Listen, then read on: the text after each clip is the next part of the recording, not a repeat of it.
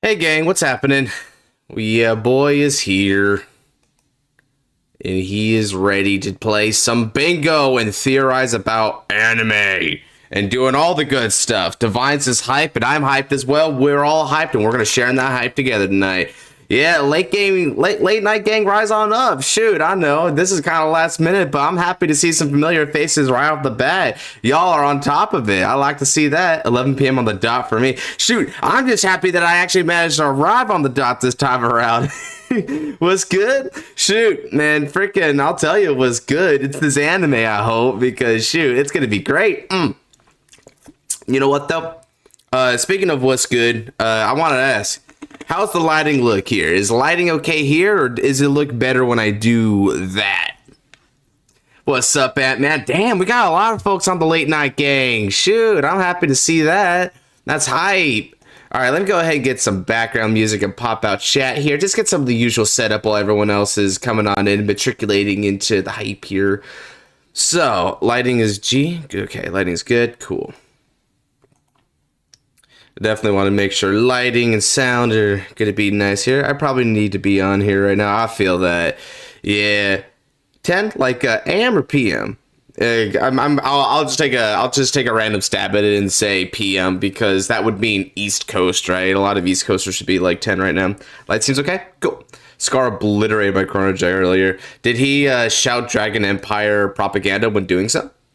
I'm 1-2 tournament right now. Yeah, tournament going kind of hard lately. I'm not even gonna lie. A lot of people have been playing that tourney, and honestly, it's so nice to see everyone like get into it, right? Because when we first did it, I was like, shoot, this is looking like it's going to be like a pretty sizable tournament. We were at like 20 something. Then David had like PM. Nice. Okay. So we got some East Coasters. Jess is also East Coaster. Man, we got a lot of the Kagero mains over on the East Coast there. Maybe there's a similarity there.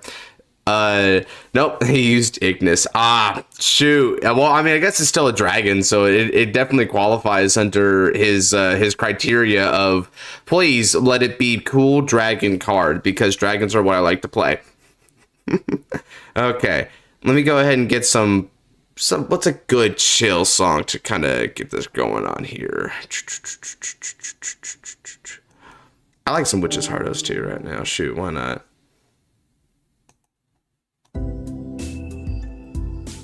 Alrighty.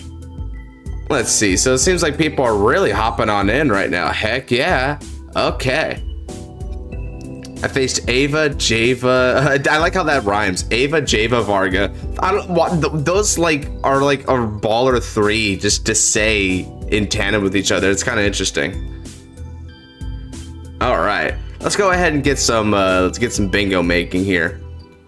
So then, is this the bingo card that I want to make, or is there a better bingo to make? Shoot. What's the best one? I actually misplayed every turn, which is surprising. Oh, you made a lot of misplays? Well, I guess that makes sense then, right? Because when you, like, that's kind of how a strategy game should be, is we should be having, like, misplays sort of guide what we can do and not do. You know what? I think we'll just do this one. Any thoughts on possible surprise characters returning? Yu or Danji? Okay, so the big ones, right? All right. Let's start with this. Theme being, let's see, Stars or Stripes. Let's see. There should be a few good ones here. Vintage, nah, vintage look kind of bad. I'm not gonna lie.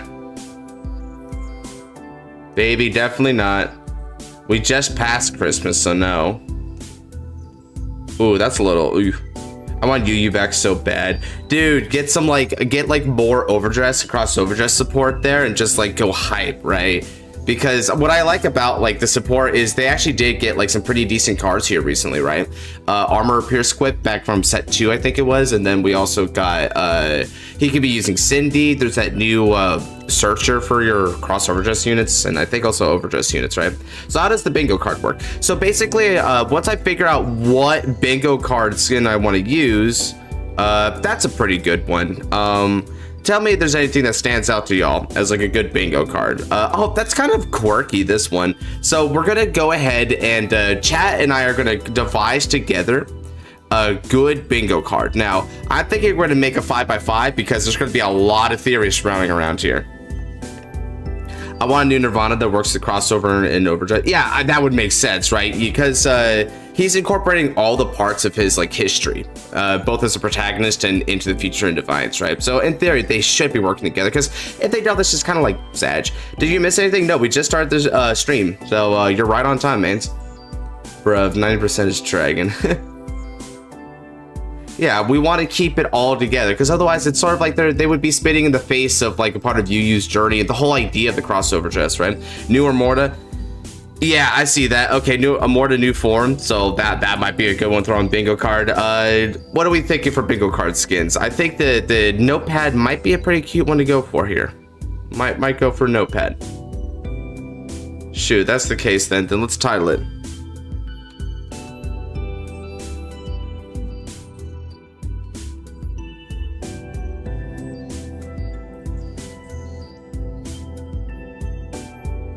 Let's get that S3 going on in there too. Heck yeah. Vezra getting divine skill. Now using Rakshasa. I think Rakshasa is almost getting like, I mean, we could probably throw that as kind of an easy bingo. I'm not gonna lie. We can go for a bingo. Okay. So let's go for this, right? New Griffo ride line. Okay, that's pretty good. So getting on some of that bingo there. Capoelia Spirit Resonance during ooh. Okay. Let's see.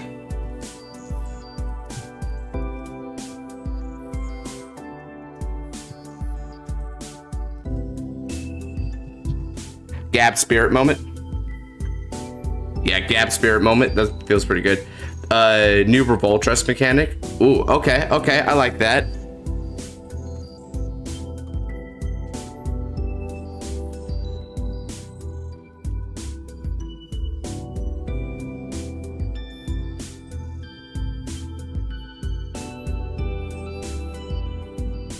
I'll throw in a little slash there.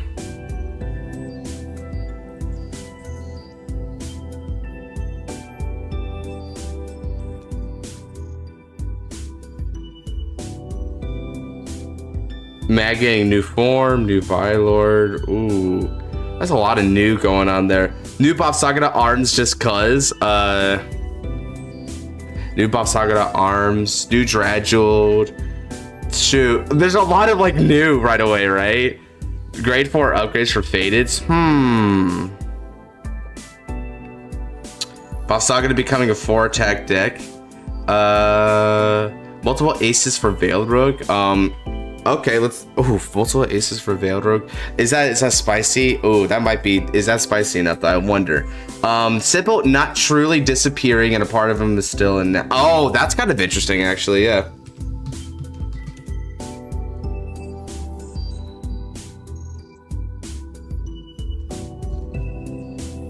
Sybil returns.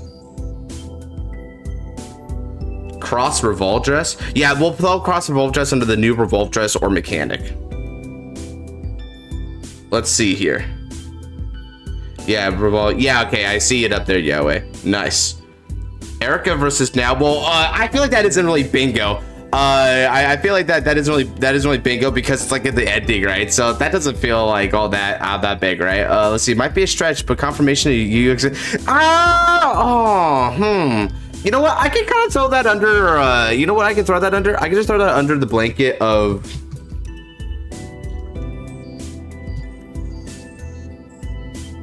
Or maybe I can tile it her. You use surprise return. Yeah, if you coming back there. Raika versus Akina. Ooh, that might be interesting. Lyrical boss interacts with opposing board. Lyrical being Big Boss. Oh, like as in.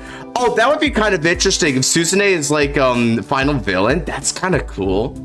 Dual Nation card of Liel. Oh yeah, people have been talking about the. Okay, you know what? Yeah, between that and what Nat V Negan has been talking about there. Yeah, we could just throw it out. New Liel. I think I need a. That's how you spell that, officer. New Liel. Sophie returning. I mean, Raika is there, so I mean, shoot, if we say Sophie returning, then maybe.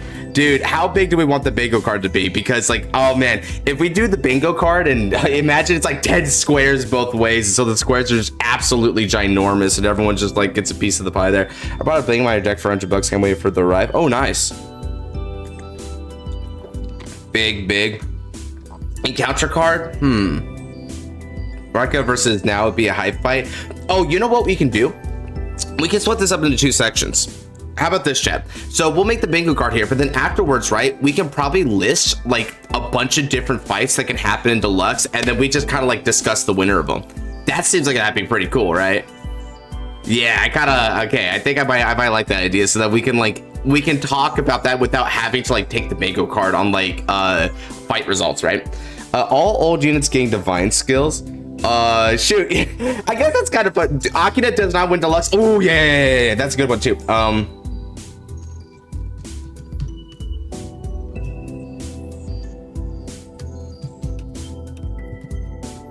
Everyone gets a divine skill.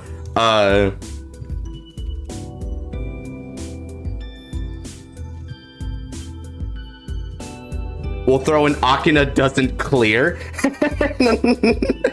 Akina does not clear. Legion-like mechanic based on new Griffin from opening. I don't know about that one. That one seems a little niche. Do you watch along for the season? You bet I am, Luis. Woo! Yeah, come Friday, I'm gonna be on that. Heck yeah, dude. Now, I do work on Fridays, so I'm going to be a little bit late to the party when it comes to the reactions, but it shouldn't be that bad, admittedly.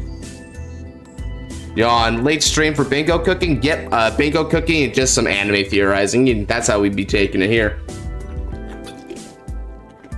Seraphagila interacting in both fields? Maybe. Yeah, the Seraphagila interacting in both fields seems a little too specific here. I feel like Bushy might be moving away from giving units divine skills based on new buffs. I personally think so too. So everyone gets a DS, probably might like ruin that column, but it's still kind of funny. I have to go to work at 12:30 a.m. Yikes, bro.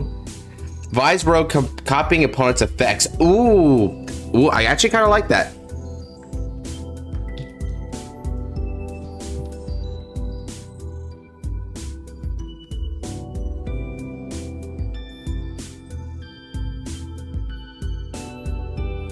Let me go ahead and actually make that a different line.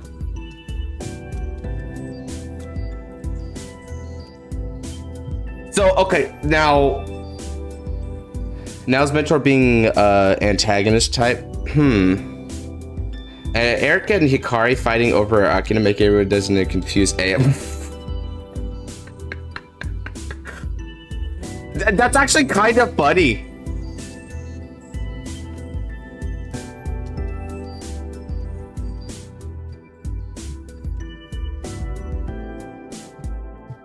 No, I don't know though. I don't know. Is that too niche? Because that might be pushing it too much. They don't actually finish tournament. Erica being tsundere for Taiza or Nugget. I don't know about Akina, dude. I really don't know. They don't actually finish tournament. Oh. Yeah, I agree, Yowie. That's a pretty good one. Ride Jumper to Ignis.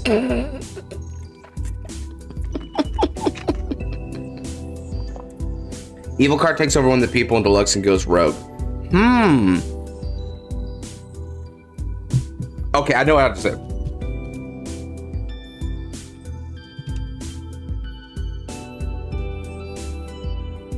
Plot Cucks tournament.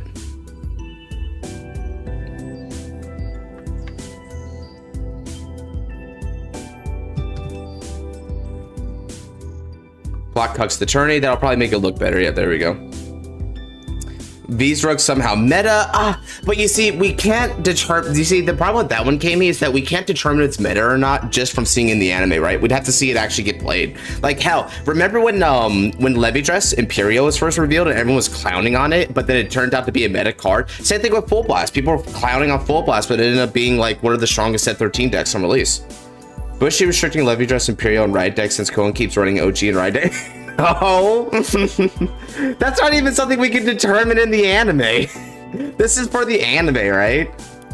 Kuon versus Raika would be awesome. That would be. Let's return. Keep that one in mind, man, when we're talking about like specific matchups, right? Because that would be like part 2 to this whole puzzle.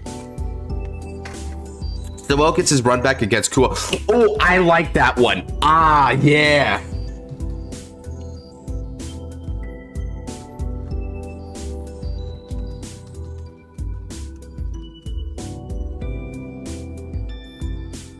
Kuon v. Yeah, Suo v. Kuon rematch, baby.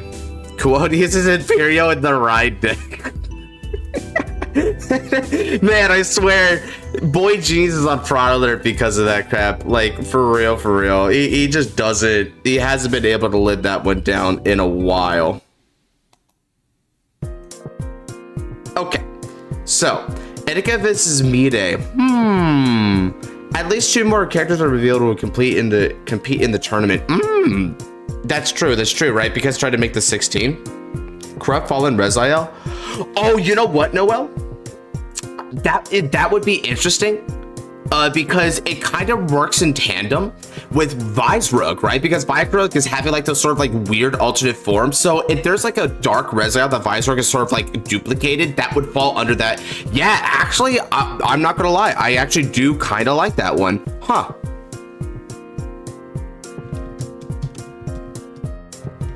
Dark Reziel. Simple as that. I have an interesting but unlikely theory. Lay it on me, Luis. What's up? Was Deluxe a Swiss match for a couple rounds? Yeah, Deluxe wasn't Swiss, if I recall correctly. There was preliminaries, but I think that the main tournament was just single elimination. New Blankmeyer? New Blankmeyer. Ooh, Kagetsu secretly an antagonist. I mean, that would be pretty good. Viserug is Brandgate Youthberg. Yeah, because of like the different forms, right? So it's kind of like a revolt form thing, and maybe like he like switches between them from like a different zone. Oh, yeah, it'd be interesting. If Viserug actually like did a rewrite from the order zone. Oh. You know what? This might be a chance for me to do what I did, right? You guys remember, it was a video I did a while back, right? When I was trying to make theory effects for the new Destined ones prior to when we knew what the Destined ones did. I might do that for Polyphonic and Viserug. I would love a tag duel type turn. That would be really sick. It would bring back that old format of play that we didn't really see ever since Asia Circuit. Sophie Camille? 4 groups of 4. Best results go to the final stage, and then it's single elimination. Yeah, that's fair. I swear Viserug gonna be hard to figure out. Yeah, because it's so open-ended, right? And that shot is really interesting because for all we know, it might be a Gravidia situation where like all the main deck support cards for Nordlinger is also just Gravidias. So it's like a species rather than actually just like him duplicating or something. Blaster Blade comes from 3,000 years. Dona Nika. What a troll that would be. They play I Believe in My Existence. Just, oh shoot. Oh man, you know, actually that might actually be that might be cool.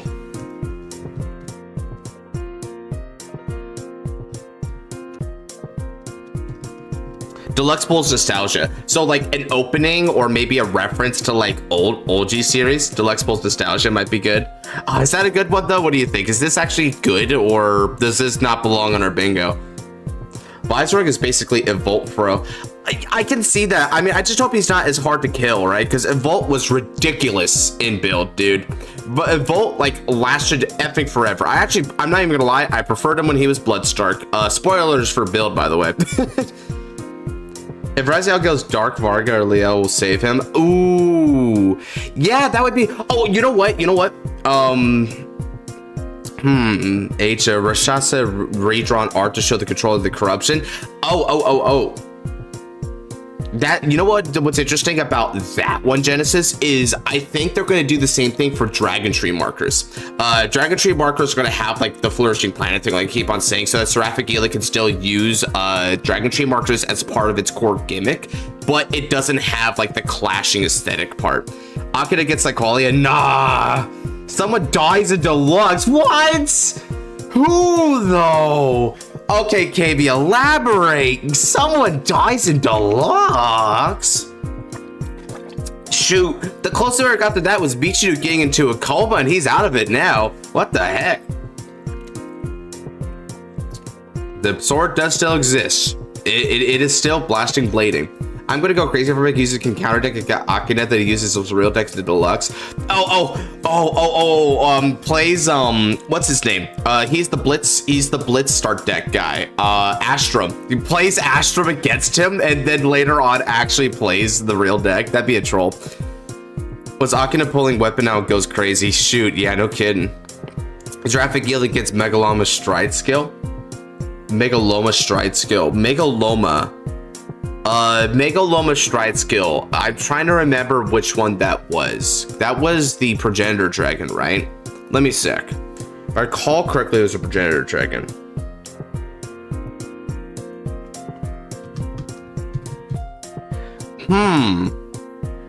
Oh, is this the one where you can't lose? So yeah, this is the progenitor dragon. When you lose, return. Yeah. Oh shoot. Remember when people thought like Amorta or Odium would do this kind of thing? Just like a real like what a free square of supernatural event. Oh shoot, no. We don't even need to go that far, bro. We don't even need to go that far. We'll just go free. What is a supernatural event? You know what? Let's go ahead and pull. I actually do like that.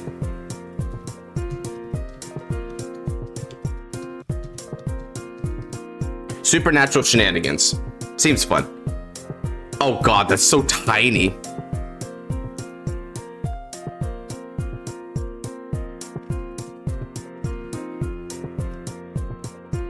Supernatural stuff, LOL. The LOL is very important here. I really want to build Odium, but money and I only have so much plasma to sell Kappa. Plasma. Dude, there was one point where I was trying to go for that Orpheus Redemption story. Oh, that, it's a bit niche for what we're thinking about, but that actually is kind of an interesting thing though for like a lore bit, because Orpheus has some interesting lore. I heard recently that he was actually like backing up Chronojet. I think I heard something like that. Let me get, here we go. This is what I was looking for. The main Vanguard is Megaloma. So 2 free, okay. Kinda, yeah. I mean, I will say, maybe shoot, you know what? If Yu does do a surprise return, we might actually get that column clearing. That might be kind of funny. I know it's not likely, but a Gab and Amorta fusion form. You know what? Gab Amorta fusion form that's a really interesting thing. And if it does, that would definitely fall into the category of the new Liao. It would do the new Liao. And not only that, you would probably get a double because it'd be a Gab spirit moment. Straight up. By the way, is there any chance we can get Michu to use systems like quality like ability, seeing the Cray? Because they've been emphasizing his eyes. I actually think that might be happening, especially if they did bring back Urara and they just didn't show her in the promotion material. If Urara was brought back, hell, if Helena even was brought back, right? I mean, that's 2 out of the 3 that we've seen that did that kind of thing. That would be good enough. And if he does pull that stuff, you bet your bottom dollar it's going that supernatural stuff right there. So like that's the thing, right? We want to make a bingo card that is still that is specific, but not so specific that we ain't gonna like have no chance of bingo, right? I really want to see an Akina versus Yugioh fight. We did get Aichi versus Chrono. Shoot, man, I wouldn't even just settle for Akina versus Raika, right? Like, it would be like the equivalent of a Jaden fighting Kaiba, or Kaiba Man, to be more specific. Like, you remember that back in early GX? It was kind of like that. Like, I would even settle for that. Might actually work from a lore standpoint. Immortus basically possessed Gab's body on Cray at one point. Yeah, I mean, shoot, you know, and it's not like we're not accustomed to Keter / United Sanctuary units like straight up turning into draconic forms. I mean, Shadow Paladins do it a fair bit. Raging Form Dragon, Drag Ruler Phantom, Drag Strider Luard, they do it a lot. I want to see Michu riding grade 4 Brew. But like, here's the thing, Boring. How would that even work? Because he doesn't get Final Rush until beginning of Ride Phase. So like, why would you wait a whole turn for that? I mean, that's funny. Don't get me wrong. I 100% see what you're doing with that. But man, would that be well. Drag Ruler Leo, ping a damage. Do it. You don't have a choice. Leo, Drag Ruler Odium. Oh, you know what? Actually, now that I think about it, right? So if Odium was a drag ruler, does that mean that the Liel Lamorta would be like a raging form dragon, a superior ride from the hand? Liel Adjuctus. I actually had a name. Concordia. So here's the thing, right? So Concord, it's based off the root word of concord, right? Which the name of the word concord is harmony. So my theory was like the two Liels, or Liel and Gad, coming into one, and it would make Liel Concordia. That is my theory name on that, if that actually happens. Don't quote me if it don't happen, but at the same time, if it does happen, you can quote me. Does someone new Dragon Tree that still units count as script Gila? Oh, the game that shut down. Dude, yeah. Poor Concordia. Mikoto doing a song. Man, clutch up. Clutch the F up. That's great.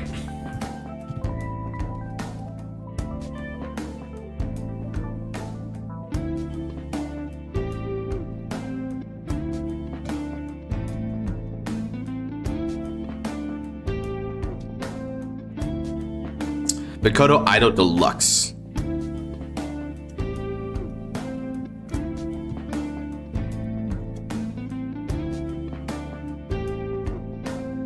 There we go. I like that. I like that one. Raika goes coma.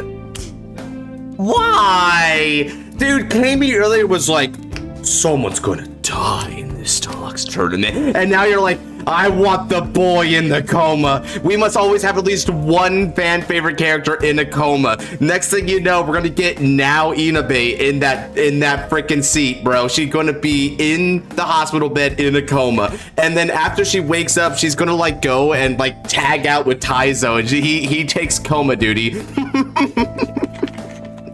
Megami getting jobbed again? Ooh, you know what?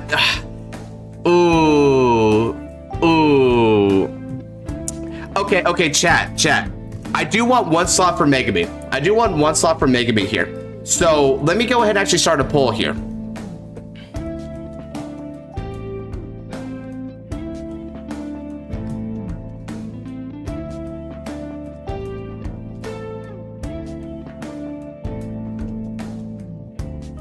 All right.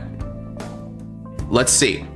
I'm going to deduce how we word this next one based on the poll here. So will Megami job or win the round one? Because that's the space. If she wins round one, we're gonna put Megami actually wins. Dude, look at that vote. Oh my god, the vote is real right now, y'all. Man, y'all are Megami fans. We are hard standing Megami. Okay, now the no's are coming in. People are starting to reconsider just a little bit, but man, is that a sweep. Okay.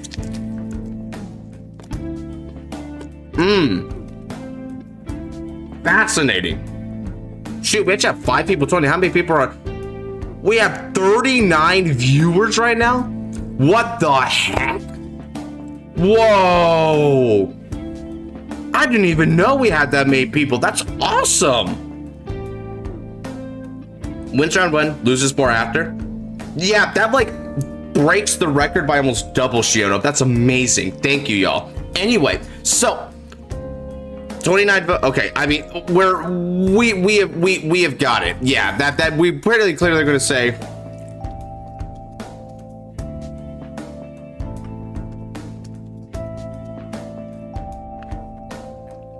Megami wins a fight. Straight up. Lily Pichu needs his get back. Manga cameo in anime? Interesting. I think Megami lost to, okay, so Megami lost to Mira.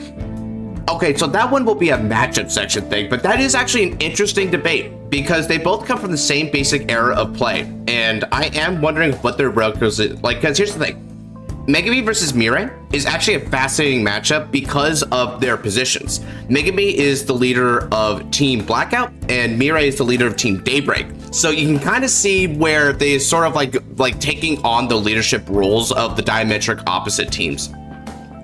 So they might be rivals. They might actually be rivals. Raika versus Mirai run back? Shoot, dude. that would be a fascinating run back as well. And it's also would be a run back that I don't know who to root for. That run back is the most painful run back ever. Like, no, deadass. I think if Akina fought either Mirai or Raika, I would want Mirai or Raika to beat Akina, right? But Mirai versus Raika is a really tough one for me. That's rough. Megami does win again in the manga. Yeah, as a matter of fact, shoot. There was the Megami in the freaking manga was actually clearing. Like, she was shredding a lot of people. She only lost to Raika because Raika actually had to do some really big, like, side decking shenanigans. And even then, he was sweating that fight. He was really sweating. Manga reading stream? Shoot. Actually, yeah. Y'all want to read the manga? Y'all want to read the manga tonight? Shoot, we can do this, read the manga a bit, and then after that, yeah, we can talk about some of our theory matchups.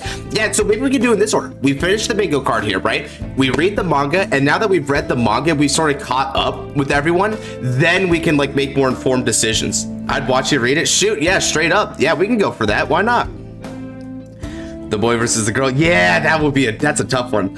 If Sam comes back, I want to see new Vanguard support. What cards did Raika side deck to counter Megami? So it was a 2-card combo that they side decked Shark Fang. So what Raika did, we're going to see it in the manga because now I'm actually kind of committed to reading that right now with hype. The 2-card combo was playing Pyrethra, or not Pyrethra. I'm trying to remember her name. She's the effective PG on Rearguard, Sorcerer Girl. I'll try to find her right now. But he used that with Bracing Angel Ladder. Let me look her up real quick. Cannot hit. Keter. I'm gonna try and find them really quickly here. They're gonna be there it is, Pyrus. So yeah, Bracing Angel Ladder, and yeah, so so this right here says when your Vanguard is attacked with its 5th battle or more, bind this and it cannot be hit. So what he does is he slaps this down and then plays Bracing Angel Ladder so that Magnolia Mask can't pop it with the retire effect that it gives. Yeah, he uses Aquana too. Not like, and seriously, and like when he fought against the Kyoka girl, he literally said, I'm just gonna Full Blast Turbo turn 3 and just like win quickly. Like, he actually played Full Blast Turbo correctly. Raika does not give an F, bro. He will play optimally. He is a beast. Okay, so now let's go ahead and get back. Yeah, analyze the fight. Yeah, let's analyze that fight too.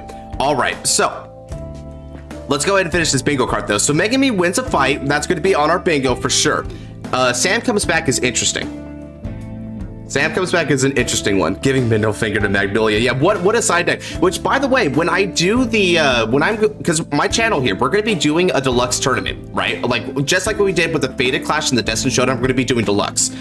And when we do that, we will allow side decking because deluxe allows side decking. So do know there will be sideboard there.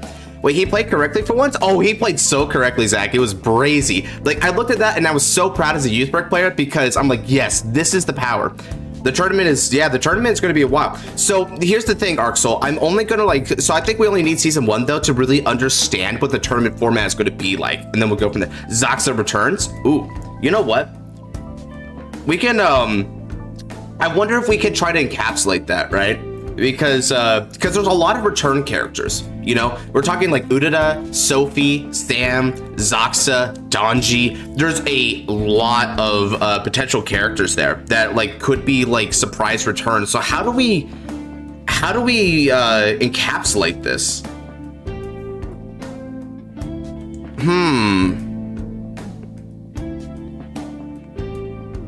Double Fortress turn for Welstra in the anime. Yeah, it happens in the manga, but we'll get to that. It's really effing funny. Michiru defeating Raika. I think Raika would win that fight, but let's talk about that in the matchup bit, right? Ooh, Urara returned to new Leela form. Okay, I think we need to, let's talk about how do we make this space? Okay, I think I know how we want to make this space.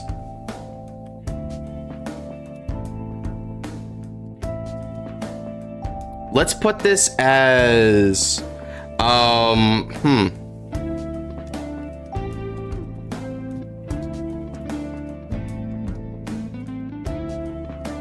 Legacy Deluxe characters return. Should we throw that in there? But then you use a different slot, so maybe that's like, maybe that's not good. What do you think, chat? Is this actually like fair to have these two slots be different? And or should we like replace the UU slot with this slot so that it encapsulates the UU bid? Because that might be more fair. You use a special case? Yeah, I guess that makes sense, right? Because it's like, even though they're kind of technically the same, but UU feels them. Combine them. Okay, you know what? Time for, okay, let's ask a poll again.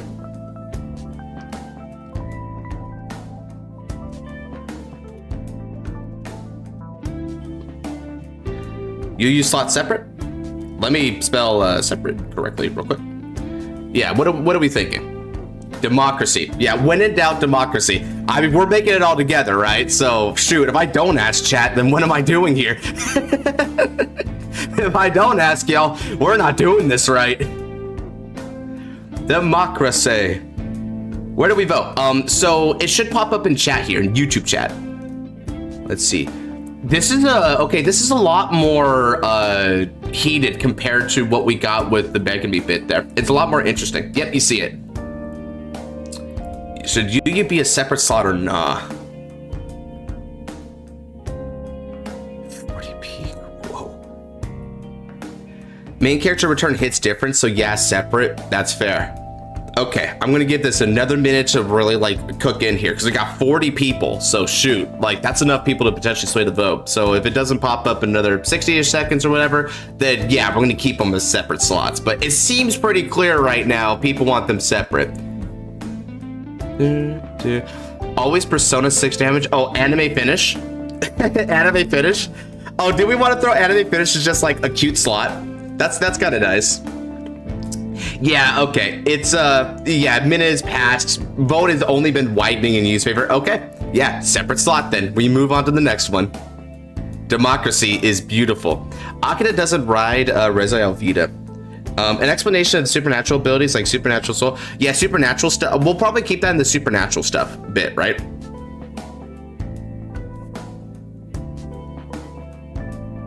If I space that, what happens? That you know what, that actually makes that look clear. I like that. New persona type mechanic. Oh, that's spicy. Babs Nirvana combo. But would that be any different from what we started to get with like the Overdress stuff there? That feels like, nah, democracy back. Come on, Gamey. I mean, this comes from the guy who wants someone to like bodies to actually hit the floor, bro. You wild. I love you, bro. New plushie. Oh, new plushie. Ooh, new plushie. Man, I don't know why, but Ant-Man's suggestion is kind of hidden tonight. New plushie. New plushie, gang? New plushie? Do we want new plushie here? Impossible. Rezael getting a searcher. Oh, you know what? I can throw that as new mascot. I'll throw it as new mascot because there's a possibility that like the Griffin might actually end up being a mascot. Like we actually get like Griffin plushie. But even if it's not as a plushie, if we just have a new mascot, kind of like what Trickstar was a mascot for, that works. Like Trickstar, Chrono Dran, maybe the Griffin's kind of cutesy, so we can throw that in there. That's a good one. Yeah, it's more plush, more cute, more anime. If it's our symbol like gets out seam ripper. Oh yeah, seriously, just start like hitting the unseaming. Grade 4 faded units. You know what? Yeah. You know what? I think I see your point.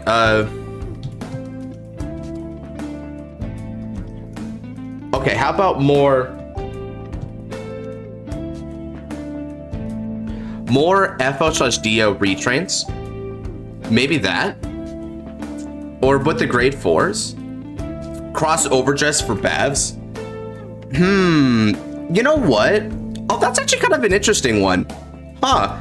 You know what? Maybe we could actually combine one from what we were talking about a lot. Well, new Revolve Dresser mechanic already does it. Alden with his 100th form. Let's go. Yeah, there's going to be so many Aldens that you could make a deck of just Aldens. Retrain right now. Yeah. So maybe that would do it. Nah, they would go back to grade 3. They realized grade 4 was a mistake. Although they have been flirting with grade 4s a little bit recently, Zach, right? Because in addition to Ignis, they also released that quote-unquote grade 4, which, I mean, shoot, it's just kind of like a better Bastion Prime. Debatable on the better bit, but it is a different but still equivalently powerful Bastion Prime. That one, Small Bird. Man, I mean, that one, y'all remember in stream recently, that one Shadowverse deck, that Shadowverse custom deck I was fighting? I think that was the one that beat me, right? That day. They had like the small little bird, it's cute. The Aldenverse. Toya returning. I descend from the heavens, like the miracle. Shoot, Toya returning. Yeah, that definitely throws into Legacy. That'd be great. Throw a new Bastion and Toya returns. Shoot. Yeah, bro, welcome in. We got some bingo going on here. We got, looks like 6 more slots left. Oh yeah, that was you? Yeah, Noel, remember your mascot, the bird? Yeah, birds work. Birds are cute. Birds are it. Remember Angry Birds? I remember Angry Birds. Lamau parents in a Cardfight anime. Shoot, Danji Return is the only help me with the cards. I mean, shoot, wouldn't that be kind of interesting though if so as a tournament referee, they had either Tamari return again, maybe they make, I don't know if Mikoto could do it though. I know Mikoto's a good idol, but she's not really like a good officiator of the roles. She would be a great MC though. Wingy, yeah, we called it Wingy. That's right, boring. It was Wingy. New Griffo is a grade 11 or 12. Shoot, it's great.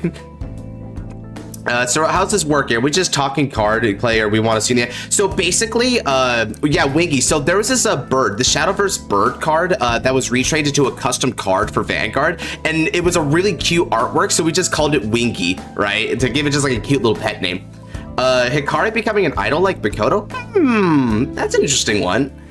So anyway, Anubis, right? So basically the things that we think are going to happen in Divine's Deluxe Season 3. The real key, right? The strategy we're working for this bingo is something specific enough that we definitely want to see it happen. It's kind of like distinct, but it's not so specific that, you know, it will never happen. Like, Yugioh will specifically damage check Straw Irina as the 3rd damage check.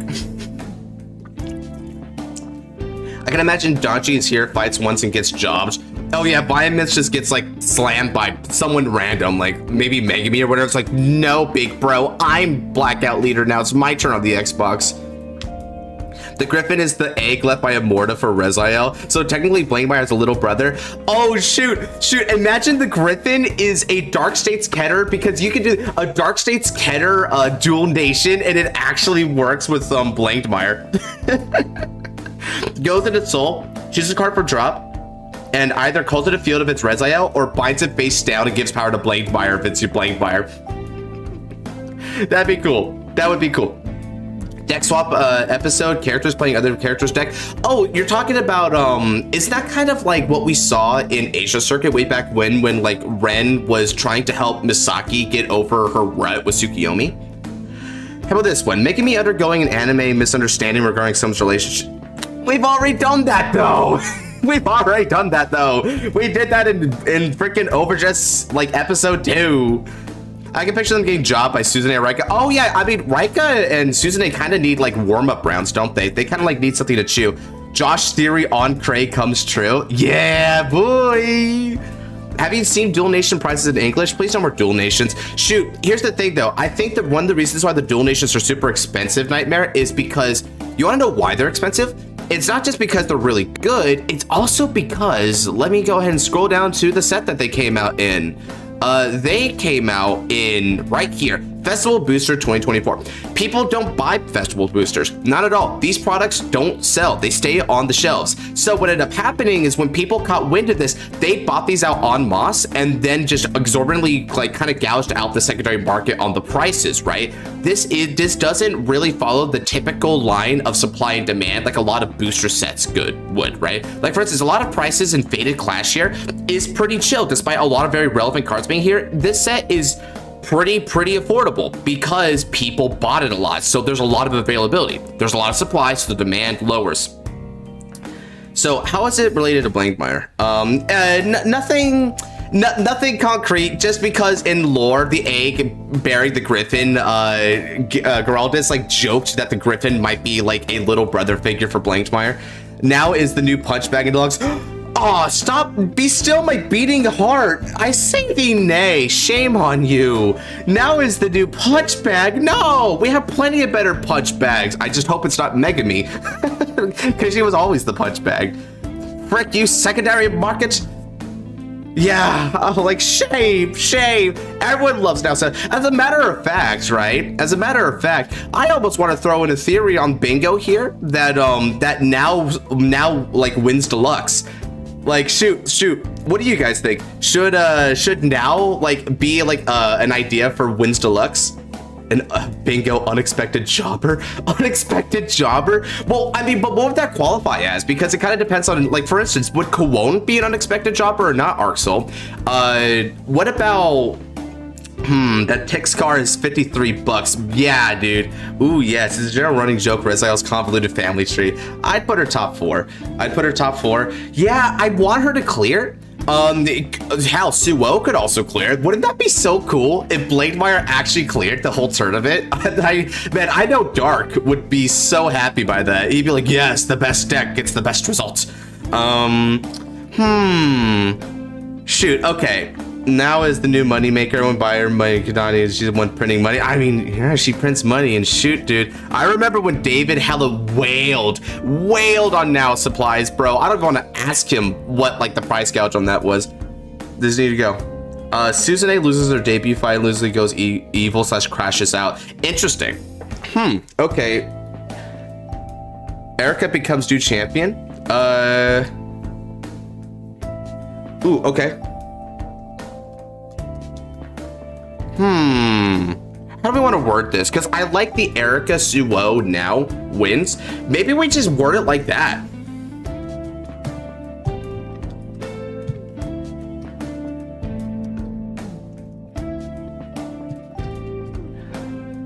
Would that be a fair bingo?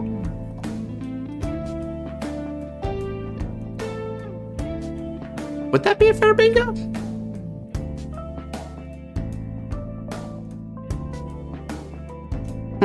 Also, can you search up a Shadowverse card? What's your reaction to it? Search up an Imperial Saint after this bingo sheet? Yeah, I'll try to get to that if I can. Man-Bat Monster? Oh, that's interesting. Edriglemma, I think his name is. Superior Ride for grade 4 Dragule. Superior Ride for grade 4 Dragules. Oh, but that would be kind of a format buster, right? People we end up going far end up losing round 1 to unexpected droppers. That's fair. We'll probably lose to new stuff. Does he not already have one? No. Dragule doesn't have one, Grid. Dragule was a lot more recent compared to a lot of the other decks that need the ride skippers. Furthermore, it's also a lot more powerful compared to them, so they kind of wanted to hold off. At bare minimum, it's got to read the same way that the Seraph Purelight one does.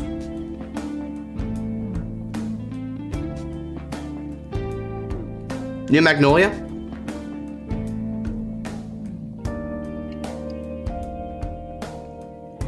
I can ouch Ignis is OP. Yep, you can definitely vouch that. When early Ignis be broken in general, I agree.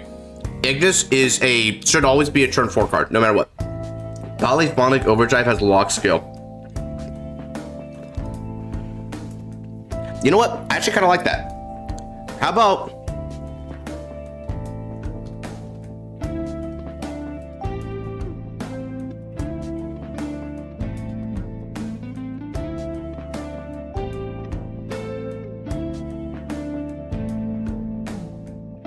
So polyphonic locks or controls. So doing that, CBD in disguise. Robots in disguise.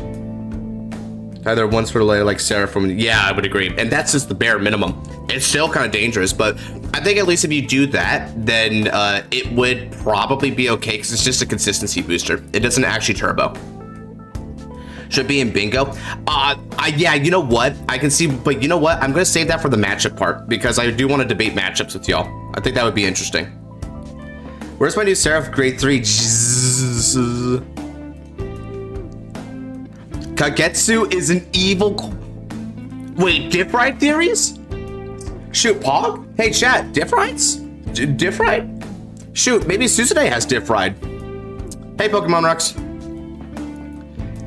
Different? Unless that CEO isn't in this season 3. I agree. I wish Taizo was here. Taizo's the GOAT, bro. Friggin' in one of the videos I just did on the 2024 roundup, I actually declared Taizo my favorite character in Divine, so I'm not even gonna lie.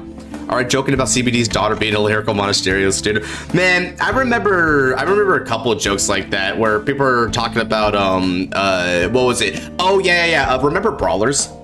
Because of Clarissa, it's like, oh yes, Brawlers, truly the reincarnation we all imagined, and it's just Clarissa. Gift writing, I'm feeling it. I can feel that. Ooh.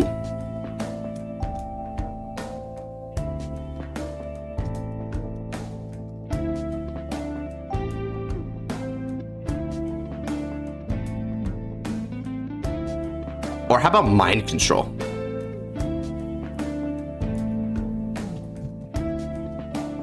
That one's kind of a Sybil thing. Erica is different by Gabrielius. I mean, shoot, maybe. You know what's interesting? New villain reveal is a bingo. Oh, twist villain.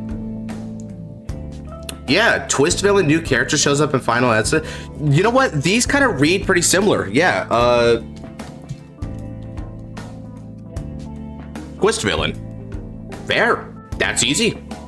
In a card game anime without a few mind control characters, shoot, man, that hits really different in like Yu-Gi-Oh, especially. Yu-Gi-Oh does that crap a lot, dude. Like, I feel like every single Yu-Gi-Oh has had that happen at least once, right? Maybe with the, I think even Rush duels have something like that, or at the very least, like if not like explicitly mind controlled, like their minds, like their state of mind is like effed up by something else, so they're sort of like going out of control. Because I know like Roman in Yu-Gi-Oh! 7's, like she gets like hangry or whatever, and she's just like a maniac at that point. Can actually clear the freaking main character. If Zorga diff-righted Masanori, I don't think anyone would say any difference because they already told him. Dude, man, remember the bit where like he's fighting against Tomari, he hits OT, but like him and Zorga are like talking in sync with each other? Like they're basically the same guy. I'm not even gonna lie. Erica's in a Naruto style position, not diff-right. Oh, interesting. Yeah, so the nine-tailed Gabrielius is going to take over, right, and destroy the Deluxe village. Collab insert within the anime, like Kodo manga, and I think these are other ones. Okay, Akira turns evil by fragmented Sybil. Shoot, yeah, that probably falls under Dark Resile and also the mind control. So shoot, we can probably get multiple slots on that one. I like the sort of like the intertwining elements of our bingo. Our bingo looks really good. We just need a couple more slots, Chad, then we can move on to some manga reading. Mikoto being idle, I can see Unisim. Oh yes. I want, if they could give us more like absolute cinema, like that's like y'all who have been watching the dub for Divine Season 2, you know the thumbnail, you know the one. I want more cinema like that. Like that was actually peak fiction when I see that funny ass image. Especially as like a Mikoto stan myself, like that is like my mental image too. I love that. That like I actually feel like Bushy kind of related there, just a tad. What if Akira's dad cop thing becomes plot relevant while investigating something, or did sus turning thing? Huh, maybe. That thumbnail, dude. Yeah, that thumbnail was a gut punch from heaven. Straight up, dude. Sybil's voice in the final episode's clean. Yeah, Sybil did pretty well. Remember the Queen of Heart, which thumbnail? Oh shoot, I'll show you which thumbnail. Here, let me go ahead and get you the thumbnail. Here we go. So go over here, right? So I'm gonna go over to the official channel. Go to the playlist here. Yeah, now pause that. Where is it? This one right here. Okay, let me see if they could. Is there a way to expand it out? Is there everyone? So if this tournament does go on for 2 seasons, do you think Akina will find his motivation this season or next? I think Akina will ooh, that's a good question actually, Caleb, because it kind of depends on what the midway split is. I think if the midway split is where like a lot of the big battles are going to be taking place next season, it's possible that his resolve, you know what it is, Caleb? I think Akina's going to come in like thinking he's determined. He'll get broken down at the halfway point, but then build himself back up with newfound resolve in the 2nd season. That's probably the narrative arc that they're going to go for him. Okay, so now that I've watched it a little bit, will they show us the thumbnail here? Yeah, right here. This is the thumbnail I'm talking about. This crap. This is like her. It's like the Messiah or whatever. They just got all the Yudas like blowing the trumpets like little angels. I think the paths show up in this season, and then in the next answers in the next season. I agree too. How many episodes in the season again? So there's two basic takes on this, right? Some people have noted that the idea that it's 15 might actually be a misnomer, and that it's just that there's going to be like a little intro bit and an end bit, and then it's a 13 episode season. But it could also be a 15 season, so somewhere in the ballpark of 13 to 15, depending on if the rumors are clear or not. Is Akina's dad going to join as a card fighter as well? I doubt he'll be a card fighter, but he could be relevant. Hell, you know what, Geraldus? What if Akina's pops like actually was like trying to investigate something in tandem with Sam, and Samuel does come back as a result? New insert song by Grix Folksia. They're a really talented group, man. I mean, honestly, if Bushy can afford them, I say bring them. Straight up. Like 100%. They are worthy. They are more than worthy.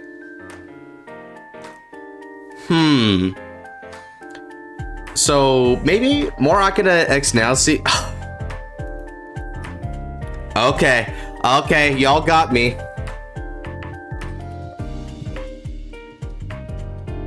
Ship sailing? Was there American Deluxe in manga? I don't think American Deluxe like hits up. Okay, you know what? No. I got a more generic one.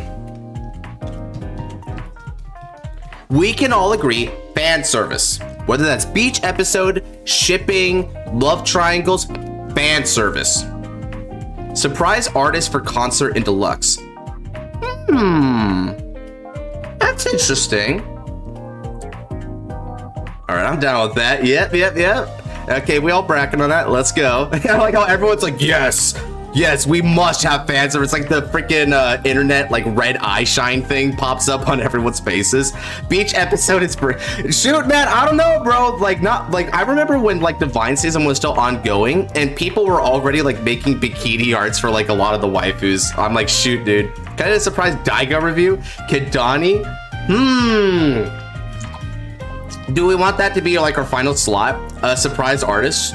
Do we want to like end it on like Arxel's suggestion, or is there a better slot? What do we think? I'm pretty sure there'll be an introduction fight. Akina in the trailer when he's attacking the Vita wears casual clothes. I agree. I think that there's going to be a what do they call it? Not preliminary, exhibition match. I believe there's going to be an exhibition match, press plus, and not only that, but it's going to be in the same basic cadence as what happened with Rika versus Yugioh, where it serves as a mental booming for Yugioh as he's sort of tackling the next echelon of power in the Vanguard competitive circuit. Unit battles, like commercials for Divinez, a new reveal for the Dear Days game. But like, that's kind of, I mean, I like that idea, but that might be a little bit niche for this topic specifically, right? Because even if they did do that, it's like, it feels like it's only tangentially related to Divinez itself, like the actual content of the season. Surprise no Vanguard character voiced by Daigo. Yeah, especially considering all the legacy love he has, right? Everyone loves Daigo. Everyone who's been with this series for a while loves Daigo. A non-anime ride line making debut like Galactic B Hero. Well, Galactic B Hero, actually, it's funny you mentioned that one, Geraldus, because yeah, so since they actually brought up, that's what you mean, right? Is because they popped up in against Varga, maybe more of that? I guess so. Ooh, that's interesting. A non-anime ride line. Huh. Promo card shown in anime. That's a similar thing. So we get Argo Siren. How about we write it like this?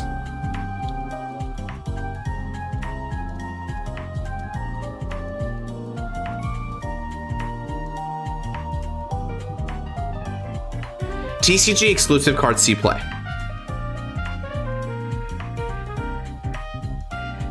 Makoto playing Dear Days 2 and doing versus against Yuna. Dude, no. Remember that one bit where freaking what was it? Sam. When Sam was playing Dear Days and like whips out like Vanguard, Richter, and it's like, okay, Makoto just like sweeps Sam for tier 1. Maybe he used his right skipper last season, so it's happened. It's happened, yeah. But maybe like more a foreshadowing of new characters like they did for Kyoma and Susune. Yeah, I feel like that one might like pop up with the twist villain bit. That might be, but we'll get a new youth brick base. Yeah, so like a new revolve dress or mechanic would probably fall under that bit. Maybe Veil Rogue has 4. Finally, it's complete. Maybe Veil Rogue got 4 rides because multi-ride. Like, shoot, like it could also copy skills. So like whether the multi-ride is supposed to represent like a 1 per nation thing, or it copies different skills to like have like different bosses based on other bosses. I could see where all those are like good angles. I'll be surprised with yellow color revolve form. Shoot, or purple. Hell, purple's another one they could take it with, right? Because we already have green, red, blue. So yellow, purple are the 2 next ones. I certainly don't think they would take it on a more like esoteric color range, like if it was like pure white one, because I feel like that would be more like an Ascendance capstone. And you know what? I will say, though, that yellow color revolve form might actually go to Full Blast, because when you check out Full Blast here, right? So let me go to everyone's favorite set in Standard, set 13. Right, and we see Full Blast here, right? Do you see like all the gold on his armor? Like his armor has a lot of gold plating to it. The spear has some gold rings to it. He's manifesting a yellowish gold orb of light. So this might actually be your yellow revolve form anyway. So I'm feeling a little bit more of the purple. I'm back. What did I miss? We might have actually looks more white color to you. Oh, is it because of the wings down here? Yeah, but Youthberg already had like some wing things going on. I'm not sure about that. Pink? That's weird. Huh, I want a brown form. Pfft. Thanks, Caleb. Very cool. Revolve form Rust. Yeah. Gust? Rust. Neat. Revolve form Rust. That is, I almost want to throw in that like meme. All white revolve form. Jinky suddenly joins the tournament like Tony Stark from Iron Man 2. I mean, shit, that's a surprise. Honestly, Jinky would like kind of count as like a legacy, right? So we might actually go for that. Bright Pink would be Sophie Bell's ace. Yeah, I could see that. I mean, it's like Bright Pink can actually be kind of menacing if it clashes like black or other kind of stuff, right? Revolve form Full Rust. Just like everyone who dropped the deck for several sets because they got bored from it, and now they're having to play it suddenly because of Deluxe Season 3, and like, all right, we're going Full Rust, baby. All right, how do I activate Youthberg's skill again? Which revolve forms do I need? Right, red, blue, green. Okay, how do we feel? Is this it? Is this our bingo? Let's see, I'm gonna throw a poll up for everyone.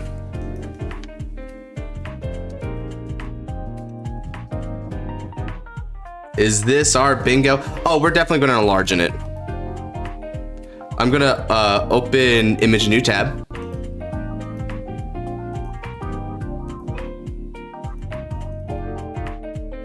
Here's what we get. Read them and weep. Voila. I noted the Veil Rogue units seem to imitate other units' forms in the opening. Magnolia, Youthberg, resembles Rezile. Yeah, so like in the copy skills thing, I can imagine where like he's copying skills by actually reenacting them. Like he's duplicating them. Full pink. Full pink. No, intervene, please. Shoot, bro. I mean, yeah, that's the hardest fan service bit right there. Like, we would probably like just tap on this twice at that point, bro. Just out of principle. Oh man, the votes are pretty conclusive there. This seems like this seems like our bingo. I think we've got bingo, y'all. Okay, now that we got our bingo sheet, let me go ahead. I'm gonna save this.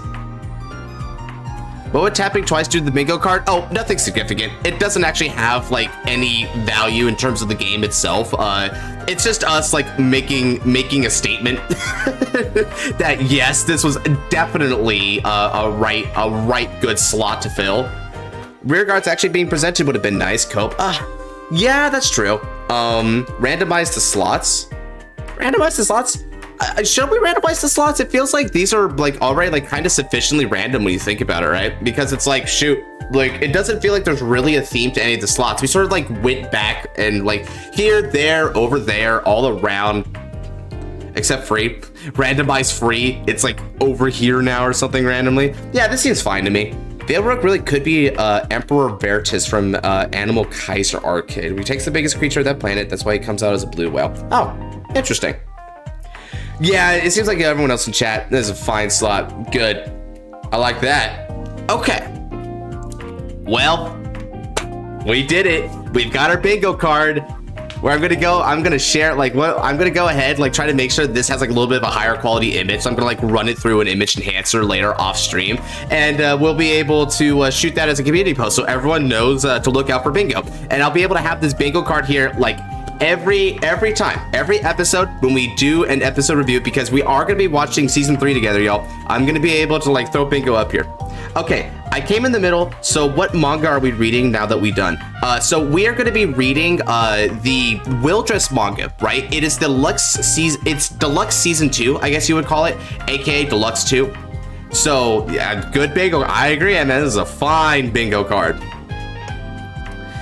So now I just gotta find, let me go ahead and check on the phone here, because someone actually recently shared a manga site. When you make fight bingo, when I make fight bingo, it wouldn't be so much fight bingo as what we're gonna do is we're going to like throw a list, throw like a list of all the theory matchups, and then we could just like say which one we think wins. Okay. Does the Discord channel only host tabletop tourneys, or does the CFA and Vang Pro as well? So the Discord is primarily using Untap, although you can't do tabletop potentially. Deluxe season 2 and manga, and season 3 is Divinez is Deluxe. Yeah, like Deluxe just kind of gets sprinkled in here and there, so it's kind of like a household name. It'd be interesting if it keeps getting like thrown into like other mediums like at random. All right, let me see where I found this. I think it's under anime news, I want to say. Let me see.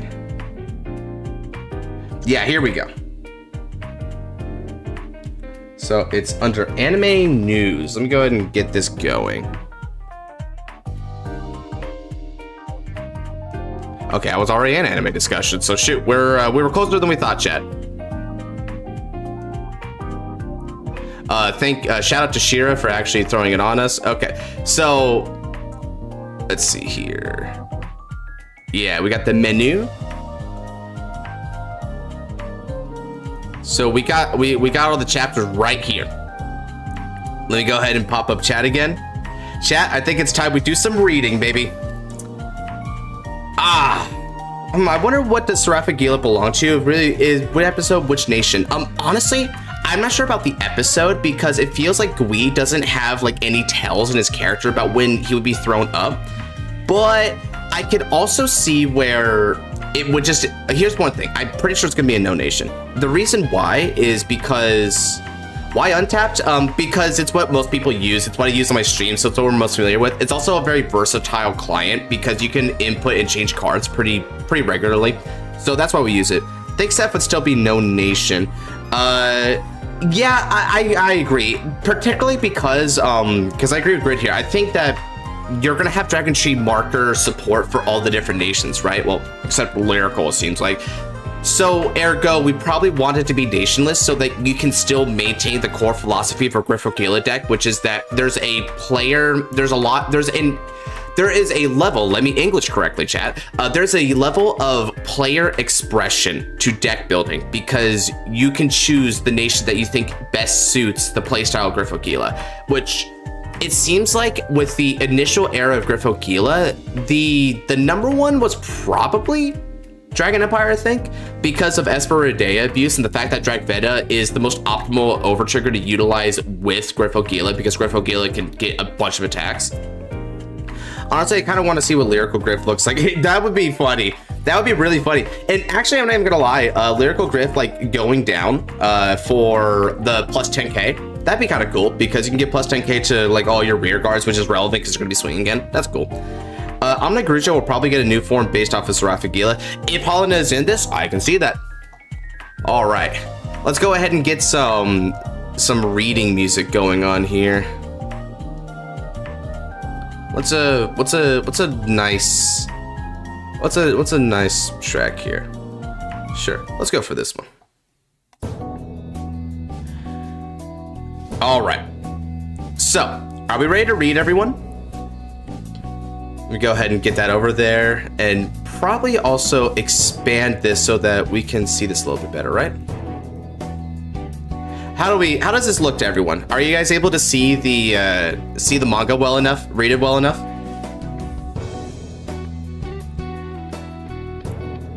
Gui needs flexibility, and Dragon Tree Offshoot is a thing. That's true, especially because Gui. Here's the thing. One thing that's interesting about Deluxe, right? Even though Gui manga's coming clear, but not feeling the music too sinister. Gotcha. I can change the music. How about the crit sack of the Argo Siren match? Why are we talking about that here, sir? We don't need to be talking about no Argo stuff. That everyone trolls me on that. It's like, yeah, how does it feel? I'm like, dude, I still won that match. And I'm not gonna lie, y'all, it didn't feel that great. You got me. All right, this is more low key. Fine to me. All right, good. Manga looks clear. Good stuff. How's this ambiance grid? Does this fit more to your taste?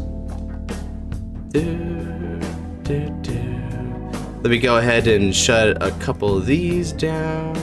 Yeah, I can work with this. Good stuff. And just checking here. I have the download right there, right? Results. What the heck? That should be the bingo card, right? Yeah, that's the bingo card. Okay, cool. We're good. When I did it, I was joking. Shoot. Okay. I'll bookmark that. All right. Josh, I'm joking. Josh, I'm joking. Please don't hate me. Please don't hate me. Yeah, it's all good, dude. It's all good. Okay. Now then, it's time for the next part here. Man, we're still getting over 30. You guys are we're killing it tonight, chat. That's awesome. Hell, maybe some more night streams would be good. Okay, so let's go ahead and get this started here. It seems like we got everything set up, including that I can switch pages just like that, so that's awesome. All right, so we feel like voicing, or do we just want to read along together? I got water here, so I can certainly voice for a while.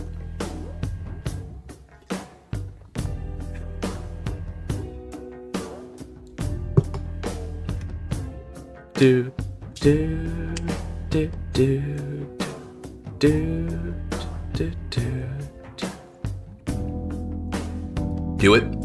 it. Okay. Gunmetal, nice to see you here, by the way, Gunmetal. Welcome in. I find with just reading. Either or. Okay, so I got an either or there.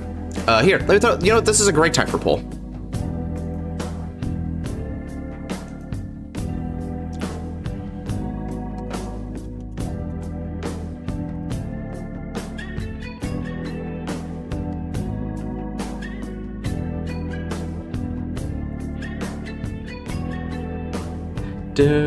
All right, let's see. Shall we read out loud?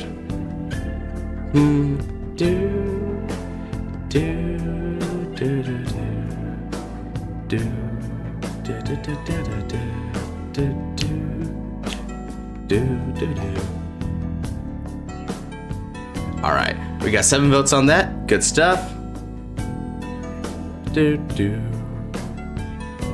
We'll give it a minute here to process. So far, it's looking pretty confident like it's going to be that. Man, we made a really good bingo card, y'all. I'm not going to lie. I look at that bingo, I'm like, yeah, that's solid.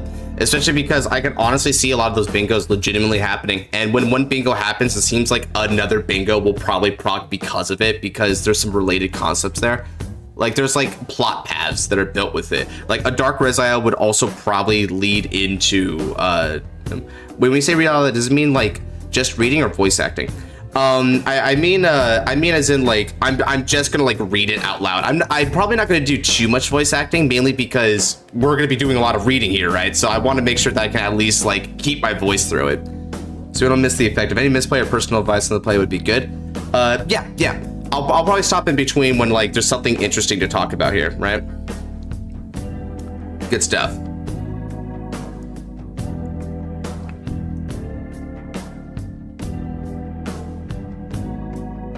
All right. Everything looks good over here. Okay. Now then. I think poll's pretty conclusive. Let's go ahead and get this going. So I'll go ahead and do some reading with this. Nothing too extraneous, but I'll read it out for everyone. Alrighty. So then, let's get it started. Now, welcome to the peak of the world, my beloved audience. From all the card shops in the country, one fighter who won them all has been chosen. With this, 16 fighters, the curtain of the Vanguard tournament has opened once again. Not only, okay, let me see. Am I reading that right? Hold on a second. Have I read this before? Yeah, I've read this before, so this isn't a surprise to me. Live 10's, I screamed like Live 10's free. Liz 10 free in my head. I screamed like I mean, I did.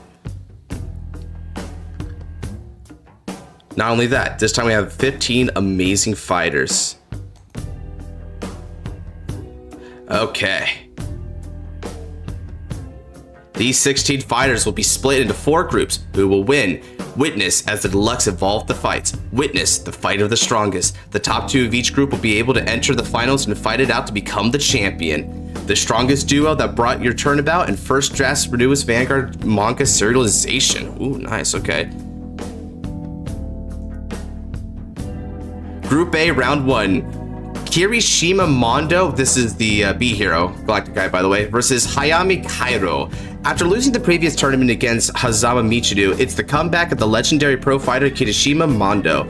I won't lose to anyone. Do your best, Dad. And his opponent is the one who has been selected by winning all the shop tournaments. The wild card that has been inserted into Deluxe 2 is the shop fighter who has reached his peak, the 13-year-old dark horse Hayami Kairo. Neither a front fighter nor counter fighter. In the stage of Deluxe 2, the young boy will not only show us his strength, but also mesmerize us with his true power. So, interesting thing about that. Basically, when they were like doing the Deluxe here, they had 15 people that they selected in addition to Hayami here, who is the wild card because he's not from a pre-existing team either way. He is just a standalone fighter who like basically sweeped every shop tournament that he could find. So just through pure merit alone, he was just kind of, they had to bring him into this, right? He's just that good. So keep that in mind about this Gandiva kid in case he comes back. He is a extremely talented fighter, right?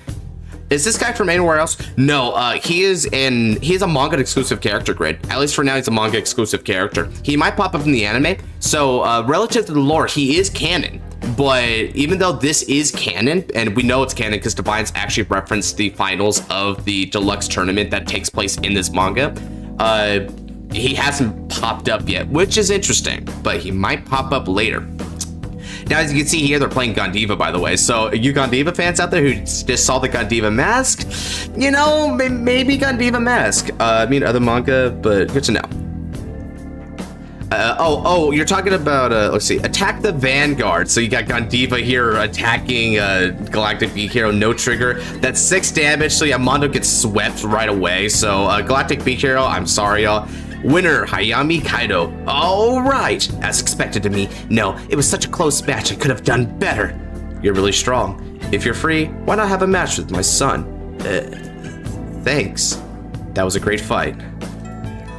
In the waiting room, he won against Kirishima Mondo. Impressive him and win against a pro fighter. Is he the same age as Yugioh? He's 13. I see, so he's younger. You're up for the next Group A match. Koshiba Reika. So as you can see, Megami is in this tournament. Keep her in mind. She's shredding, bro. She's shredding. There's nothing we can glean from the first fight, by the way, other than this Gandiva kid is really powerful because they just all we see from the fight is Gandiva dealing the finishing blow. So I guess I guess all you could say is he probably no guard the Vanguard, just couldn't PG it. Don't worry, I'll fight with everything I have and win. Oh. Okay, we're over at the soups here. Deluxe 2. I wanted to have a revenge match against Yugioh on this stage. Seems like he's going his own path. Okay, important note here. Yugioh doesn't show up at all. Doesn't show up at all, bro. And Reika even acknowledges that Yugioh isn't here because he believes that he's doing something else in life. So Yugioh's main priority in life is not Vanguard. So it's not like there's some terrible circumstance he really wanted to join this tournament. You didn't even want to join this tournament very much, it seemed like. Which is interesting because that may or may not change with this new Deluxe, but a lot of people have been talking about Yugioh returning. Hell, it's even a separate bingo on our bingo slots, right? We don't know, Grid. We don't know at all. This is my first tournament on stage as a pro. This is the first step that I have to take to reach my goal. I have to win this tournament no matter what. I won't lose. I will definitely not lose to anyone. Raika Koshiba, the first runner-up from the previous tournament. I was extremely delighted when I found out that I was in the same group as you. I always enjoy fighting strong fighters. Group A, Round 2, Koshiba Raika versus Hayami Kaido. In the first round, he swiftly defeated Kirishima Mondo. Hayami Kaido, his next opponent, the previous tournament first runner-up, Raika. So basically what they're saying is he was second place in Deluxe 1. Now, is he going to keep the momentum and continue to defeat more front fighters? Let's have a good match. Same here. He's quite polite. Stand up, Vanguard. Scarlet Flame Blow, Buckish, and then you've got you following in footsteps. It's a ridiculous starter name, by the way. I never liked that they repeated the word youth twice. Like whenever I flipped up the starter playing, I never actually said the full name. I always just say simply youth. Show me your power as a front fighter, and I'll show you the power that won me all those shop fights. Raika with cloudy glasses emote. So we see a bit of a fight here. Youthberg showing absolutely no Fs in the world, just dive bombs Gandiva. So this is Koshiba Raika's Youthberg. It's stronger than expected. Use a bit escape for the arms. 5 damage. What will Hayami Kaido do? It's 2 to 5. What are you going to do about this 3-point difference? What am I going to do? I'll fight to the edge. You haven't seen what I'm capable of yet. Watch me make my comeback this turn. Throws off the cap because why the heck not, then puts it back on in reverse because I don't know, I guess he's gangster like that or something. From this point on, I'm going to fully enjoy this fight. Persona Draido, let's go. Scarlet Flame Martial Dragon Gandiva. Gandiva skill activates. Retire Vrita, then bind a card from drop. So homie's still playing Vrita, ouch.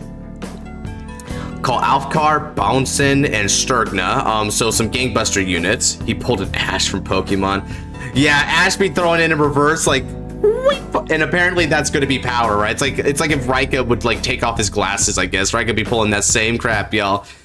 Gandiva's skill. For each of my face down bind cards, all my front row gets power plus 2,000. There's 9 in total. Let's go. Battle that. Alpha card attacks the Vanguard. No guard. Gandiva attacks the Vanguard. Alpha card binds itself, and Kogaflon from the top of my deck. Superior call. With that, there's 10 cards in the bind zone. Gandiva gets a power up. So this also means Persona Ride. So Persona Ride plus, that's plus 10,000 of front row. Then you get plus 20,000 of front row because there's 10 cards in bind face down. So that's 43,000 power with 2 criticals. Woo! Kanzengado. If only Mondo could have Kanzengado. Rip, man. Ripperoni. First check. Critical trigger. All effective Kogaflon. Second check. Critical trigger. Raika's like, what the frick? 2 criticals. Are you effing kidding me right now? You don't even decompress that much. He has 4 cards left in his hand. What should I do?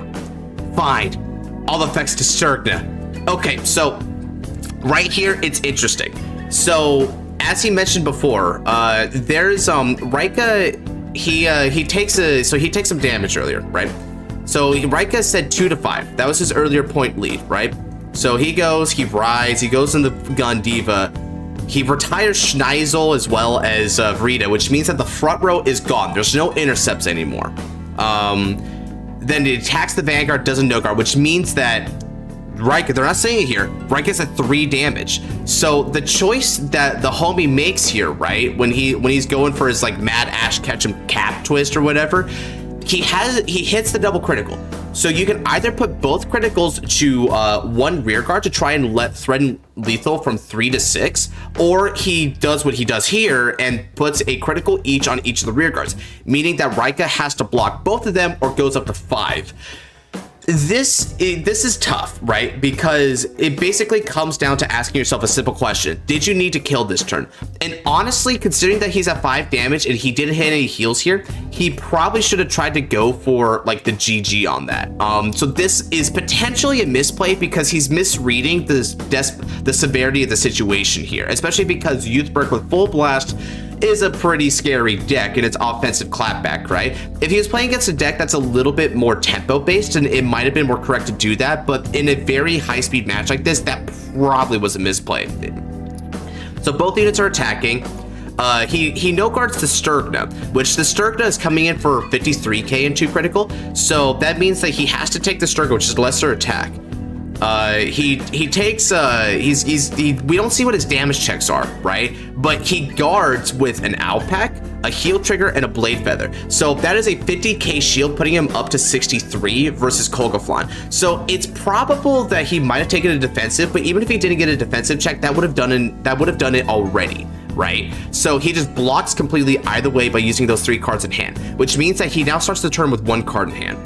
Raika Koshiba survived by the skin of his teeth. Kaira was able to push him to 5 in 1 turn. Sadly, he ended the turn with just 1 damage remaining. What an amazing fight. You can see the damage on there, by the way. Homie's still playing Cadwalla. So this Raika deck is using a lot of the OG units.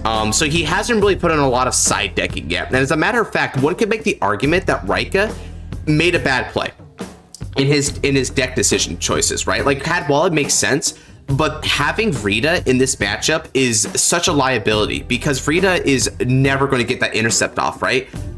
Rita is only useful if you guard with it from the hand, which might have been like his whole point in playing her, just to have a lot of defensive value, but it's not really the correct play. The better play would have been to play more cards that convert your field advantage to hand advantage, and then just try to leave as little as possible for the kid to take advantage of. It's unfortunate. What an amazing fight. Dang it, I won't lose. I won't lose to anyone. Even if the future is uncertain, it's only a matter of time before it changes. To light the fire of admiration in people is why I strive to become stronger. To reach that goal, I swore to never be arrogant ever again. This is interesting. So, this is something that might actually apply to Season 3. Season 3's entire philosophy is to ask the question, why do you play Vanguard, right? This is him declaring why he plays Vanguard. So he has an ambition to beat Michiru. We know this from the character bio that was recently revealed, but this is also something that will probably keep him wanting to play in Deluxe even after he potentially beats Michiru in the bracket. So we should keep this in mind when we're trying to think about like potential reasonings for why Raika should win some matchups versus lose some matchups. Now, you only have 1 card left in your hand. Seems like you're finally getting serious. Yeah, it's time to shoot down the heavens. Ochido, Dokumatemo. In the end, Koshiba Raika won the fight with just 1 card in hand. Amazing. Hayami Kaito fought brilliantly too. What an entertaining fight. I see, it was that enjoyable. Yep, I can't wait to see what kind of fights are coming up next. Hey, bro actually throws the F-bomb here, by the way. Effing hell, I should have given the effect triggers to Sturgna. You fought well, Hayami Kaito. So here's a retrospect thing here, by the way, right? Because he's saying that he should get to Sturgna, here's something about the guard that Raika throws down. This guard here throws a Youthberg up to 63k in total power, right? He's 63k. If you notice, Sturgna's attacking for 53k and 2 critical.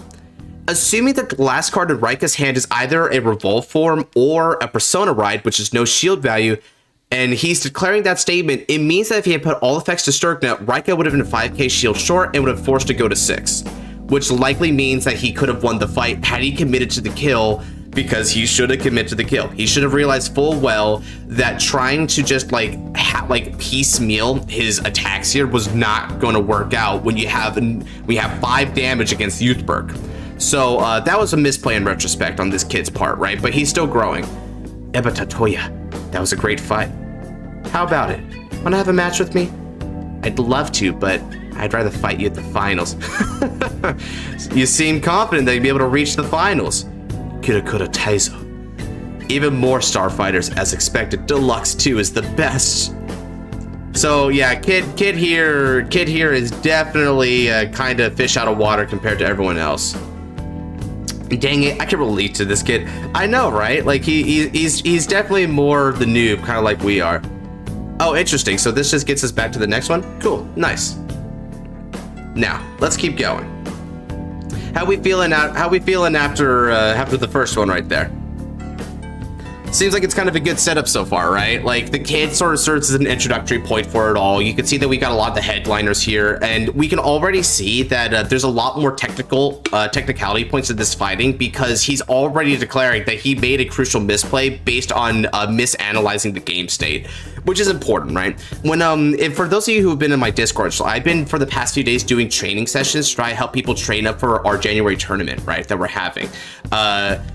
In those trainings, one of the things that I explain a lot is trying to take damage and put on your triggers that most progress the game state that you're trying to achieve here, right? So when you make moves that are trying to achieve different game states, you're fighting against yourself there, and that could very potentially result in a loss in very tight scenarios. All right. Yep, not bad, Hayami Kaido.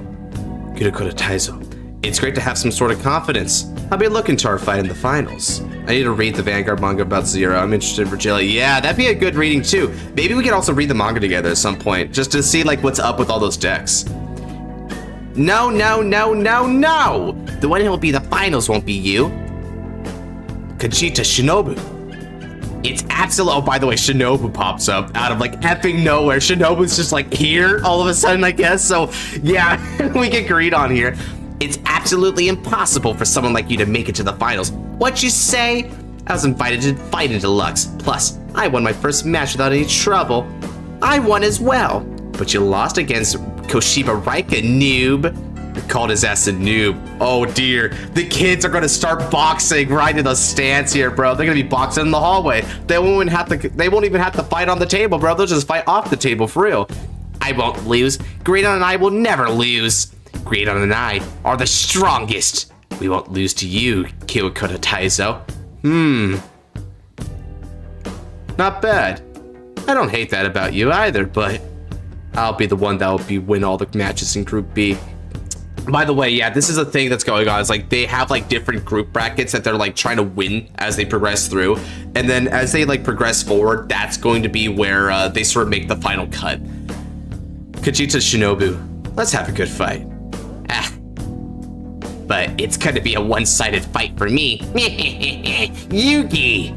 And it rips up freaking Freischütz Maximum right up, and Taizo just throws it in the water outside. CEO needs to humble the lizard, bro. For real, for real. Seems like it's gonna be an interesting fight. Do your best, Kirikura Taizo.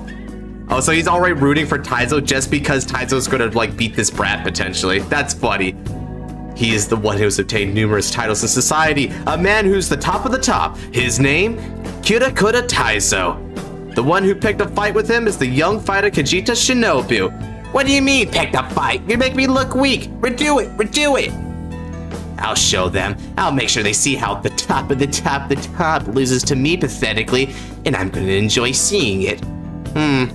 Well, I don't want to see myself being that pathetic. Guess I'll go out in this fight. Stand up, Vanguard. Taizo's rich. You could probably build a whole max. No, can you actually imagine that? Like, it's like some Kaiba crap, right? Like in Yu-Gi-Oh! Duel Monsters, where the Kaiba Dome is like a blue eyes white dragon. He makes a blue eyes white dragon jet. Bro, Deadass has like a Freischütz Maximum Arena. Then that's what they're building for Deluxe 3. That would be hilarious, dude. What would that even be for? Like a city? Oh, you know what though? Grid. Did you ever watch Asia Circuit? You know that the final stage of Asia Circuit, when like Aichi and the other members of Team Q4 are like running around the different areas of that like mega theme park that they had going on there, and they're like doing different fights around the theme park. Shoot, who knows? Maybe that would be like a pretty fun way for them to have like a preliminary round for Deluxe, right? That'd be cool. He built it just for the point.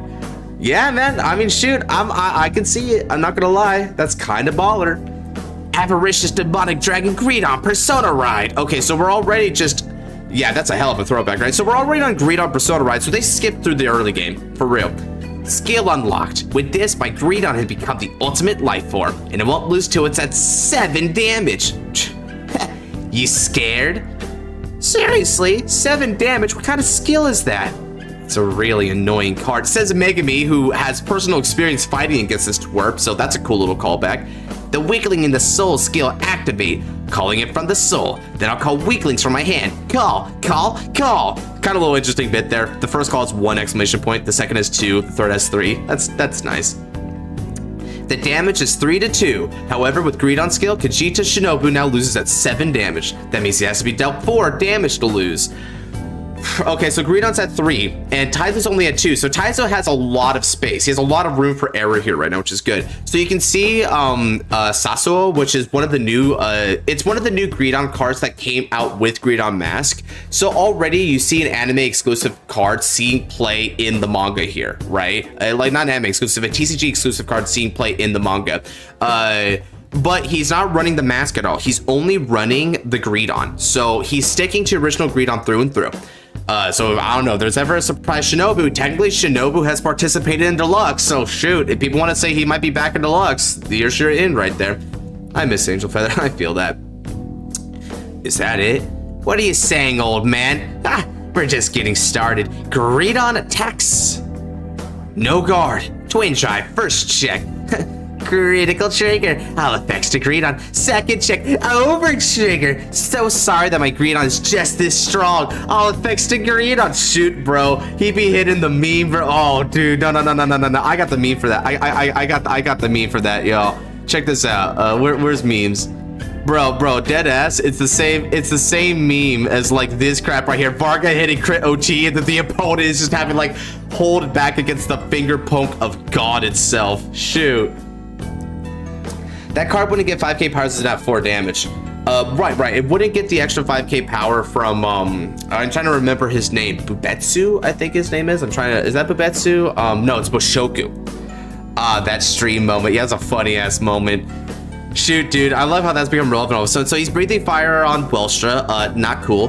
So 100,063,000 power and 3 critical. A very humble card. It's a very good thing that Taizo actually managed to limit his damage to 2, so he's only going to go up to 5 here. So a very good decision bit here. Taizo's an expert at analyzing game states, right? He knows when to push, he knows when to hold back. That's one of his strengths as a fighter. And in this case, it really works out to his advantage because he was able to accurately predict that he would need a leeway of 3 damage here. Taizo, humble this man's. Okay, so he's scared. You won't be able to win against my Greedon. Damage check. First check, no trigger. Second check, no trigger. Third check, draw trigger. Draw a card. Velstra gets plus 10,000 power. This isn't the end of Greedon's attack. With Greedon's skill, gobbling up the weaklings in the soul, Greedon stands again. Greedon is the attacking once more 3 critical. Are you feeling it yet? No matter how strong it is, I won't be scared by someone who fights so selfishly. I don't get what the heck you're saying. Greedon attacks. Perfect guard. Bro, look at the way Belcher just stands. Bro, stands so straight, bro. He is him right now. Come on.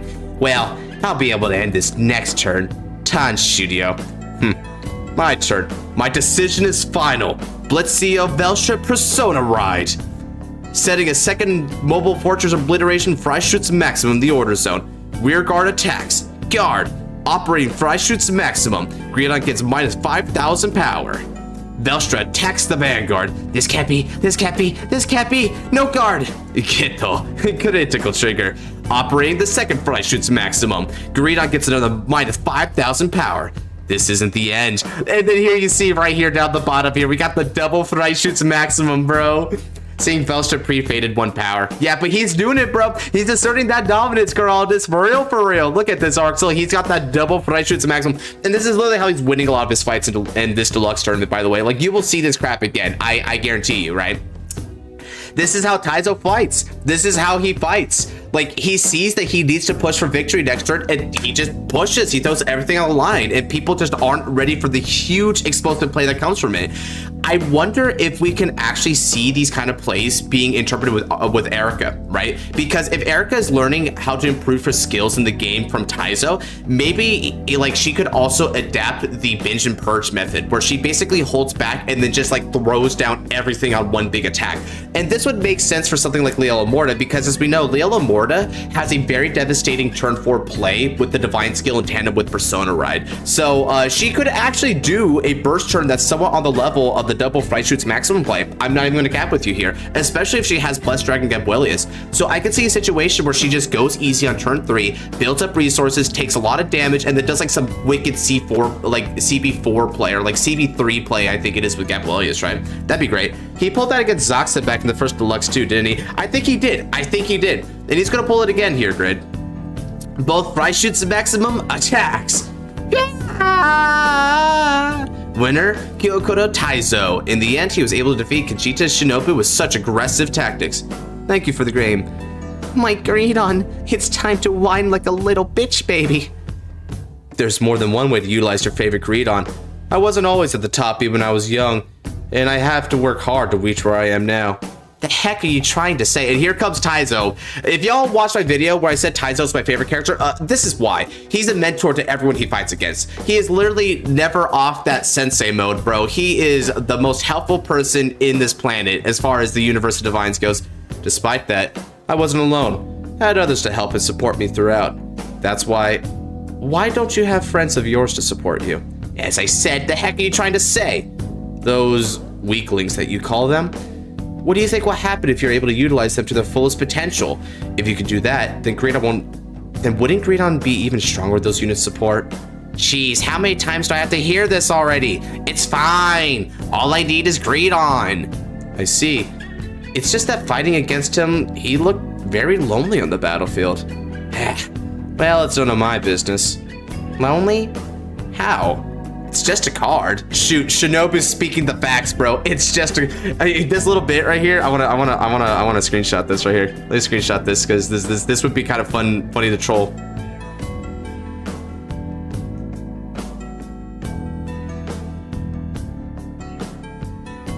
Perfecto. There are other ways there, I wonder. Oh yeah, totally. Shinobu has actually lost games like that he could have won purely by playing different. Most particularly, he could have beat Yugioh. He could have beat Yugioh in the in their fight near the end of Overdress Season 2. So Yugioh only has 2 cards in hand, right? And he has the ability to attack with both rear guards on Persona Ride or just attack with Greedon again, right?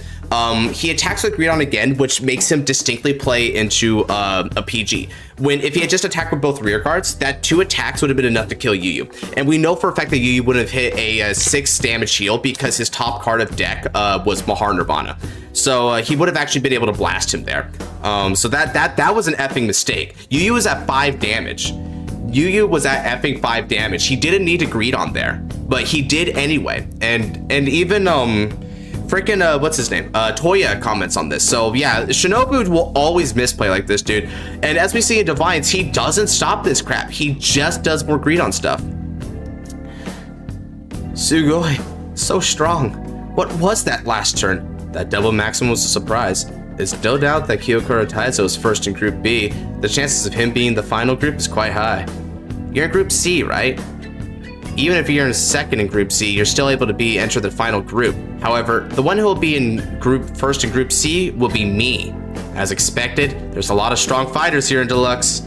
Shoot, so Megami rolling up on Taizo, not Taizo, on Toya being like, nah, bro, I'm gonna be best in Group C. It don't matter, right? Like, she could be second best and still get her to the top table. It's like, nah, dude, just to prove a point, I'm kicking your ass.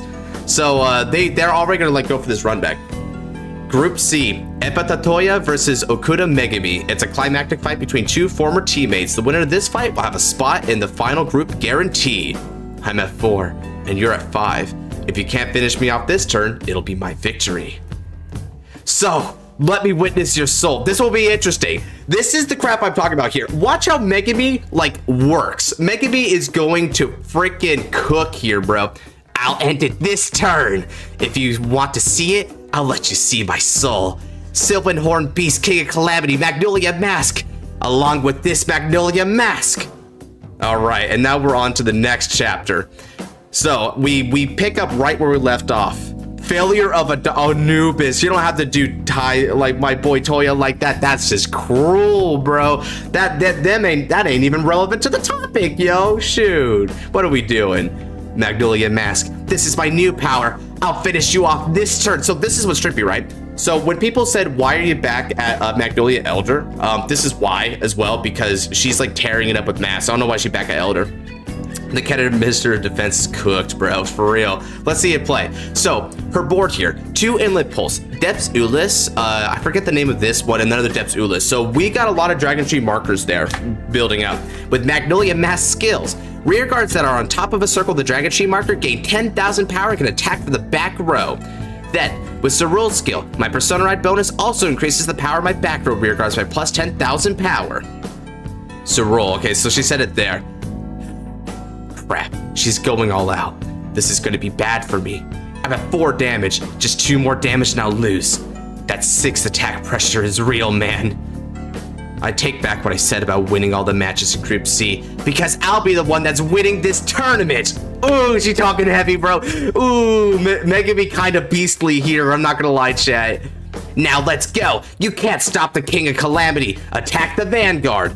So we can see here, he's on Bastion right now. I'm trying to see which Bastion is this right now. I think this is a Cord, right? I believe this is a Cord. Guard. No guard. Just 1 more damage.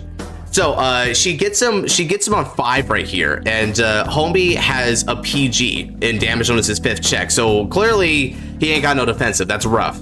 Inlet Pulse Dragon attacks. Guard. Ugh. My hand size now, it's 0. Sylvan Horse Beast Deity Calamity. Magnolia Mass attacks the Vanguard. Ooh, look at the way Bastion gets absolutely eviscerated here. He's shredded to pieces, bro. He gets spiked from like, oh, these are trees. Look at these. The tree impale, bro. He did him the way they did Dracula, bro. Get him with that Vlad the Third type crap right there. Impaled. Bastion kebab. wait. Chat. If someone wants to do it, make a meme of like a shish kebab, like a meat shish kebab, but like every meat is just like a different Bastion face.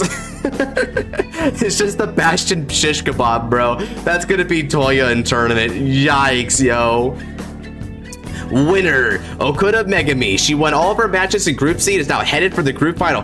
Bro, they was saying Deluxe have a lot of strong people. She clears them all. And she even like mad dogs on Toya, bro. Megami real solid right now. That's pretty good. That's pretty good, yo. So we can tell she's strong. She real strong.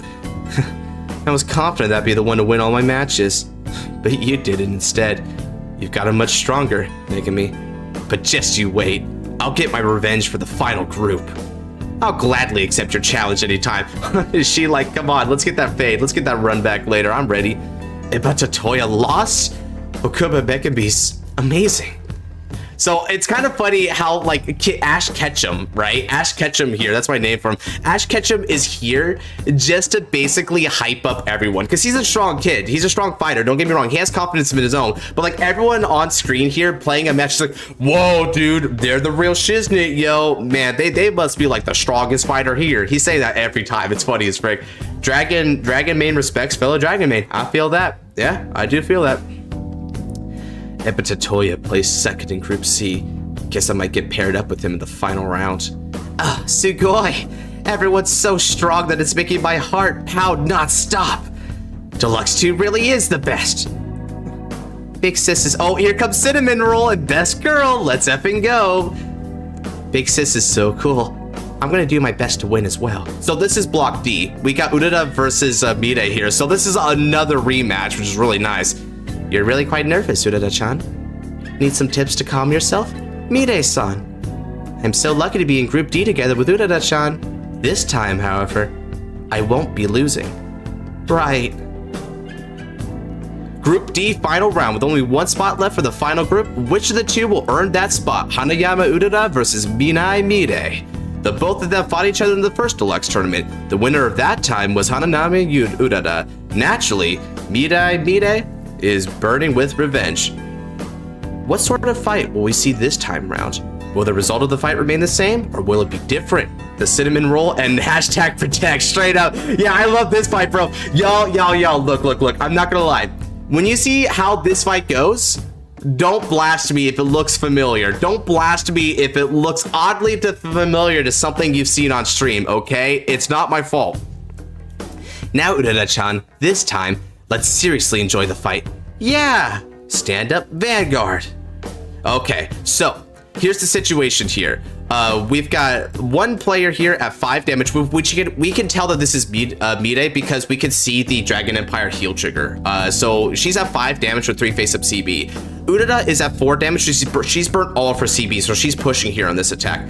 Rosarian Fairy attacks the Vanguard. A very good card, by the way. Mandatory for Leonore list. This thing is an incredible beater. I don't know why they made this thing so good. Babs needs to get back. Leonore about to get rocked. Perfect guard. A perfect guard. Hanayama Urara's attack has been nullified. Yugioh. Okay, so that means that Mide has survived like the full attack, and she ends off the attack with Rosarian, which makes sense that Fairy would be the last attack because she hits extremely big. So she probably was trying to like throw a lot of the pressure on her other rear guards, and then Rosarian will just naturally inherit it. It's kind of like God Break, but in reverse. God Break passes it off to someone else. Rosarian Fairy inherits it. Now, at 5 damage and 1 card in hand, Mide is in a pinch. Mide-san's determination to not lose is overflowing. My turn. Draw. Urara-chan, are you ready? Hoen Enemico, Basagari, Persona Raido. Okay, so we see to start here, we've got a shield and spear. So she probably used shield to defend. That's good. She has spear there, so she went for a very, very mid-range formation. Wow, look at Basagara's art here, by the way, bro. She kind of got like the eye line that they do for her almost makes her look like an Egyptian princess. Is it just me? She kind of looks slightly Egyptian there, but it's cool. It's nice. You know, it's got a really nice sort of like ancient vibe to it as well, especially because like some of the tribal markings on her shield, her weapon, her clothing. It's cool. Babs is peak, yo. If you've been on my channel for a while, you know Babs is peak. And call Blaze Maiden Cindy, yo. Yes, sir. Yes, sir. We playing good cards. Let's effing go. By putting Cindy to the soul, adding Shield, Blaze, Axe, Tavashtia to my hand, arming Bob Sagara. Bob Sagara's skill, retiring all my opponent's front row rear guards. Then with Bob Sagara's skill, calling Trick Moon, calling Dishvia from my hand, and with Cindy's skill, calling itself from the drop. So here's the thing. This is a little bit disjointed, right? Based on how this goes, when she moves Cindy to the soul and does Tavashtia, first thing she needs to do, right, is she's arms Bob Sagara with Tavashtir. So the revival skill would proc first, right? And then after the revival skill, they would need to call it, they would need to call this and then go that. So I think this is how you're supposed to read it, right? I think that's how you're supposed to read it. Cindy's pretty in the manga. Oh yeah, Cindy kind of cute. Got a really good like twin tails there. So this is her mode of attack, right? She goes Cindy, adds back Axe. Axe is the battle door one, by the way, for those of you guys who don't know like the names, because they're very like Hindu, so it's kind of hard to remember the names of these arms cards, right? So calls Cindy, moves into soul, adds back Axe, plays Axe. Axe skill calls Trick Moon. Calling Trick Moon would proc Cindy, but here's the thing. In order to call Dishvia, right? So Cindy is stuck in the soul. So in order to actually get Cindy to the drop zone, they would need to call Dishvia. But thankfully, there's a timing thing here, right? The timing is you add to the Axe, you call this, Soul Blast Cindy, get your search or whatever, doesn't matter if you hit targets or not, then arm Bob Sagara, then call Trick Moon, then call the newly placed into drop Cindy back. Then afterwards, you can Soul Blast 2 and get the critical if you want, which can include using Cindy's skill again, because Cindy's not a hard once per turn. So you can use Cindy again in order to try and recycle another unit back from the drop zone to the hand, which can include Vilord, by the way. Can definitely include Vilord. Dishvia skill, adding Sealed Blaze Spirit Dichia to my hand. So this is a little disjointed how they do this. This is a little disjointed. I don't know about that. Boosted by Vilord. Okay, so she got the Overdress unit out there. That's pretty hype, bro. Sealed Blaze activate your skill. You have to guard with 2 or more from the hand. So she's swinging it for 51,000 and critical +2. So this is just a typical Vilord thing, right? Bob Sagara is at 23,000 with Persona, right? 33 because of the spear. And then Vilord puts it up to 41. Vilord skill, 10k to front row, 51k. So that's how you get that number. That's an accurate number. It's a very, very common number in modern Bob Sagara play lines. 2 or more, and that's the case. Blitz Order, Elementaria Sanctitude. Throws the Sanctitude, homie. For Friggins like, okay, Battle Door. Well, I've got a fun card for you, Mide.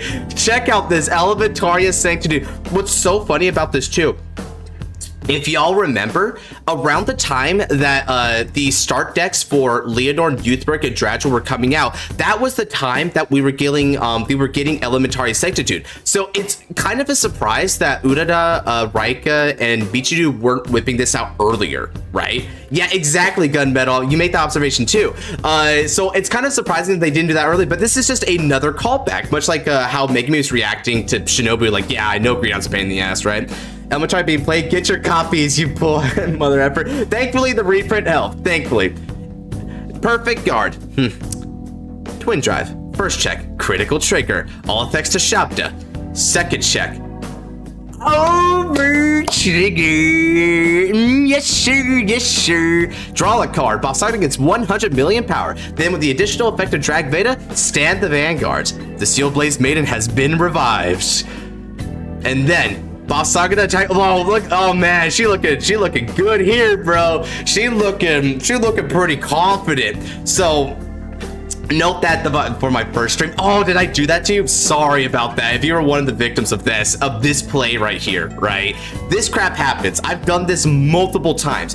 Here's the thing. She's going to explain this. Fighter and card. When both combines, a miracle will appear. Boss Sakuradai gets you, Urara-chan. I love this, right? This is just like what we saw in the new opening for Season 3 of Divinez, right? Her and Boss Sakura grow stronger because of their connection with each other. They always support each other and push on for the victory. Boss Sakura attacks. To boss your skill, you have to guard with 2 or more cards from the hand. Okay, so she throws down Custodial and Luster Impact for a perfect guard, right? Drive check, critical trigger, all effects to Distvia. Boosted by the back row. Both Distvia and Shabda attack the Vanguard. This is Mide-san's sound. Okay, so even in Deluxe 2 here, right? Mide can still hear sounds. So that means that the supernatural elements did not fade away after the events of Wildress Season 3. This confirms they should still have their powers right here. That's interesting. We get news on the new Babs yet? No, all we know is the artwork and the name of the form. It's Sealed Blaze of Arbitration Basagura Aksaya. And it's a very, very beautiful artwork. And the center leaning nature of the artwork and the way the wing spread means that it could probably still work with the artworks of the pre-existing arms cards, which indicates that it might be able to work with the arms cards, and it doesn't necessitate having to run brand new arms cards exclusive to her form. That's what it seems like right now, but it could go either way. I think you meant Urara, and even the manga Urara can hear sounds as kid out of context. Even the manga, oh, that is actually kind of funny, right? It's like even in the middle of Vanguard, she could still hear the PTSD from the war. Getting bullied by Dragon Tree is the war, bro. All right, let me get a sip of water here so I don't lose my voice.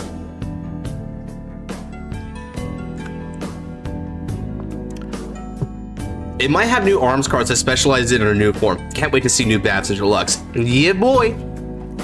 Okay. So now they're coming on it. And so what's interesting about this, right, is not only did Boss Saga attack, remember that Leonore's on the edge here, but now because of the critical trigger, she puts the other critical trigger on the other rear guard, which means that if Leonore takes like even one of these attacks, she's mega dead.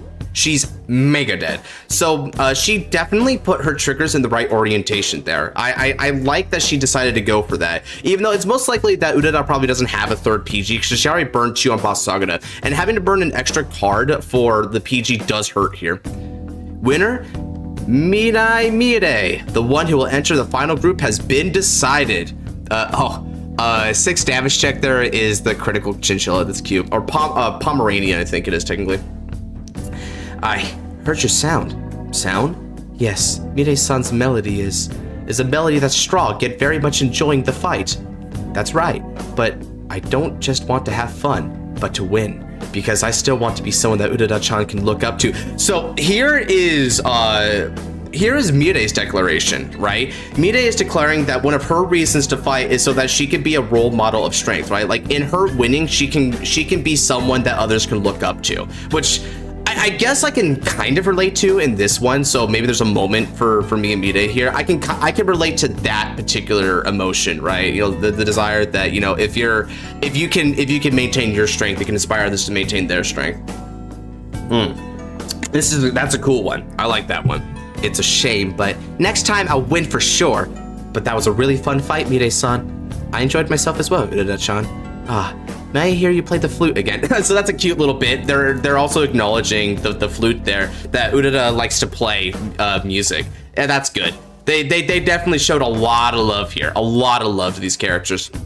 All right, now that we did that, and by the way, this is when you see this right here, Blaze Maiden Cindy used by Mide against Urada will be included in next month's issue. This was actually when Cindy was revealed. Cindy was revealed in this moment, and this was the promo card that she came from. So yeah, that's kind of neat that they were able to like show how that card can be kind of useful. Although they did kind of mix match the play pattern a little bit, so it's a little weird, but we're gonna let that go. It's still pretty rad, right? Everyone is so strong, and the fight looks so fun as well. I wonder which of these remaining 8 will win. Yep, I'm getting excited just thinking about it. Lyrical Girl made top 8. Yep, Gunmetal pointed out right here. This is Kyoka Girl. I believe Raika plays her right away. All right, on to the next one. Deluxe 2 is a 2-day event. Only 16 people can qualify for the final group, separating from Group A to D. Okay, so this is important right here, because if we take into account that this is how they're going to do it, you know what's interesting, fellas? What's interesting about this is, so they managed to use this bracket as a way of determining like the top 4 from each of the sects, right? Each of the groups. What if there's only 3 groups? So you have Group A, Group B, and Group C. And so this is interesting because we need to keep this in mind when we're determining like wins and losses within Deluxe Season 3, because there is a potential for runbacks that go on here. And if there is runback potential, we may have to like consider the idea of a rematch recontextualizing who should win and lose a match, right? So for instance, right, Akina versus Kagetsu should probably be a loss in the first instance, but then in the second instance, maybe Akina can take a victory because he has more experience, right? But he definitely doesn't deserve to lose the first one. So that's a good example of that. What's also interesting about how they did Deluxe 2, which actually differs from how Deluxe 1 was handled in the anime, as far as we can tell, right, there's no exhibition match. There's no exhibition match whatsoever. So we might actually just get right into the qualifier bracket. So we could be straight into the real stuff. Ace of Games, welcome on into the anime discussion. It's nice to see you here. I usually see you more with when we're talking about the freaking anime season. So I'm glad you came in because this is definitely your crowd right now. How are we doing? We're currently reading the Overdress manga tie-in that occurred between the end of Overdress and the beginning of Divinez. We just got done through the preliminary brackets, so we're going to start reading the top 16 finals basically. I'm fine. What about y'all? Oh, I'm doing great here. We're having an awesome stream so far. We had like a record number of people. We're still holding 34, which is incredible. But we were at 42 at one point. It was insane. Well, 40 is actually kind of funny because wasn't that like a Hitchhiker's Guide to the Galaxy number? Like 42 is the secret of the universe or something like that. Whatever. I'm looking too much into it. Yeah, glad to see you're still hyped. Yeah, it's awesome. Yeah, welcome in. Alrighty, let's go ahead and get right back into the action here. So to repeat, yeah, I know it's awesome. I'm gonna talk about with some of the other people afterwards. It's a milestone, meaning of life. That's what it was, Gunvader. So to reiterate, Deluxe 2 is a 2-day event. So keep in mind, when we're talking about it being a potential 2-season, Caleb Johnson way long ago talked about the 2-season bit, and he brought up, Akina's progression. It's possible that Akina gets broken down a lot within the group bracket qualifiers, and then in day 2, right? If he makes it to day 2, this is where he has to really start locking it down, right? He has to lock in and just push himself to find his meaning in Vanguard. Only 16 people can qualify for the final group, separating from Group A to D. Only the top 2 of each group will be able to qualify. Now, after numerous exciting fights, the top 2 for each group has been decided. Tomorrow, the ones who will be standing on the final stage will be these 8 fighters. Who will be the winner? Who will be the one to make their mark on history? Group A, first place, Raika Kushiba. Group B, second place, Kanoashi Himari. So this is the Kyoka girl, right? We'll call her the Kyoka player just to make it easy. Group C, first place, Okuma Megami. Group D, second place, Mirai Mide. Group A, second place, Hayami Kaido. Oh, by the way, this is a really hype fight. Mide versus Vin versus Megami. That's a fight. That's an epic fight.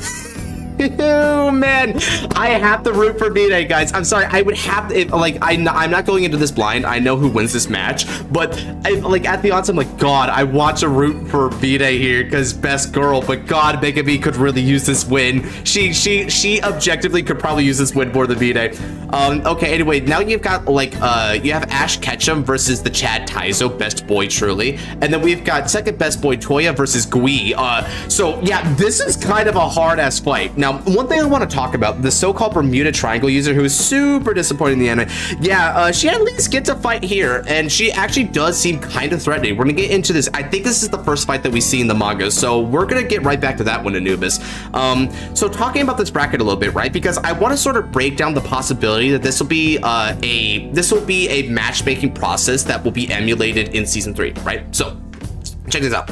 Group A first place versus Group B second place. Group C first place versus Group D second place. And then the second place of Group A is versus the first place of Group B. And, you know, ditto for C and D. So you can see that they have an idea, right? So A's and B's are fighting each other, right? The first place of one will be fighting second place of the other, right? So first place A versus second place B, and vice versa over here on the other side of the bracket. And the same basic matchmaking process is done for C and D. Now, if that's how they're doing this, then they might do this for season 3 Deluxe, which means that when we're talking about the matchmaking process, we can already theorize what players are going to be fighting against each other as they win the rounds in these brackets, because we can actually use this matchmaking process to determine what the top cut fights will be. So that's really nice. Yeah, unlike the Deluxe one. So we're already drawing a lot of stuff that we can utilize to theorize about season 3 Deluxe. It's really good. I like that. All right, let me go ahead and get another music bit here so that we can move on over to another aesthetic. What's a chill one? I know we're gonna find another good one here. You know what, I could probably glean it from over here. I got a lot of good ones. Here, I think I know the one I want to do. Where is it? It's over in my playlist here. Definitely not that. Definitely not that one. Let's go down here a bit. All right. So, yeah, I changed the OST because mine as well. We're in basically the second half of the manga. Yugioh was in Group A, Michiru was in Group D. Yeah, so that's interesting, right? They did a little bit different there, Ace, and I think that's actually more typical the way they did it technically. So who knows? Who knows which one they're going to do? But I'm going to just go under the assumption that they'll emulate the manga deluxe setting, because it feels like, you know, this is a lot more clear cut for us, right? And it's something that we could probably latch onto because it's more recent. What was the exhibition match in the first deluxe? The exhibition match was Rika versus Yugioh. The one where Rika revolve forms into Zest and then shoots down Nirvana before he could even ride it into Mahar. The overtrigger is the means by which all is revealed. Bro, imagine Bina hitting that hard-ass slide against Urara, right? It's like, yes, the overtrigger is the means by which all is revealed. You must now guard with 2 more cards in hand or get Omega murdered. All right, so we have a little bit of an in-between here, right? This is, what do they call this? Intermission. This is an intermission before we get right back to the action here. So we're following the Gondiva kid, right? As he's walking around. Deluxe the best. And the hotel accommodation location is as well. It's just simply the best. Let's eat and tune up my deck. I'll definitely be the winner. So already, I now have a nightmare of a card that can somehow access 16 overtriggers. Ooh. Wait, no, that was the 5th. That was the 5th? That was the arcana by which all the means is revealed. Oh no. Let's eat and then tune up my deck. So already he's talking about side decking. So this is just even more credence that like side decking isn't just something that you can do, but it's encouraged, it seems like, right? Like it is just understood that you should be preparing for each match. So they always let you know the matchup that is about to take place prior to when you have to take that match. So there's a preparation thing, and I'm going to do the same thing for my Deluxe. It's probably going to happen in season 3 as well, but I want to let everyone in my Deluxe, right, to be able to know ahead of time what it is they're fighting against so that they can have that good side decking bit and try to think about it. We had a couple of really interesting fights in the Destined Showdown, and actually had some really interesting baited clash fights as well because of that side decking element, right? It was the sort of the mental game with the players actively trying to fight around each other, right, and strategize. It's good stuff. It's good. Yugioh versus Rika round 1 was the 5th round Deluxe one. I thought Yugioh versus Rika was an exhibition match. What the heck? I thought that was the exhibition. Or was the exhibition match, wait, was that Tamari versus Bichido? No, what was the exhibition match? That's a good question. It wasn't? I thought that was. I could be wrong. Shoot. It was a qualifier? Shoot, man, I feel bad for Yugioh then. He lost on that qualifier. Okay, okay, thank you for clarifying that. There was no exhibition match? Okay, so if there's no exhibition match, then okay, that's good. So that's a consistency between Deluxe Season 1 and Deluxe Season 2 then, right? Is there's no exhibition match, so we go straight into qualifiers and then it's up to Top Cut. So there should be no question now because of that. So thank you for the clarification, chat. It's a good thing we're on this together, right? So there should be no doubt now that we should be seeing that bit in the tournament setup, right? He still got to go to the finals though. Yeah, he still got to go to the finals. To my understanding, the reason why he got to go to the finals was because he managed to sweep the rest of his rounds. So one loss won't knock you out of the finals, right? He was secondary to Rika, of course, but he managed to keep up. Let's eat up and tune my deck. I'll definitely be the winner. Oh, Koshiba Rika, why are you staring at the sea? Hayami, Kaido. A Weeple Underwood went and tore up a Freischutz's maximum threw in the ocean. I wanted to be nice to Kyokoda Taizo and bring it back to him in one piece. However, I'm just like Joey Wheeler. I couldn't do it. I can't swim. Just so you know, I may have lost today, but I'll definitely win the next time. We may not be in the same block, but I'll make sure we settle the score at the finals. A dude is shook. Like, he has like just like the Bill like dot eye thing, right? He looks like a cat almost. He is like, he's even got the tiny thing. Like, you can't really see it here, but he's got a tiny little thing. It's cute. Let's not get to face Kagetsu versus Deluxe. I can honestly see, Caleb, that he might actually face him in the qualifiers and get second in the qualifiers, and Kagetsu just like sweeps him up really badly. I hope that what doesn't happen here is they do something whack, like it's Suwo who gets made an example of by Kagetsu instead. It's like, oh man, really? Poor Suwo. Why do we have to like job him just to say that, just to show that some other character is strong, you know? Let me check here something. I'm gonna check something real quick. Okay, good. We're still on track. All right. Now, welcome in, Ode. Okay. I may not have been invited like you, but if you underestimate a shop fighter, you're going to be in a world of pain. Yeah, that's another thing. He's the only guy who isn't a shop fighter. This is a front fighter we're talking about here. Underestimate? I would never do something like that. You went through numerous shop tournaments, and from among the millions of fighters, you came out on top. Why would I underestimate someone like that? Eh? Is that so? So, yeah, Rika never changes, bro. He treats every fighter with maximum respect. He will shoot you down at full strength. Man, woman, child, don't matter. Front fighters fight for glory in official tournaments, while counter fighters fight regardless of the condition or location. You're the same as them. No matter who I'm up against, I'll never let my guard down. I'll always give it my all for the sake of winning. And I will win. This Deluxe too. Shoot, that's what's interesting about this, right? So this is his character growth because of Yugioh, right? Being that counter fighter and showing him the respect for how people play the game, even if it's not solely for the sake of being a competitive winner, right? That's real. That is real. Kagetsu is Akina's Kazumi, most likely. I could see that. Speaking of Kuona Kagetsu, am I the only one who doesn't like Kagetsu's design? He looks too much like Kuona. I don't know if it's his hair. I don't like his look. Like, here, I kind of get, because here's the thing, right? Like, immediately Omega, when they showed his design off, like, people were already, like, putting a still image of him up against Kuona. It's like, I've seen this somewhere before. And I'm not gonna lie, I get it. Like, they do look too similar, but you know what I will say, Omega, is even though they look too similar, and I think it looks a little bad on Kagetsu because Kuon came first, That said, I actually like Kagetsu's design better than Kuon's. So even though it looks a bit derivative of Kuon's, I think it is an improvement on a more, on a subjective level, I think it's an improvement. I like what the jacket, I agree. I think the jacket like adds like the fashion sense. I agree with Caleb on that one. Also, I think that the red hair kind of like adds in a nice bite, right? Like red is a very intense color. So it's cool. It looks a little menacing. Kind of like, you know how reverse rings have like dark red as a part of their like color palette. It kind of reminds me of that a little bit. It also fits his Vanguard, right? Because his Vanguard has like that almost Link Joker-esque like design. I guess it would have made a little bit more sense if he was playing Suzune's unit, but you know, maybe there's two villains here. Oh, anyway. Unironically wears sweatpants. Yeah, Deuce is being chilling. I mean, he's kind of like Michiru that way, right? Like Michiru was kind of just like sleepy, bro. I wouldn't be surprised if he came in just like wearing slides, like dead ass. He comes in with the slides and still just like sweeps the matches.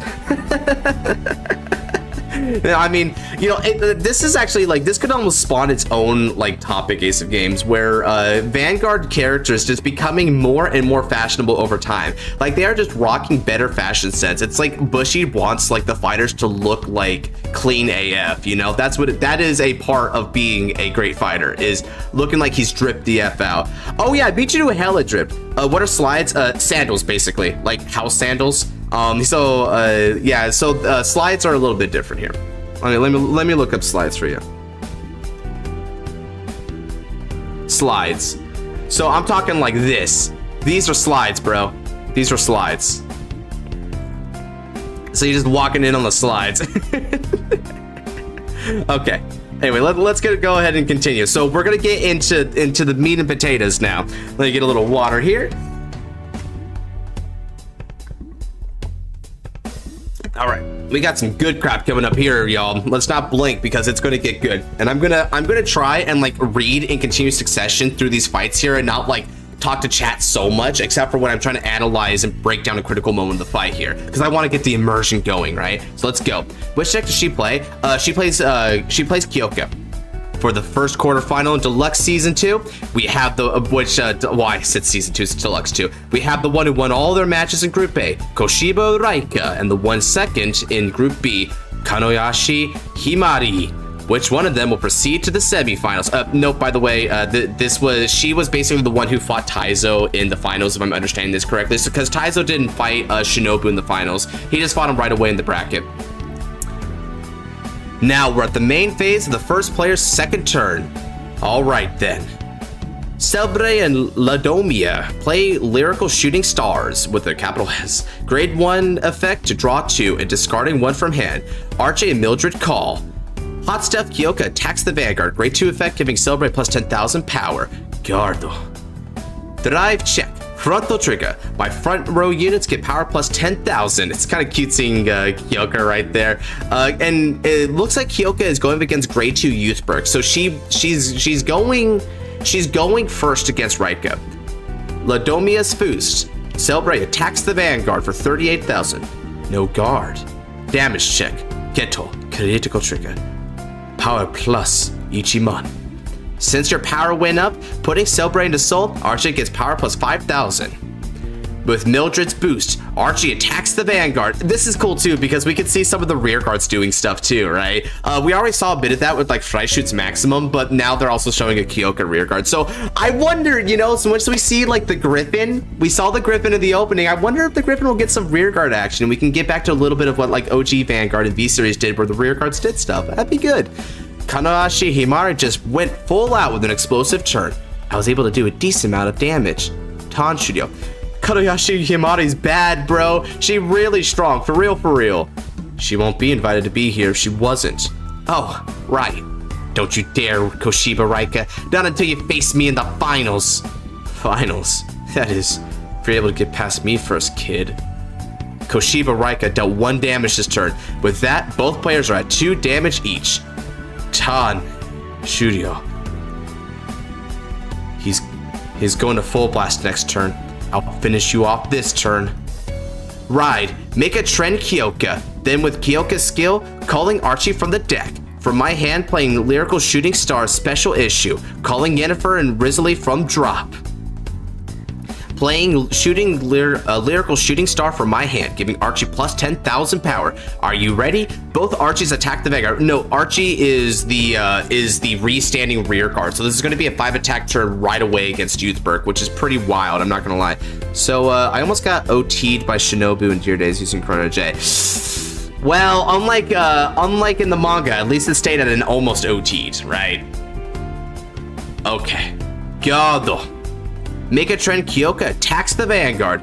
No Gado.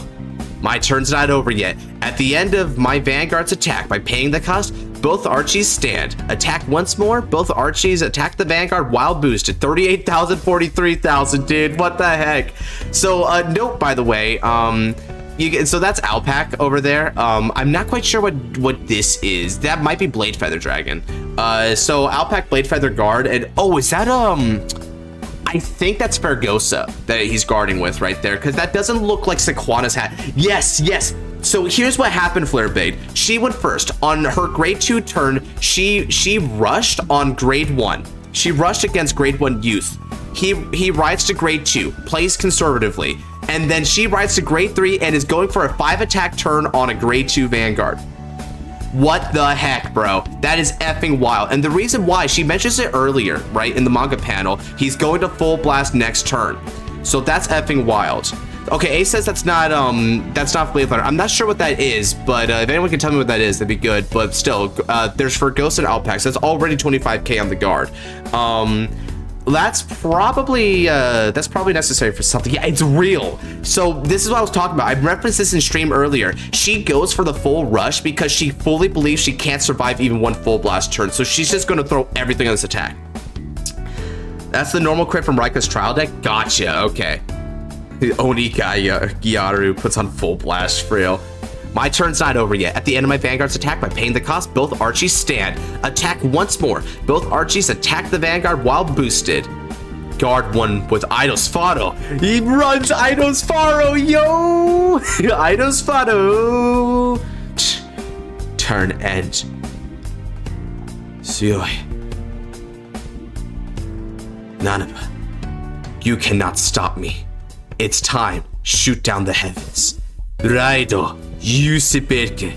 Skyfall arms. Yeah, Eidos Faro, very correct choice. I completely agree with that gunmetal. I think at this stage in the game, the only OTs I would ever run in this deck in particular would be Eidos Faro or maybe Bright Sky if you just want to really blow up their field. But because of how aggressive this deck is you should be running your 9th crit. Let's be real. Volition Rigger Dragon. Volition Rigger Dragon. All right. Good stuff. Let me look that up real quick, and then we can get through the rest of this fight. Volition Rigger Dragon. Volition should be more than sufficient.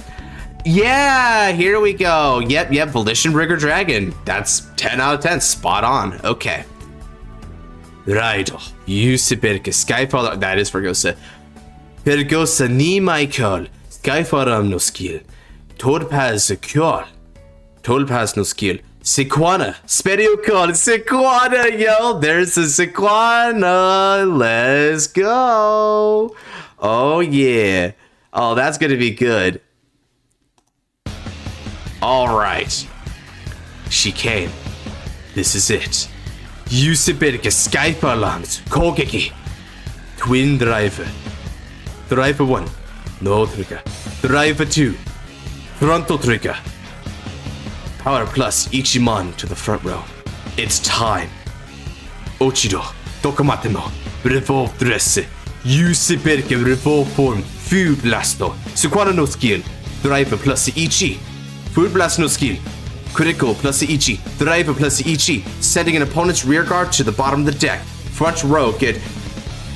Go Ichiman. 15,000 power to that front row, baby. Yusiperke revolve form. Food blaster. Vanguard ni attack. 28,000 with 2 critical. She intercepts with an Archie, and with the 2 of us flow skill, it's a 30k shield, putting it at 43. It's a 2 to pass. That attack won't be able to hit. Driver 1, critical trigger. Driver 2, heal trigger. Fergosa to both effects to both Fergosas. A double trigger, as expected as someone who knows how to use their deck to its full potential. However, its potential has been surpassed by mine. with a boost for both Fergosas. They attack the Vanguard. Here comes the Fergosa tag team, baby. They hit it 58k, 58k with 2 criticals. He taking off that glasses, bro. He's taking off them kid gloves. And winner, Raika Koshiba. Thank you for the fight. Looks like Koshiba Raika won. That was amazing. Such an intense fight. Yep. He's stronger than before. Well, it'll be more fun like this. I'll definitely win. Round 2 will be Megami versus Mide.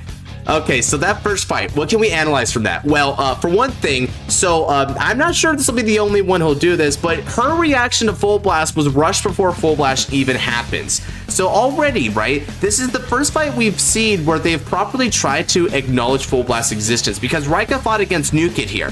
New Kid didn't even really acknowledge Raika's deck, it felt like. He didn't really know much about what Raika was doing. Now, it's possible he could have researched it. It's possible he could have known about it, right?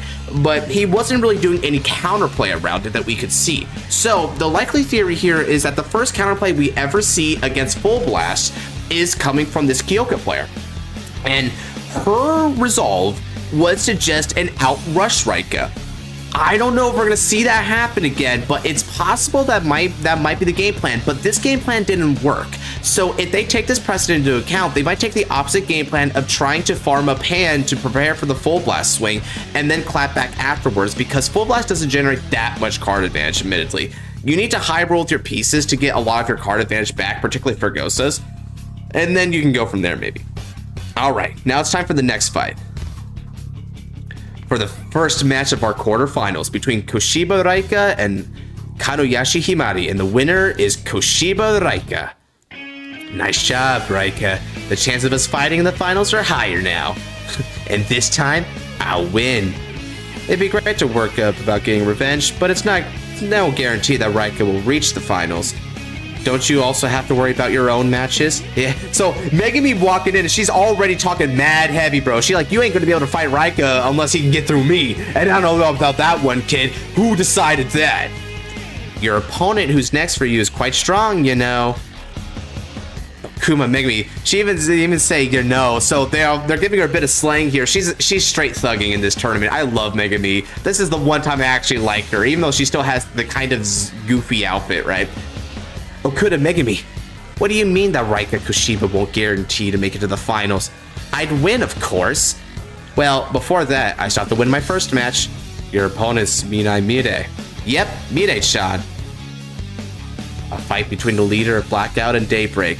A fight where the feelings of both teams clashes. This is going to be interesting. So this fight right here, this fight is between the leaders. Her outfit isn't goofy to me. I think it's just slightly goofy. I've warmed up to it. I used to think it was really goofy, but now more days I'm just like, it's just kind of like, it's just kind of her fit, yo. You know, she just kind of like, she just likes wearing that jean wear. It's not that bad. I just always felt like it was a little bit like, oh, you're playing Stoic. You kind of look like you might be like working for the zoo a little bit, you know, like as like, I don't know, staff member or something. All right. Team leader? You? That's right. I'm strong, you know. I was invited to Deluxe for a reason. All right. Oh, and this is good right here. I like that this battle right here has the Daybreak and Blackout. So the significance of their fight is clearly based on the teams that they're repping. Now, who's going to win this? Well, a lot of us know. But to anyone who doesn't know, watch. The last time we fought was at Wonder Hill, right? There was that time we had a sleepover at my place. So this is a reference to season 2 where her, maybe like they're all like they're chilling out with Urara, and they're just like having like girl time with each other. It's pretty cute. But it was together with Urara-chan and Tomari-san that both of us were having fun. Yeah, this time let's go all out. Last time I was the one that won. Yeah, I lost against you at the qualifiers. It was indeed the qualifiers. Okay, so this also establishes something. Mide had cleared Megami once, and so that means that it's 1-0 in Mide's favor here. We never got Mide versus Yugioh round 3. If Yugioh comes back, that would be an interesting fight, although I don't like Mide's chances if that's the case. Although maybe it's possible if she wins that, then like, I mean, it's just kind of a nice like resolution, right? I mean, because here's the thing, they're 1-1 technically. They're 1-1, so they kind of need a run back to like, you know, be a tiebreaker. Let's fight seriously today. But for my team, I won't lose. Here come the competitors. Quarterfinal second match, Okuma Megami versus Minai Mide. Both of them are counter fighters as well as team leader. Okuma Megami of Team Blackout and Minai Mide of Team Daybreak. Which one of them will be the one to raise the flag of victory for their teams? Oh, that's a freaking flag reference, which is cool because the whole burn the flags. Burn this into your eyes. Oh my god, they're really bringing up so much flag references right now. That's funny as frick. I forgot about this when I was reading this the first time. I forgot they did that. That's cool. Good luck, Megami. It's the Hexor player that got crit OT'd by Divinez. Unfortunate. The Calamity dwelling inside the Sylvanhorn Beast King, ride Magnolia Mask. Despite going first, Okuma Megami has decided to rush by going to Magnolia Mask on her third turn. Damage is 1-3 with Minai Mide in the lead. So, okay, Megami don't give no Fs. She's staring down an opponent that only has freaking 1 damage to her name, and despite not being able to Persona Ride on it, she's just going right to Magnolia Mask. She just doesn't care. She's going for it, which is good. I think that's correct. She just wants to rush. Depth's Ulyss attacks Dysphia. Inlet Pulse Dragon attacks the Vanguard. No guard for Dysphia. Guard for Vanguard. Guards the Trick Moon. Good stuff. With Sorrel's boost, Magnolia Mask attacks the Vanguard.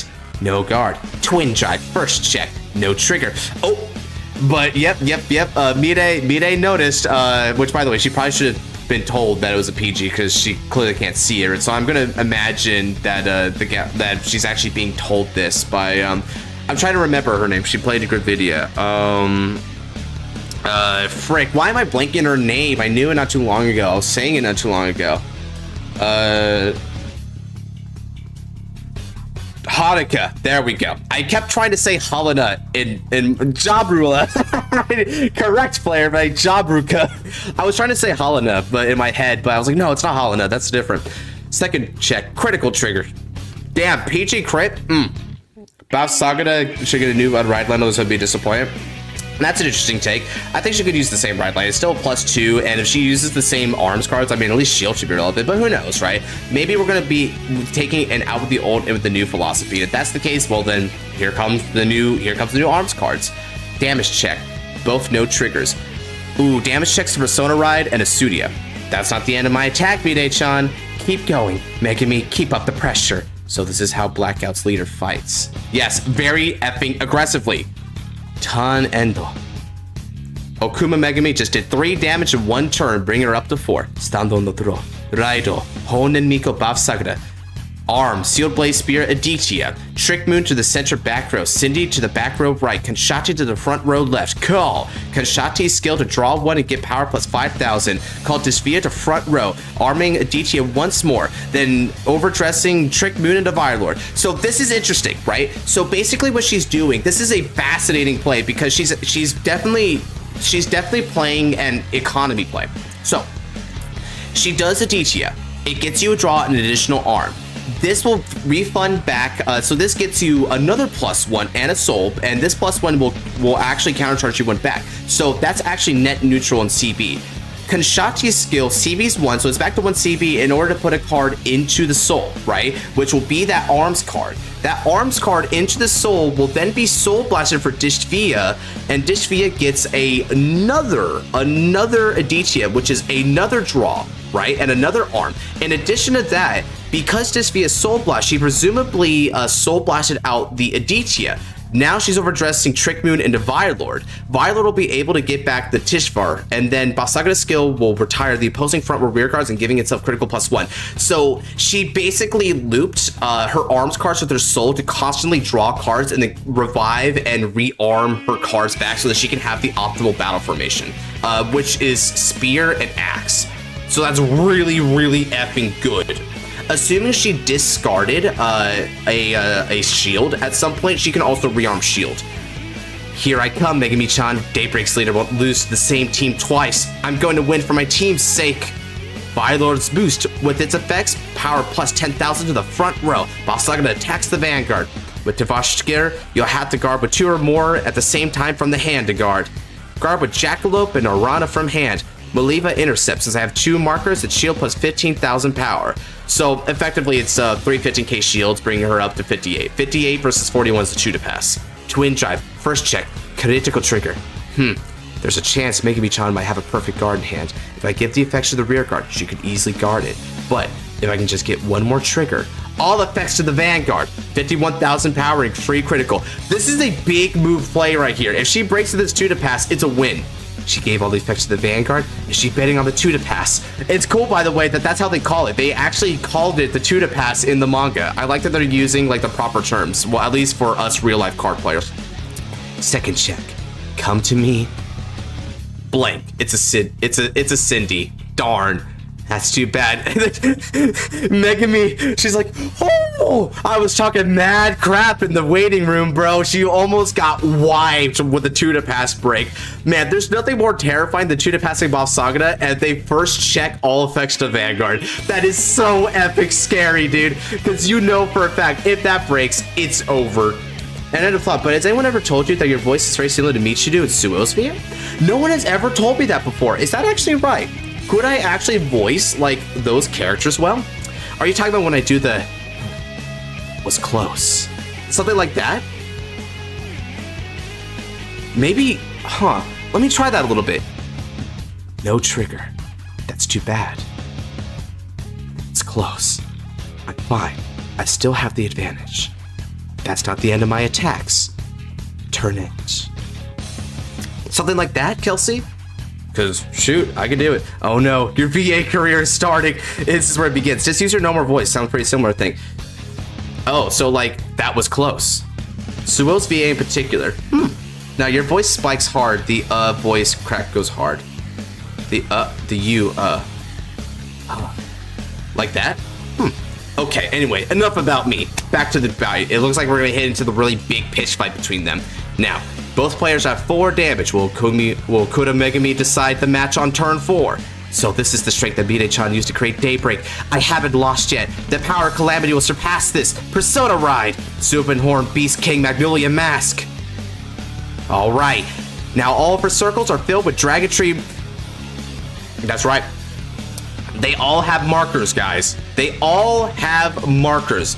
With the effect of mass and the markers effects, all of her rear guards get power plus 15,000. And it's on Persona Ride. So front row gets 10,000. And then because of Sarah Rule, back row also gets 10,000. That means that all 5 of her rear guards get a cumulative bonus of 25,000 minimum.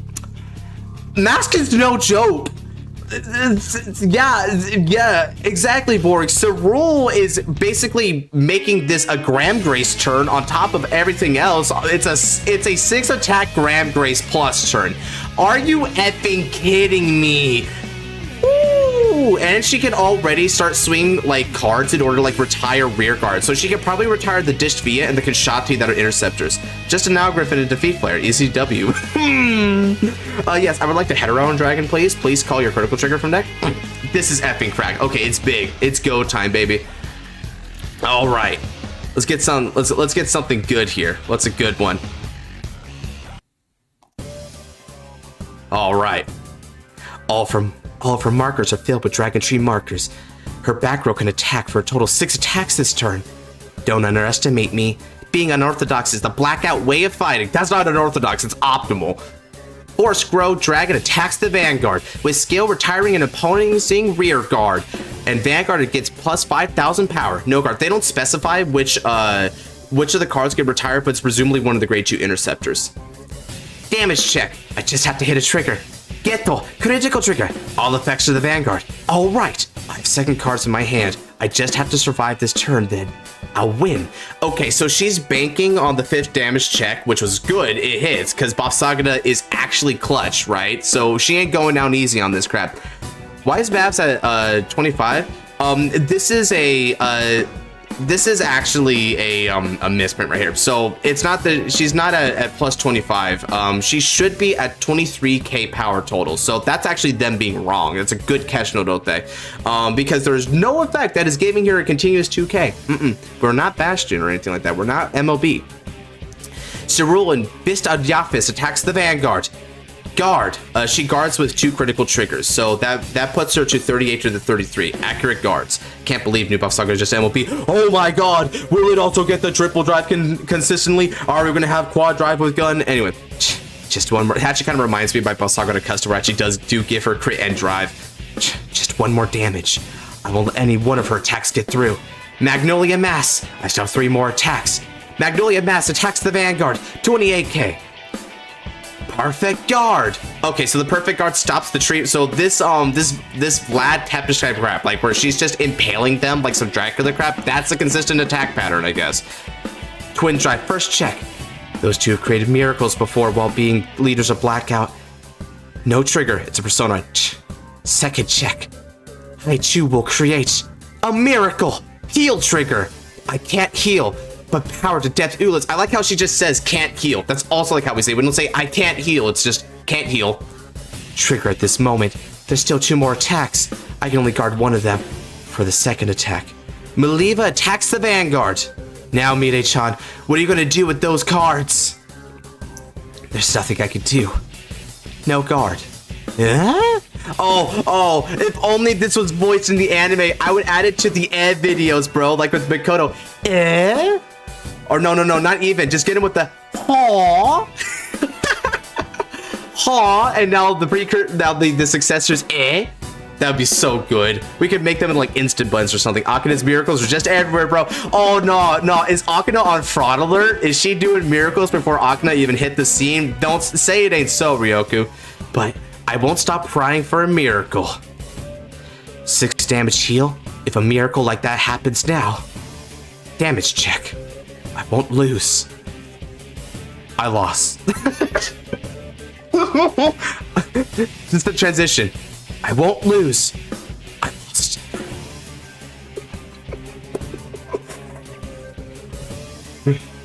Hold it in. Hold it in. This is supposed to be sad. This is supposed to be bad. Mire best girl. Balsaga super best girl. This is supposed to be bad.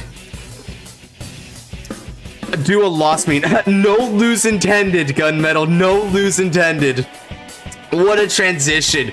God, that hit different. My lord. Anime end as well. The Vine Lord, honestly. The manga hitting the anime end. Like, this is even superior to Balsaga in damage check. I like that it's like the Aibo, right? Like, he basically takes the damage for her. That's awesome. No, trigger. That's a relief. As expected, though. You're tough. Oh, it's a shame that I lost. By the way, she had 2 big bets. Like she had like 3 big bets. 2 of them didn't work out, right? She betted on the 2 to pass, didn't work. She bet on the 6 damage shield, didn't work. But at least her 5th damage trigger actually did keep it close. It kept it close. So that was a cool fight. Winner, Okuda Megami. Do your best. I gave it my all. I won't lose the next time either. I'll just have to win again.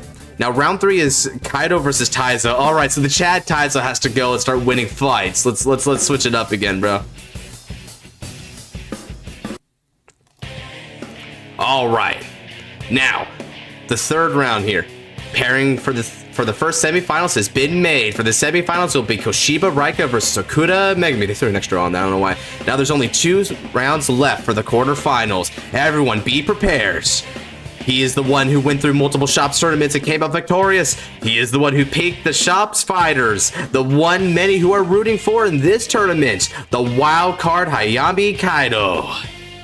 Meanwhile, his opponent is the pro fighter who would have won, who has won numerous tournaments. The favorite to win Deluxe 2, Kyoto Taizo. So note that, by the way, he's the up dog, bro. If there are underdogs, he is the overdog. He is the one that they think should be winning. Poor guy's facing Taizo. He's going to get smacked by that experience, bro. By the way, his face right here is reminds me, right? At the end of Taizo's fight with Mikoto, when it transitions to him, when Gab Williams declares that the Fated One and Guiding Star wins the fight, right? They panel over to his smug face, and this is what he looks like. So that's kind of cool that they kind of kept that and put it in the anime. Deluxe will be the best season. So far, I'm predicting the final 4 contestants are Akina, Michiru, Raika, and Kagetsu. Could be anyone though. Wow, that's strong. Wow, that's that is definitely a top 4 pick. I would want like now to be in there, but maybe she won't make it. Although something even tells me maybe Akina will make it. Sup, Yuki? Hop on in. We're reading that precursor manga, that Overdress manga. We're trying to research Deluxe 2 so that we can make up some like more informed theories on Deluxe 3. Not only is he the young and heir and CEO of the Kyokoda Group Construction Company, but is also the leader of the corporate team Kurakuda Anchor Bolt. He is the man with many talents. You're a CEO? Yep, a CEO and a fighter. A man with two sides. Cool, ain't it? Even so, I won't lose. I will win. I will win Deluxe 2 and become a pro fighter. Okay, so his goal in fighting is become a pro, bro. He wants to be like now. I'm glad that he was the one who got. You know what's funny, guys, about this?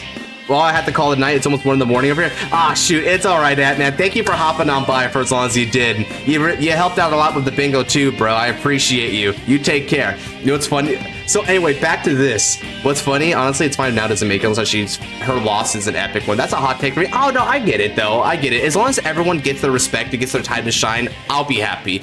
Even if the qualifiers serve as a vehicle to get people wins that they otherwise wouldn't be able to get to in the actual single elimination rounds, I'm fine with that. So now the thing is that this kid is a Dragon Empire fighter. Wouldn't it have been funny if he actually was the one who got Varka Dragras? Because it's the same basic wish and he's the same nation. And he's also kind of aggressive. I bet he would play Varka very aggressively. You may be a CEO or whatever, but against someone who's a pro fighting just for fun, I will never lose. Just for fun, kid? You're dead wrong. Scarlet Flame Martial Dragon Gandiva Raido. Okay, we're right into the action. Took a power nap with stream in background. Almost 1 a.m. here too. Yeah, I bet. Yep, y'all over the East Coast here having to like keep awake, bro. This stream is getting long. Gandiva's skill. Looking at the top 5 cards of the deck. Retiring Virgino has the same grade as Rugent. Sending the cards back to the deck and shuffle. Then draw 1. Calling Rugent from the hand with the skill draw 1. I play Forbid Doll Surrogate. Calling Sturkna and Bravalden from the deck. Sturkna's skill I draw Brosen from my hand. Going first on turn 3, Hayami Kaido already has 4 units on board. Damage 3 to 2 with Kyokoda Taizo in the lead. Will Hayami Kaido decide to match this turn? Since there's 6 face down cards in my bind zone, Gandiva gets a power up. This is me when I'm going all out. I'm gonna do the Ash Ketchup thing again. Gandiva looks cool here. Yeah, plus the kid here, the kid playing that for Devel Surrogate's pretty peak, I'm not gonna lie. Against someone who's a pro fighting for fun, I won't lose. Really now? To me, he still isn't giving it his all. How sad. Let's go! Gandiva attacks the Vanguard. No guard. First drive check, front trigger. Second drive check, front trigger. Double front? Oh, keep this double front in mind. It becomes important in another match. Wow, double front trigger. Damage check. Now all of his front units get plus 20,000 power. Bravalden attacks the Vanguard. Skill, it gets power plus 5,000. Guard. Bosun's skill. Sturkna attacks. No guard. Hayami Kaido with his 3 high-powered attacks deal 3 damage. Ton. Endo. Just 1 more damage. Kyokoda Taizo is now at 5 damage. Will Hayami Kaido defeat another pro fighter? Taizo really with the knife win for real. Against someone who's a pro fighter for fun, I won't lose. This isn't just for fun, you know. Prez, are you really accepting the invitation for Deluxe too? Yeah, obviously. This time, I'll win. Nah, I'll win for real. Taizo is the maker of that meme. But even if you do win, I don't think we get a Go's approval. Then we'll do it without his approval. Being in the Vanguard business is my passion, and I will never give up on it no matter what. Is that so? Then, for a company's sake, please don't lose at this qualifiers again. Yeah. That's right. It's not just for fun. Sorry, kid, but the one who'll win won't be you. The one who'll win is me. Now, what will Kyokoda Taizo do for his counterattack? Becoming a pro fighter is your dream, but I, too, Giorno Giovanna, have a dream. My decision is final. Blitzio Velster Ride. Dude, the way he's coming down like, you're beneath me, kiddo. Calling 2 Operate Master Freiheit, and from my hand, I set 2 Freischütz Maximum, double Freiheit, homie, let's epic go. I call Blitz Accounting Department Staff Virginia. Virginia's effect activates Operating Freischütz Maximum. Operated Freischütz effects. To retire one of your rear guards, then your Vanguards get minus 10,000 power. So, does this mean... Now, it should be minus 5,000 power if he's operating at once. Let's note that. Should have used Wellstrip Black SMH. We ain't even gonna joke about that. He looks like he has an eye patch there. That would be an interesting Wellstrip form. If he, like, lost an eye, kind of like Youthberg, and just has the eye patch now. And since the product was operated, Velstruck gets plus 5,000 power. Calling Bulbamine as well. Blitz Assist and Sortion from my hand. Those are 2 counter charges, by the way, ladies and gentlemen. He is going to be burning cards here. With that, I've used up all cards in my hands. It's time for the assault. With Bulbamine's boost, Fryhide attacks the Vanguard. Fryhide's skill, operating maximum. I retire another of your rear cards, and your Vanguard gets minus 5,000 power. Velstra also gets 5,000 power. Damn. Again? God. Sortion's boost. The second Fryhide attacks the Vanguard. With its skill, operate maximum. Retire another rear guard. Your Vanguard also gets another minus 5,000 power. Then, by returning the right Fryhide back to my hand, Thrice Shoots Maximum becomes a rear guard. Also, once more, Velstruck gets power plus 5,000. God. You've done well to endure my attacks. However, the blueprint for this fight has already been completed. Blueprints? The heck are you trying to say? I'll show you me. I'll show you my style with my whole hand. With this next attack, let's go. Blitz CEO Velstra attacks the Vanguard. This is a good frame. I like this frame. I like how when they operate, they just press a button. It's like, doop, win. The win buttonry. Man, I gotta say, Flare Blade, win button. Velstra's skill, operate maximum. Frick's sake, again. Retire one of your rear guards, and your Vanguard gets minus 5,000 power. Then by returning the left Fryhide back to my hand, Thrice Shoots Maximum. Call. A second maximum. And Velstra gets another 5,000 power. He's now at 33,000 power. Just without Persona Right, dude. He just got 4 doses of 5,000 power. And the homie here is at negative 7,000 power. Oh my god. So, what do? No card. Boom. Twin Drive, first check. Geto, critical trigger. Critical to Velstra, power to maximum. Second check, no trigger. Second check, no trigger. Second check, Geto, heal trigger. However, since Kyokura Taizo has more damage, the heal has no effect. Is that why you took all that damage? Just 1 more damage, and I have 2 max. I am screenshotting this moment, by the way. This right here, this screenshot, this is real crap. This is why I do this crap. When I take a boatload of damage on one particular turn, I say it. It's because when you intend to kill, you don't want your opponent to ruin it with some random ass heal trigger at the beginning of it all, right? This is real. This is how you commit. Just 1 more damage, and I still have 2 maximum. This is the end for you. Winner, Kyokura Taizo. Prez! We just witnessed such pressuring attacks from him. You're amazing! Gasol lost my dream to become a pro. You're as strong as a pro. However, you need to polish your ability to observe and analyze. Observe?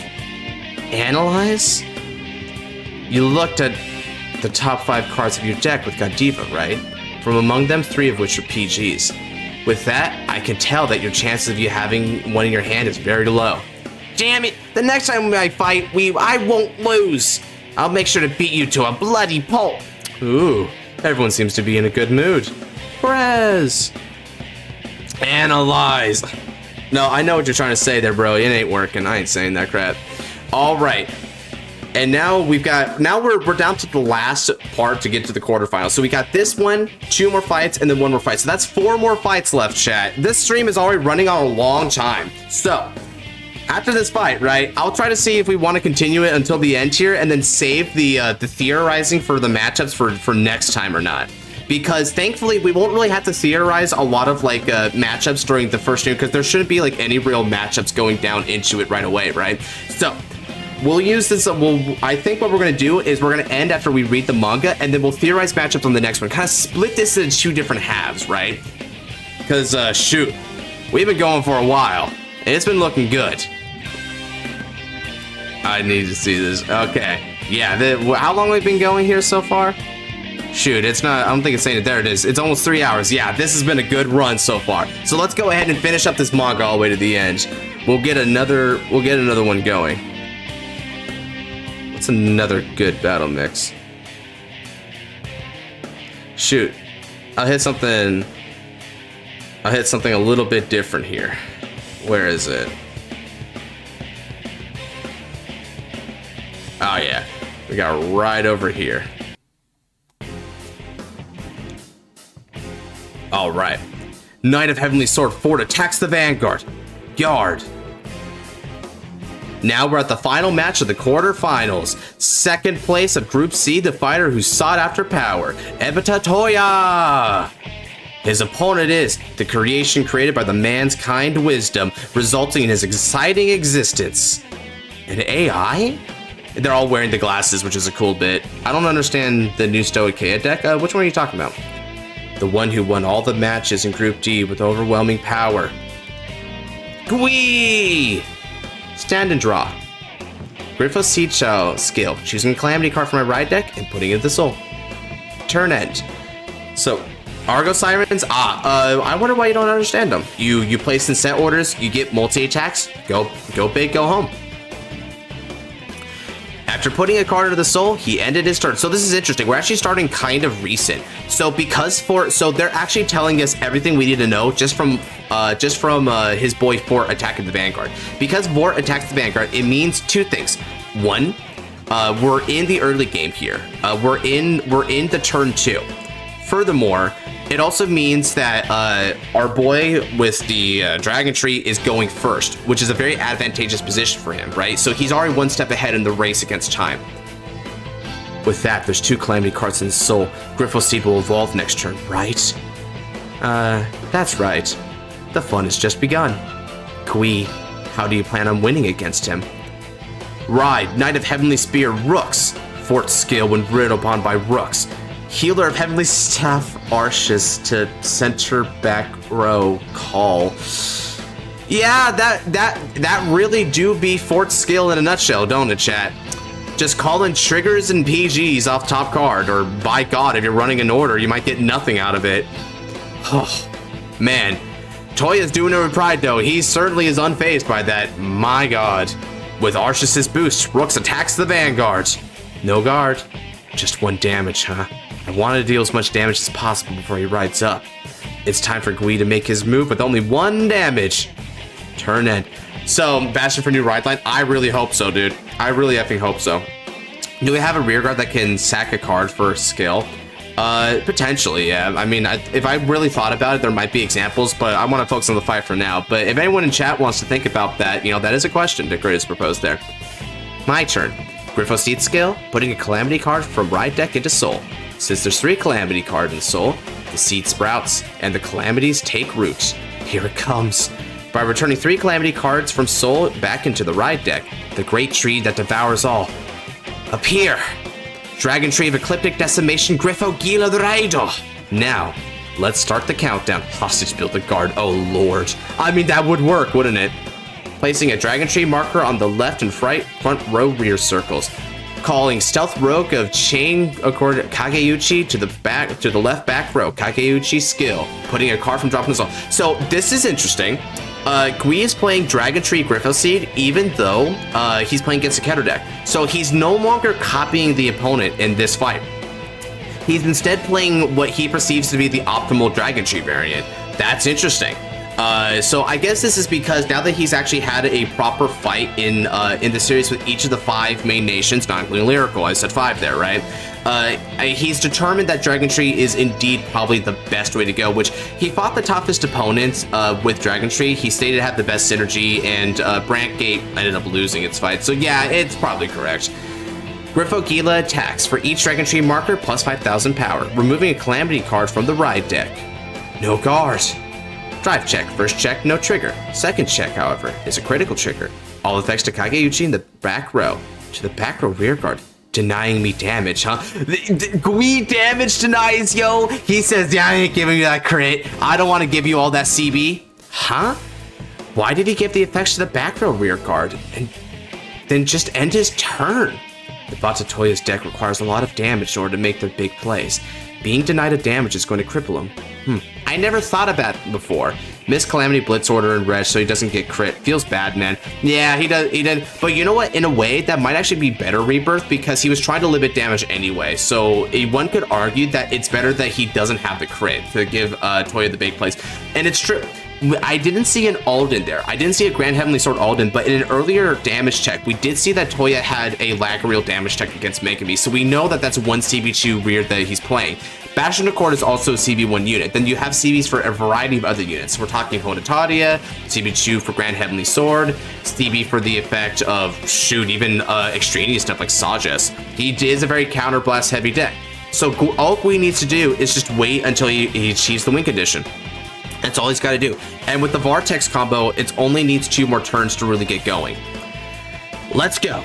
Discarding Alden for and that confirms the Alden. So he's playing Alden and Lagoriel. So there's a lot of counterblast units going on here. That's 2 different CB2 units, chat. Yeah, Damage Deny is right.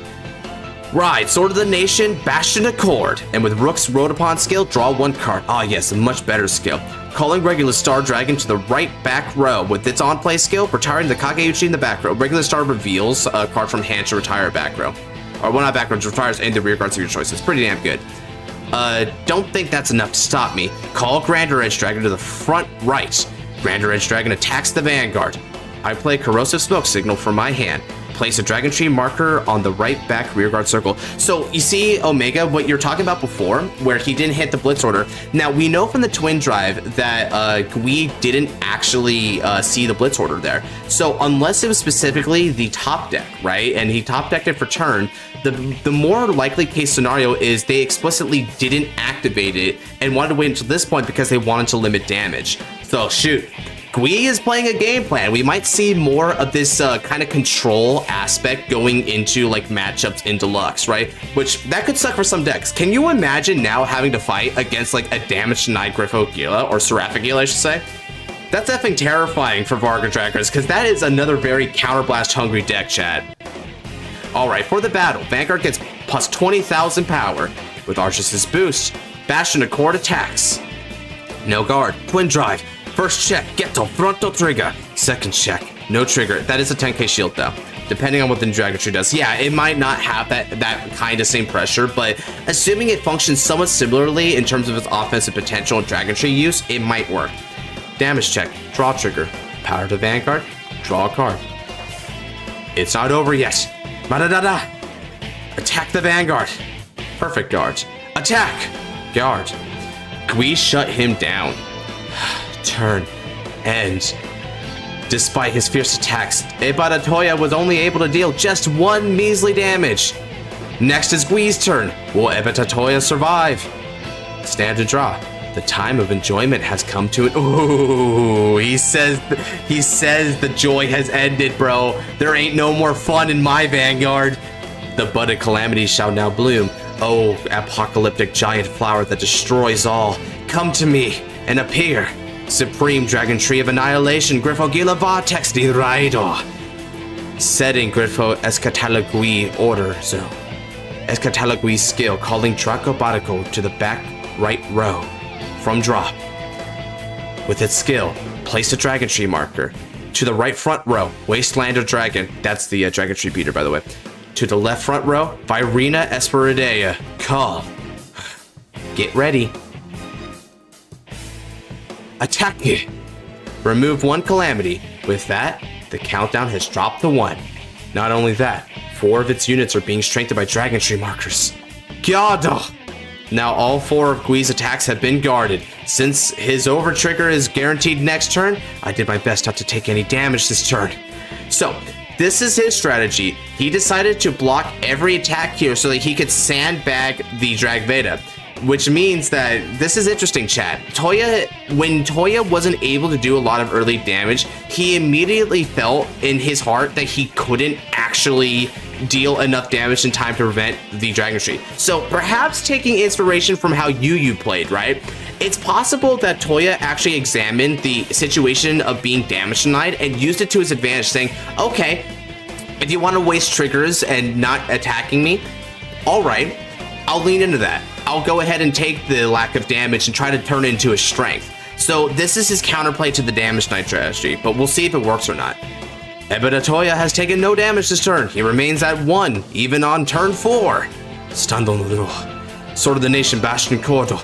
Persona Raido. So he opts for the Persona Ride instead of Bastion Prime. That's interesting considering that Bastion Accord actually has a CP cost. Draw. From my hands. Call. Granda Edge. To the front right and left front row. Sapien Owl to the right back row. Sapien Owl skill. The Vanguard gets 5,000 power. Then CC1, which is countercharge 1. That's cute. He also says CC1. That's just more, TCG nomenclature. Right Grander Edge and Bastion Accord while boosted by Arceus. Attacks the Vanguard. No guard all. Drive check. Ghetto. Critical trigger. Critical to Vanguard. Power to the right Grander Edge. Bastion Accord skill. Standing right Grander Edge. The already standing Grander Edge attacks the Vanguard. I play Corrosive Smoke Signal, placing a Dragon Tree marker on center back row. Vanguard gets plus 20,000 power then. Guard with Stealth Fiend Aminieri. Since it's the Grander Edge's second attack, Aminieri gets plus 15,000 power. So this is an example of side decking. It's very likely that Gui side decked knowing that Bastion emphasizes restanding its rear guards. So they played the rear guard stand punish shield trigger. That's a good call. Not even Ebeda Toya's attack can break through Gui's solid defense. Done.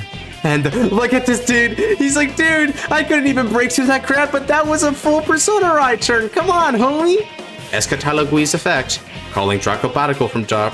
Then Escatala Gui's other effect. Placing a Dragon Chain marker to the front right circle and removing 1 Calamity.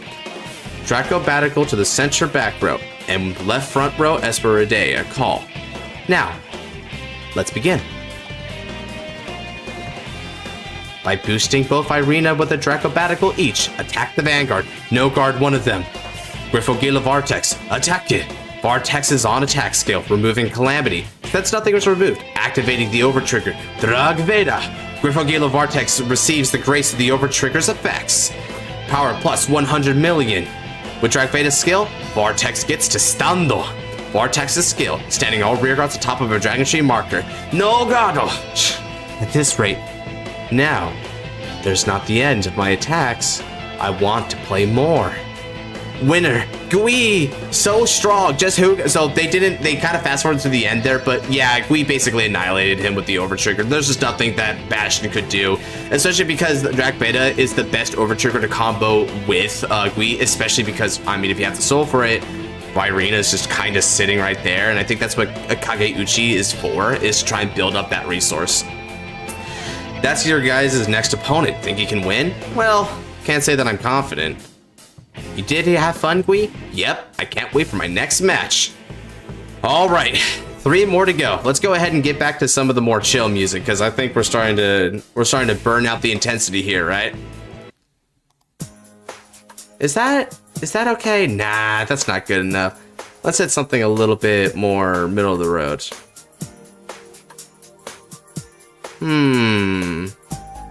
Sure, let's go on this. We're close to the closing of the Day 2 event of Deluxe 2. On the first day, we have fighters separated into 4 groups, where the top 2 of each will advance. And today, on the second day, is the finals between those 8 fighters. We have now finished with the quarterfinals, and these fighters are our best for top 4 in Deluxe 2. Megami Okura, Raiko Kushiba, Kurokota Taizo, Gui. And now for our first semifinals. Both of them have went undefeated in their respective groups on the first day. Raika Koshiba versus Megami Okura. Pro fighter Koshiba Raika, runner of the previous Deluxe, the opponent who gave Yugioh a hard time. He's strong. This is going to be one of the greatest fights I've had. To think that I can fight against someone as strong as him without fighting for the team, for fun, or having emotion attached for it. It's the fight among the best 4. Which of them will be reaching the finals? Let the semifinals begin! Stand up, Vanguard! Youth Lotte. What a quiet start, and such solemn rides. It's the end of the second turn. Both of them are at 1 damage. Ton Shuryo. Now it's turn 3. Will something big occur? Don't miss it. Stando no Doro. I'll finish it off this turn. I discard Mask of Hydrogun. Sylvanhorn Beast King Magnolia Ride! When rode upon Galactus' scale, calling Maliva to the back row left from the deck. Then I activate Mask of Hydrocum from the drop zone. Reveal from hand and ride. Sylvanhorn, Beastadian, Calamity, Magnolia Mask. So again, she went effing first and is just immediately masking up and rushing. She is just rushing everyone in this effing turn. Like, dude, she has even like less chill than Taizo, dude. And Taizo's double fright shoots every time we've seen this guy. Dude, she doesn't know when to stop. It's amazing. Calling Maliva to the back row left from hand, Soul Blasting for its skill to get plus 5,000 power, then Countercharge. Occulting Bisphyophis to the front row left, placing a Dragon Tree marker to my back row right circle and adding a Mask of Hydrocum to my hand from the deck. Bisphyophis to back row right call. She filled up her board. Now, get ready. Maliva, Bisphyophis, Depths Ulyss, attack you. Guarding all of them. With Sorol's boost, Magnolia Mass attacks. No guard. Where is Youth? Oh, I guess Youth is, do I see Youth? Yeah, okay, there he is. He's getting stabbed right through. Poor guy. He's got no freaking chill. She needs a kick out for real. It's interesting the version of Youth they're showing off here. That looks like Full Blast that's getting hit when it shouldn't be on Full Blast, but it's not Full Blast. Drive check, no trigger. That's just grade 2 Youth, by the way. Second check, draw trigger. Power to Maliva. Maliva attacks the Vanguard. No guard. Now, what will happen next in this fight? How will he pay her back for the damage she's taken? Tanshirio, stando nuro, discarding a revolt form Tempest from the hand. Raido. Full Copian, oof, big oofies. Yusipirke, Skyford Arms. Use skill when rolled upon, adding Fidigosa from drop to hand, and to front row. Good skill, Ichimai draw. Bracing Angel Ladder for my hands. Hasso. Power gets plus 5,000 power to my Vanguard this turn. Then until the end of your turn, all of my rear guards cannot be chosen by your effects or be retired. So basically, he plays this to not only empower his Vanguard swing, but also prevent all of his rear guards from getting picked, which is important because Magnolia Mass picks off rear guards. Cannot be chosen to be retired. Calling another Fidigosa. Skill, Ichimai draw. Sequana to the back row center. Pyreris to the back row right. Pyreris, this is key. This is the PG card I was talking about. Pyreris, he filled up his board too. Was Sequana no boost. Skyfall alarms a Kokiki. No Gado. Twin driver. Driver 1. No trigger. Driver 2. Critical trigger. Critical to the Vanguard. Power to a Fregosa. Damage check. No triggers. It's Gradius Gradle. Dude, she's playing Gradius Gradle. Oh my god. I didn't even realize that the first go around. She just really wants that Persona right. By any means necessary, she will get it. I guess it's kind of interesting because she has to pitch it early on. She can get it back with Bisphyophis, right? So that's kind of neat. No trigger. You can either endure or fall. Ooh, dude, that line.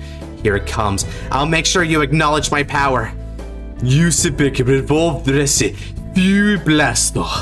Sequana no skill. Putting it to soul. Vanguard strike becomes 1. Fury Blast no skill. Critical plus Ichi. Driver plus Ichi. Maliva to the bottom of the deck. Front row gets power plus 15,000. Both Fregosa gets power plus 5,000. Attack the Vanguard.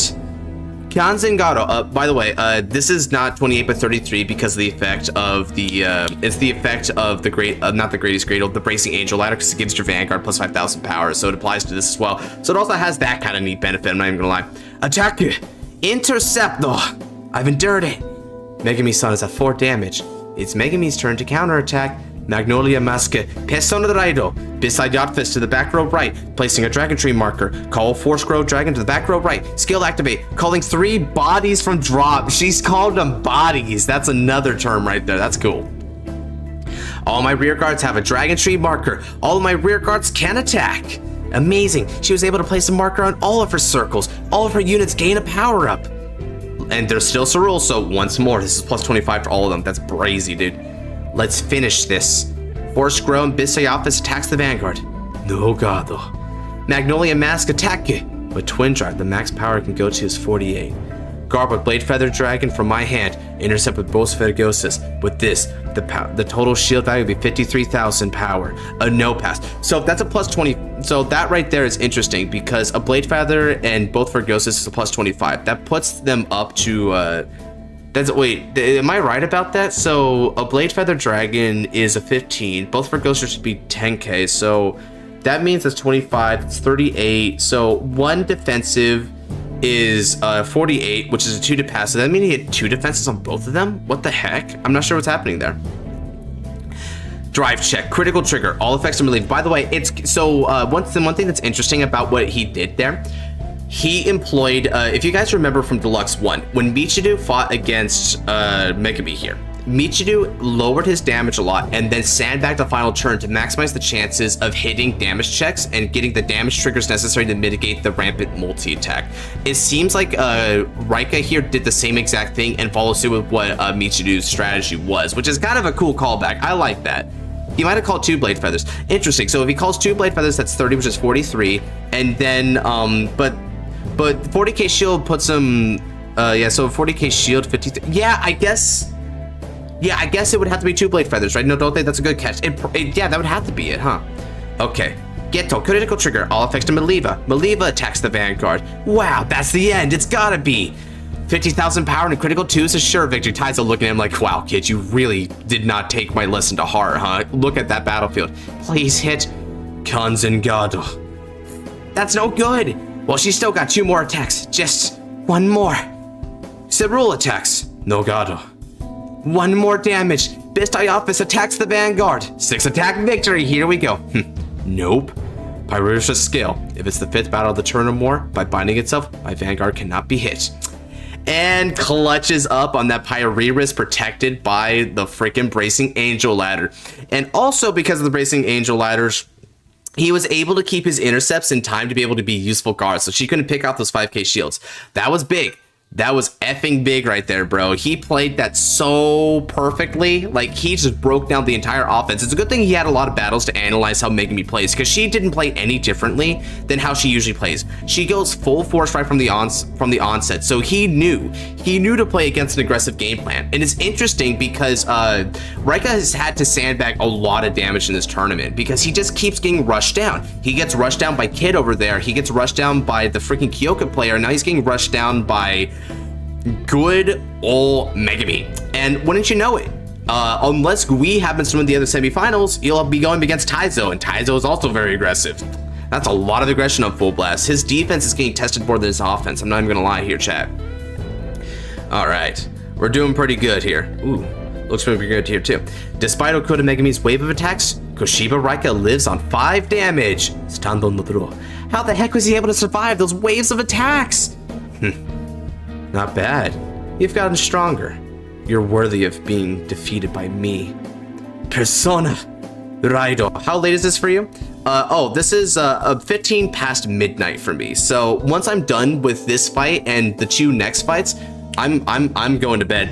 I'm going to be going to bed and calling the stream there. And then the next stream, I'm going to incorporate some theory matchup bits where we're going to be talking about what we think are going to be the win-losses and any potential matchups that will occur in Divine's Deluxe. Thankfully, I can save that for the next weekend because there's not going to be like any Divine, like there's not going to be any Deluxe battles that would take place on the very first like episode. That first episode is going to be a setup episode, kind of like what we saw with the Destined Showdown. So, and also the Fated Clash, right? So I fully expect that we'll have that 1 week difference to be able to come up with our theories. And also we've prepared our bingo card for that, so we're already there with our theory zone, right?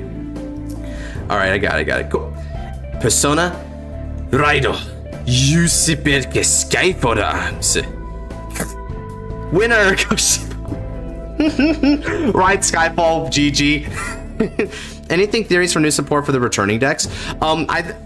I have a few of those, and I've already sent like my customs for Buff Sagura that are my theory. I think next I'm going to try and release theories for Youthberg, and then also maybe for Serafagila. I might do that, but Youthberg definitely because I'm very adept with the deck. I've been with this deck ever since it first released. This deck is one of my babies, so I'll try to do it justice when I make some theory effects for it and just kind of like submit my like my hypothesis on how to fix Youthberg as a strategy.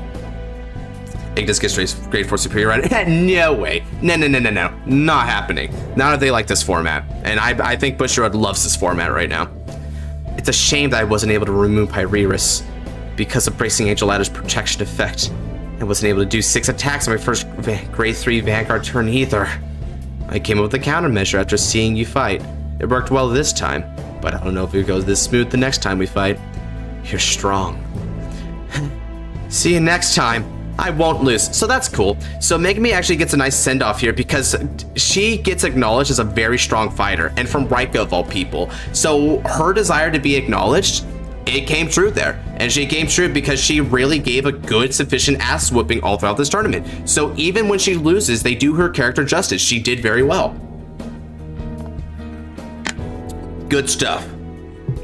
Okay, we got one more top war match and then the finals. Stand proud, you're strong. Oh, shoot. What is this meme? I didn't even know they did this crap. Oh, the JJK jump scare. Let's effing go. I am so screenshotting that chat. You know I had to do it. I hope Megumi wins at least one match next season. That's on our bingo card, by the way. On our bingo card, Tristan, we put down as bingo that Megumi wins round 1. Dead ass. The winner of the first round of the semifinals is Koshiba the Raika, and he'll be the first person to be in the finals. I wonder, will Koshiba Raika use the same deck, or will he change his build? I wonder what kind of fight I'll have with him, but I know I'll enjoy the fight. Gui, before that, you still have your match against Gyokota Taizo in the semifinals. Yep, I'm gonna have fun with Gyokota Taizo as well. Second semi-final match, Gyokota Taizo versus Gui. Both of them came first in their respective groups. So isn't that kind of interesting, by the way, that most of the people who went first in their respective groups actually came up, right? They actually came up and ended up being here at the top of the line. That's cool. I like that. So it really does show that there is some amount of strength and being able to have merit behind your card fight in the universe of Divines. Okay. Both of them came first in their respective group. Which one of them who went undefeated in this tournament will win the match? Win, Gyokota Taizo. Don't you dare lose until I've defeated you. Hey, I want to have a fun match with you. Fun fight? Are you trying to learn emotions? That's right. I want to feel the enjoyment of the fight. Feel. Don't you enjoy the fight as well? Winning against the opponent by knowing their tactics and thinking of a way to counter it is so much fun. Yeah, I do enjoy myself a while in a fight. But that's not the only feeling I have while in a fight. My ambitions and responsibilities are a part of that feeling as well. Ambitions? Responsibility? Those aren't needed in a fight. Enough of the small talk. Let's get this started already, Slick. Yeah, let's begin. Stand up. Vanguard. Draw. Discarding Vanguard 10 from the hand. Right, Blitz Programmer Strasser. So we're starting off just like it was with Toya. They're emphasizing the beginnings, right? A lot of these fights have skipped to the turn 3s, but this one actually, we've been doing turn 1s with Gui. That's interesting. Activating Vanguard 10 skill when sent to draw, putting it in the order zone. Turn end. My turn. Draw. Griffo Seed skill activates. Soul in the Calamity card, the start of the end from my deck. Griffo Seed attacks with plus 2000 power. No card. Honestly, the only thing that missed me with this manga is how Gui's in 200 AP most of the time. Oh yeah, that's true. It's because he's in a screen, but the screen is super blurry. I feel that. Drive check. No trigger. Okay, so there's a Draco Batical right there. So that's another confirmation that Gui is still hard committing to Dragon Empire Dragon Tree. The AI has determined that this is the best way to play Eclipse Decimation Griffo Gila. Or Vortex, I guess. Both of them, right? Damage check. Critical trigger. Calamity card in Griffo Gila are a pain in the ass. Yeah, especially when Vortex comes out and removes the Calamity. Yeah, but Toya, it takes time for him to ride into Vortex. He has to win within that time frame. Stand and draw. Ride Blitz Technology Research at Ube. Strasser's rode upon skill, setting Eingotten into my order zone. From my hand, I play a Self-Light Carrier Lubetzel. I draw on Soul Charge. Ube's skill, operating Lubetzel. From the deck, operate Master Freiheit to the front left row. Call. Add Freischütz maximum to the hand. He doesn't say it, but he adds it. Blitzstaff Muna to the back row right. Detonation Monster, Bulbamine to the back row left. Call. So early rush here, he's establishing full board even with back row boosting. So he is just going hard because he knows full well that trying to wait out Vortex and then endure the the actual kill turn. It's just not possible. If Toya couldn't do it, he ain't doing it. The Muna will be important later, though. Muna attacks the Vanguard. Since there's 3 or more cards in the order zone, plus 5,000 power. Playing a prison card? Oh, LOL. Yeah, basically at this point, right? It's a shame that prison basically took her hostage. I guess she shifted careers, you know? Instead of being in corporate, she wanted to work in Justice Department. I play Corrosive Smoke Signal, placing a Dragon Tree marker to the front row right circle. So Gui played this immediately, determining that Taizo here doesn't have the same level of CV issues because of the counterchargers. On top of that, Gui also determined that Taizo probably wants a quick game, so Gui needs to focus on being able to clap back super hard in the event that they won't be able to make it to the big OT turn. So that's a good move. It's Taizo Uma Musume Shadowverse, brother. Uba attacks the Vanguard, no guard. Bulbamind's boost, Fly Heights attacks the Vanguard, no guard. Shaw, that's 2 damage, yosh. My turn, stand and draw. Griffo Seed skill. My metamorphosis into the soul. Griffo Gil is coming next turn. Griffo Seed attacks the Vanguard. I like how every time Griffo Seed attacks, they actually show Griffo Seed attack, and it's just it like basically throwing itself in front of them, just raw bludgeoning damage. Look at this like low res art right here. Queen looks so bad in that. That's some 144p type bullcrap. No, that's not even 144p. That's a hand-drawn. That's like a hand-drawn image of him on like a Wendy's napkin in 144p. What the heck? Stand and draw. Get ready. Blitzio Velstra. Ooh, Velstra looks confident here, boy. Raido. Ube's skill when ridden upon, putting Eingarten to the drop, searching the deck for Lubetzel and put it in the order zone. With its effect on push, I draw a card in Soul Charge. Then Eingarten when put and drop, putting itself in the soul. So as you can see, he's building a lot of soul here, right? With Lubetzel and also the skill of Eingarten. What's important about this is that if you notice, right, soul isn't just useful for Fly Heights, obviously, but soul is also important for Muna, because Muna can draw cards. Keep that in mind. Moving Muna to the back row, calling Freiheit to the front row right. Freiheit skill activate, adding Velstra from deck to hand, setting Freischutz maximum from hand to the order zone. There it is, Freischutz maximum. You're stronger than I expected, already getting acknowledged. Yeah, I'm strong.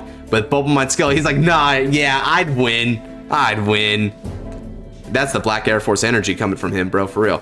Left Freiheit attacks the Vanguard. Operate maximum. Velstra gets plus 5,000 power, minus 5,000 to Griffo Seed. Muna skill, other Freiheit attacks. Putting Bulbamine to soul. Operate maximum. Once again. Returning Freiheit to the hand. Calling front row left from the order zone. Freischutz maximum. No guard. Velstra attacks the Vanguard. Velstra skill, operating Eingarten from the order zone. It gains 5,000 power. Eingarten to the back row right. No guard. Damage check, draw trigger. Powder fang. He calls the Eingarten. He actually calls the Eingarten just to get a booster. That's crazy, dude. With Eingarten's boost, maximum attacks the Vanguard. Hitting the big numbers, bro. For real. Corrosive Smoke Signal. 10,000 power and guard with Shikatan. Maximum Eingarten return to the order zone. Turn end. Gui survived Kyoko to Taizo's ferocious attacks. Muna and Eingarten are cards that weren't in your deck before. How interesting. So Gui, being an AI, obviously he's not going to get one over on him with this, right? He immediately notices that the more resource-intensive cards are here, right? Now he just needs to make simple deductions about why it is that Taizo decided to do that, right? Now, Soul and Looming Demise, and now, brace for impact. Raido.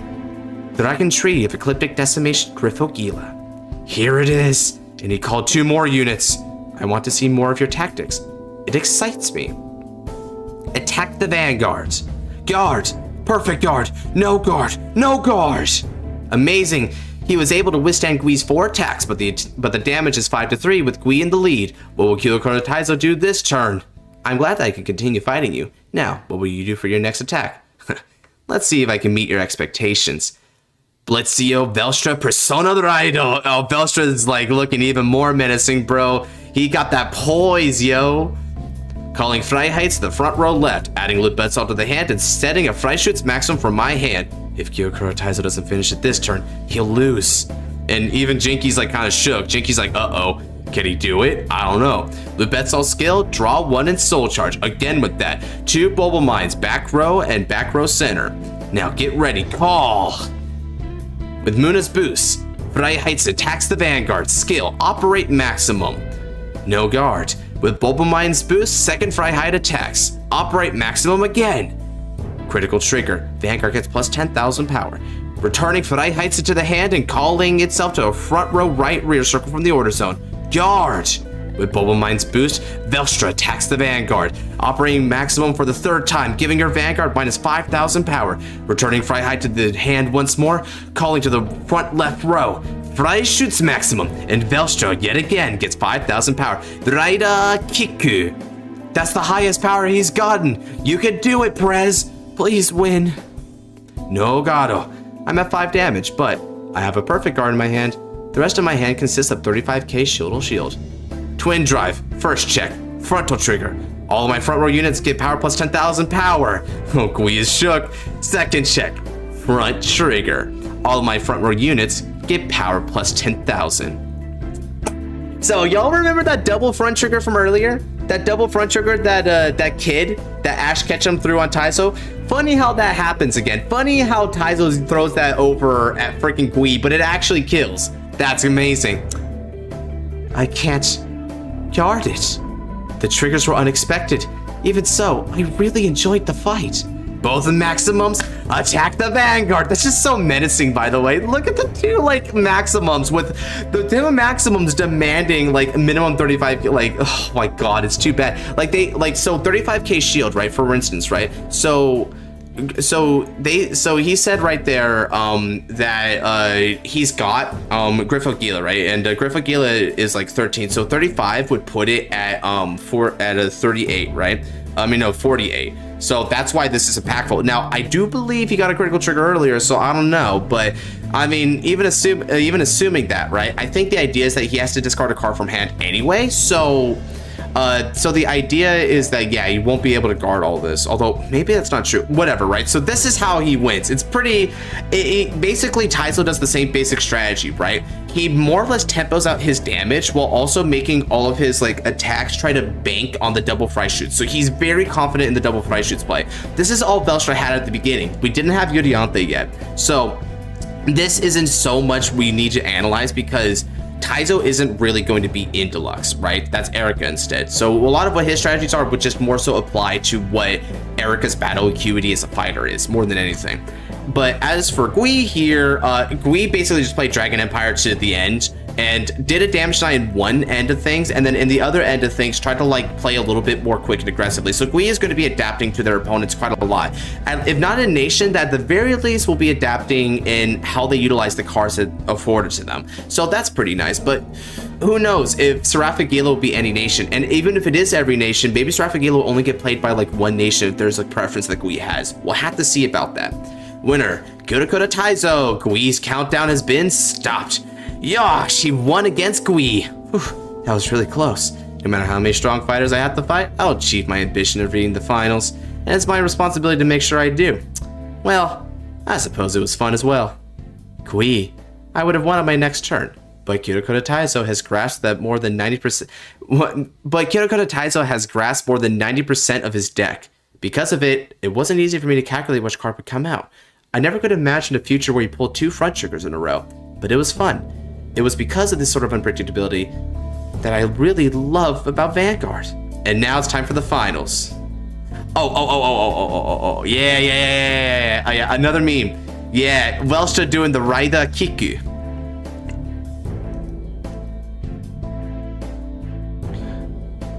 Please remember that Sephirogila is pronounced like Sephiroth FF7. Oh, because I'm saying Serafigila, but it's Sephirogila. Okay, that's what it is. Well, forgive me if I make that mistake again. Thankfully, it doesn't hurt anybody. But I will try to remember that. Sephirogila. Oh, you know what it reminds me of? Sekiro. Okay, so Sephirogila. Gui gets to say it because he hasn't lost a random OTs yet. Oh, man. Especially coming from the deck that actually can't randomly OT. It's the only deck that doesn't do it. Sephiro. Ha ha ha. Okay. Prez, congrats on reaching the finals. You're one step closer to achieving your dream. It's not just for my dream. I'll win for your guys' sake as well. Plus, this is a good chance for me to get my revenge. Revenge? And now they're at the finals, bro. It's nice to be able to fight you again on the stage of Deluxe. But, in this revenge mix, I'm not gonna lose. I won't go down that easily either. And now it's time for the big match. Now, we all know who wins because of Divinez, but shoot, dude, this is still gonna be a good fight. From the 16 people fighters, only 2 remains in day 2 with just 1 fight left. Who will be the champion Deluxe 2? Despite not being in the prelims in the last Deluxe, everyone knows the strength of the top profile won numerous tournaments. But in this tournament, he went to the finals undefeated. Yugioh Taizo, the person who was the runner-up in the previous Deluxe, and the person who went to the final twice in both tournaments. That's what it means to be the runner-up. In his previous Deluxe, he's the one who knocked out the Black Star Yugioh Taizo from coming out in the prelims, the lone fighter, Koshiba Raika. Will he humiliate, will he humiliate Yugioh Taizo once again, or will Taizo get his revenge against Koshiba? Just which one of them will win? Will the one who reached the peak of Cardfight be Yugioh Taizo, or will it be Koshiba Raika? Who will it be? Stand up, Vanguard, discarding a card from my hand, determined to break away youth, Raido. So that's cool. So for this final fight, they're gonna do the whole thing. Really didn't need to use humiliate. I agree. They didn't need to go that hard on him, bro. It almost sounds like he wants to clown on Taizo for some random reason, bro. That was a close ass fight when he lost, by the way. That really just came down to breaking a 1 pass with a one drive. That was close. Discarding Vanguard 10 from the play the anime fight theme.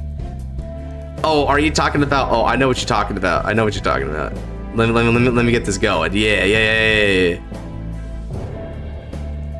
All right. Let me get on the playlist. I got that Vanguard playlist, broy. All right, let's get them going. Let's see. So the first one is this one.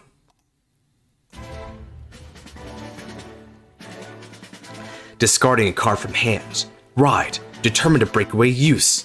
Turn end. Then it's my turn. Draw. Discarding Eingarten from hand. Ride. Blitz Programmer Strasser. Eingarten's skill, moving it from drop to soul. When rode upon, draw 1 from Vaten. Get ready. Strasser attacks the Vanguard. No guard. Drive check. Maximum. Check is the damage. No trigger. First blood goes to Yugioh Taizo. How will Koshiba respond? Alright, he dealt the first damage. Throw. Knight of Auden Light Use. Raido. Rode upon skill activate. Fergosa. Speriokor. Fergosa skill. Placing Gust from deck to soul. Yusibirge. Now it's my turn for blood. Knight of Ardent Light Youth attacks the Vanguard. Check is the driver. Geto. Heal trigger. Damage each Kaifku. Damage check. No trigger. Fergosa attacked the Vanguard. Yado. With that heal trigger, he's back to 0. There's nothing much we can do about but to adapt the situation. Stand and draw. Ride.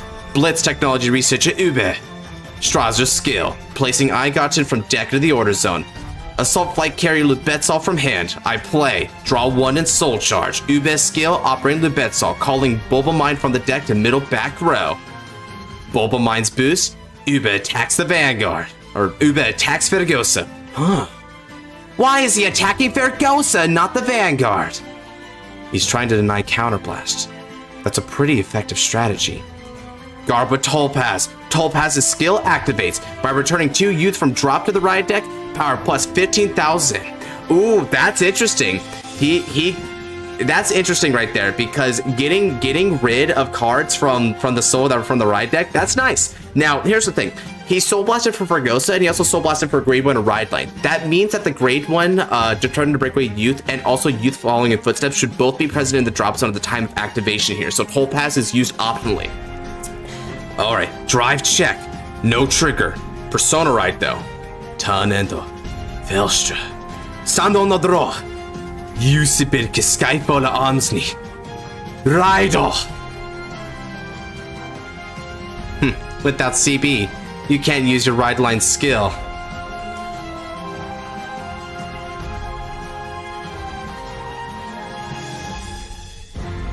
It's time.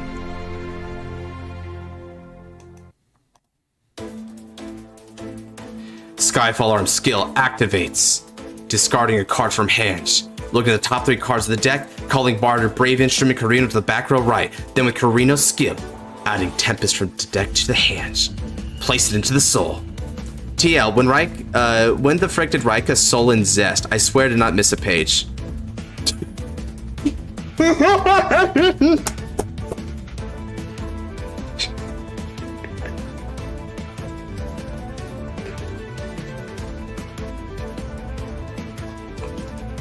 Win.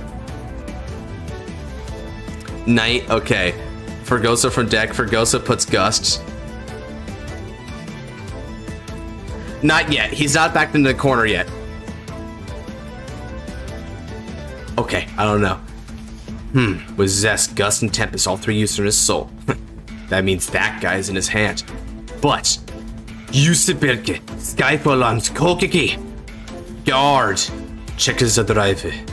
No triggers. Okay, that's a Persona and a Fergosa. Next comes Fergosa, and he's not gonna Revolve Dress. With Carino's boost, Fergosa attacks the Vanguard. Called it. No Gado. Damage check. No trigger. Tan Shuryo. Kyurakura is now at 2 damage. What will he do? 2 damage is 2 counterblast. Stand and draw. So the way that he says that, basically he's playing the counterblast game. So remember, all game here, every game he's played has been about tempoing damage zone. It's a good strategy, and it's one that I've been talking about a lot in our trainings. It's one that I also like to employ myself. This is it, man. And he actually was able to accurately assess that keeping Youthbrick at 0 damage is really bad. In tournament play, right, for the November tournament, when I played against a Agreed on Mask player, by the way, this guy, he actually won a BCS. He actually beat a BCS with Agreed on Mask, right? And this guy actually called out on my early rush and attacked only my rear guards. He denied all my damage. So by doing that, I wasn't able to counterblast for Revolve Dress.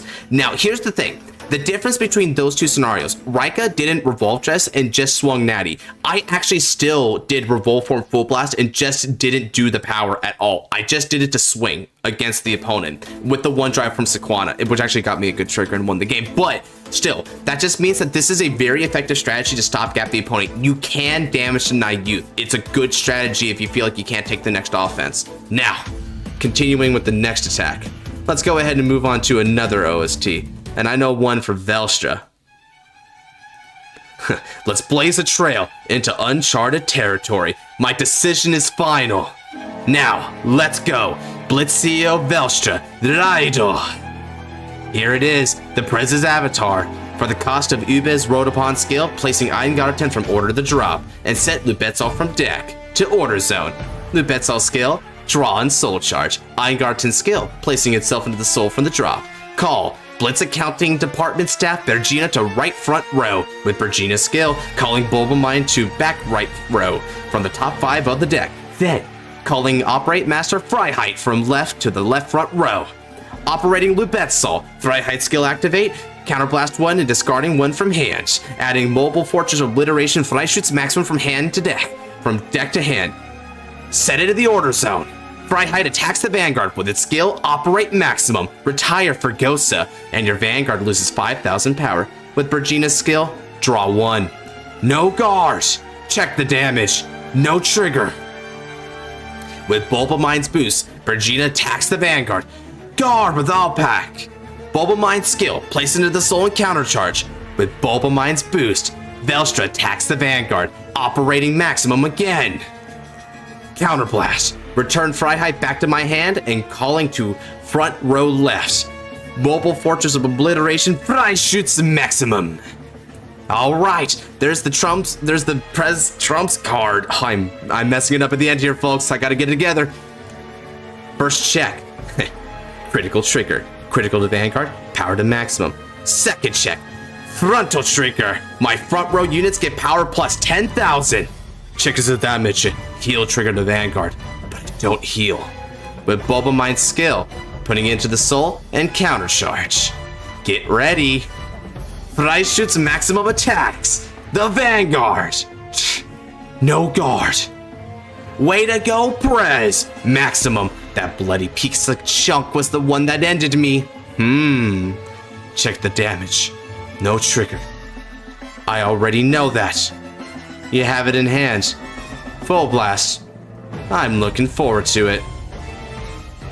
And that was the end of that chapter. It's time for the next one. Ooh, this looks a bit different. Now, let's change over again. Stand on the draw. In one turn, Kirikoda Taizo turned the tide and dealt 4 damage and now in the lead with 2-4. And now Koshiba, what's Toshiba? What? That's a television brand. Koshiba Raika's turn. It is time for a counterattack? Draw. Prez, we're counting on you. Don't you dare lose to the same opponent twice. What's with them shouting as if I could hear them with this crowd? Those people are your comrades, right? Yep. For their sake, I'm not gonna lose. Because we're all comrades who share the same goal. Prez! How about you? Doesn't seem like you've changed much. Nothing has changed. I'm still fighting alone. Because the fighter standing right in front of you on this field is me! You're all alone. So it's the same as last time. I haven't changed as well. For me, and for my comrades' dreams, I'll win. Too bad, since you won't be able to achieve your dream. And the reason is because you'll lose to me. Persona Ride, use Sibirka Skype on the arms. Draw 1 card, and my front row gets power plus 10,000. Over trigger? At this timing, no. That means that's a 50,000k shield. It has its uses. I play Bracing Angel Ladder from my hand. The Vanguard gets plus 5,000 power for the turn, and until the end of your turn, all my rear guards cannot be chosen by your card effects. He's playing around Fleisch's maximum removal skill, so it's just like it was with Megami. Recall his pieces this timing? That means I can't use Maximum's retiring skill. Call Fergosa to right front row. Fergosa's skill activates at this time. I Soul Blast 1 card. And then, put Gus from dropping a soul. Soul Blast Knight of Ardent Light Youth. I draw. Ooh, draws PG. Calling Fergosa to left front row from hand. Fergosa's skill activates. He keeps on looping that 1 Gus to keep drawing. His hand size is building. So yes, that's the thing. I did this too. I use this a lot during my tournament in November, right? What this also does, chat, is that if you have extra Revolve forms in the deck zone, so like for instance, if you have an extra Gust or if you have an extra Tempest, what you can do is Soul Blast 1, place another from the deck, and then Soul Blast a non-Revolve form to draw. What this does is it doesn't just build up your hand advantage for basically only 1 soul. It also means that you can deck compress and filter out more normal units from the deck, meaning that it's more likely they'll be able to drive check triggers on your 3 to 4 drive checks, depending on if you have Fergosa. So it's a very good compression strategy. He's playing aggressively here while still building up his card advantage. It's basically the pinnacle of offense and defense here.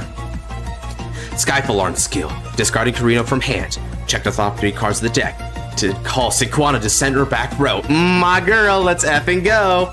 Carino on discard effect, adding Full Blast from deck to my hands. And Solon Blade Feather Dragon. Remember, Carino can search Full Blast and not have to put it automatically into the soul. He can put anything, so he put a Blade Feather Dragon as a fodder for it. Sick with Sequana's boost, Skyfall Arms attacks the Vanguard. No guard, check the drive it. Geto, critical trigger, critical to Vanguard, power to Fergosa on the right. Damage check. First, no trigger. Second check, heal trigger. No heal sadly, but power still gets power plus 10,000 to the Vanguard. This isn't the start of my counterattack. Your goals and dreams have nothing to do with me, but in order to win, I'll have you fall by my hands, which would be an appropriate guard for standard OG Daikaiser like skill or V-Series Daikaiser skill. I'd probably say V-Series. Revolve Dress, Yusebeke, Revolve Foot, Food Blaster. All right, let's get another good OST here. Ooh, this will be ironic. Now, to reiterate, Revolve Dress, Yusebeke, Revolve Form, Food Blaster. Soul in Sequana for 1 drive, Counter Blast 1, front row gets plus 15,000 power, critical plus 1, drive plus 1, sending Bergina to the bottom of the deck, and both Fergosas get power plus 5,000. You know one thing that's also interesting? Taizo's like skills are based on bumping up the power of his Vanguard and also getting like 2 copies of his rear guard, right? His key rear guard, which is Freiheit. Raika does the same thing. He bumps up his Vanguard big time, and then on top of that, he generally has 2 Sequana in front row. That's really big. I'm not going to do that one right here because that one's actually copyrighted, and I'm actually putting the monetization on this one. That's why I'm playing a lot of the non-monetized musics. Sorry about that. Anyway, Yusibirke Revolt from Fu Blasto. Attacke. Kanzen Gardo. Drive a check. Drive a 1. No trigger. Drive a 2. Critical trigger. All effects to left Vergosa. Left Vergosa attacks the Vanguard. Gardo. Right Vergosa attacks the Vanguard. No guard. Damage check. Heal trigger. Healing 1 damage. Revolt form Full Blast goes to the soul. And Skyfall Umsni. Raido. Tan Shuryo. You get that bag. You bet, bro. Thank you. They're both on 4 damage. Each of them had explosive attacks and impenetrable defenses. Stand on the throw. Both of them still have hands. How will this match go? It's anyone's game. We're also going for a power-up. Persona Raido. Blitzio Velstra. Oh, look at the chat, Hobie. The poise. He don't fail. Persona Ride. Draw 1.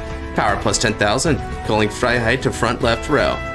Freiheit skill activates, adding Lubetzel from deck to the hand, setting maximum in the order zone. Play Lubetzel from hand. I draw.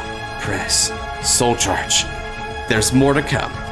Calling Virginia to right front row, operating Lubetzel. Calling Sorshin out the top 5 to the back row right. My board is complete. Sorry for you, but I'm finishing you off now. Get ready. With Sorshin's boost, Virginia attacks. No good. Damage check.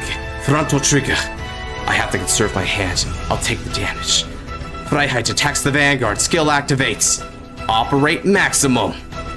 You can't retire my rear guards due to Bracing Angel Ladder.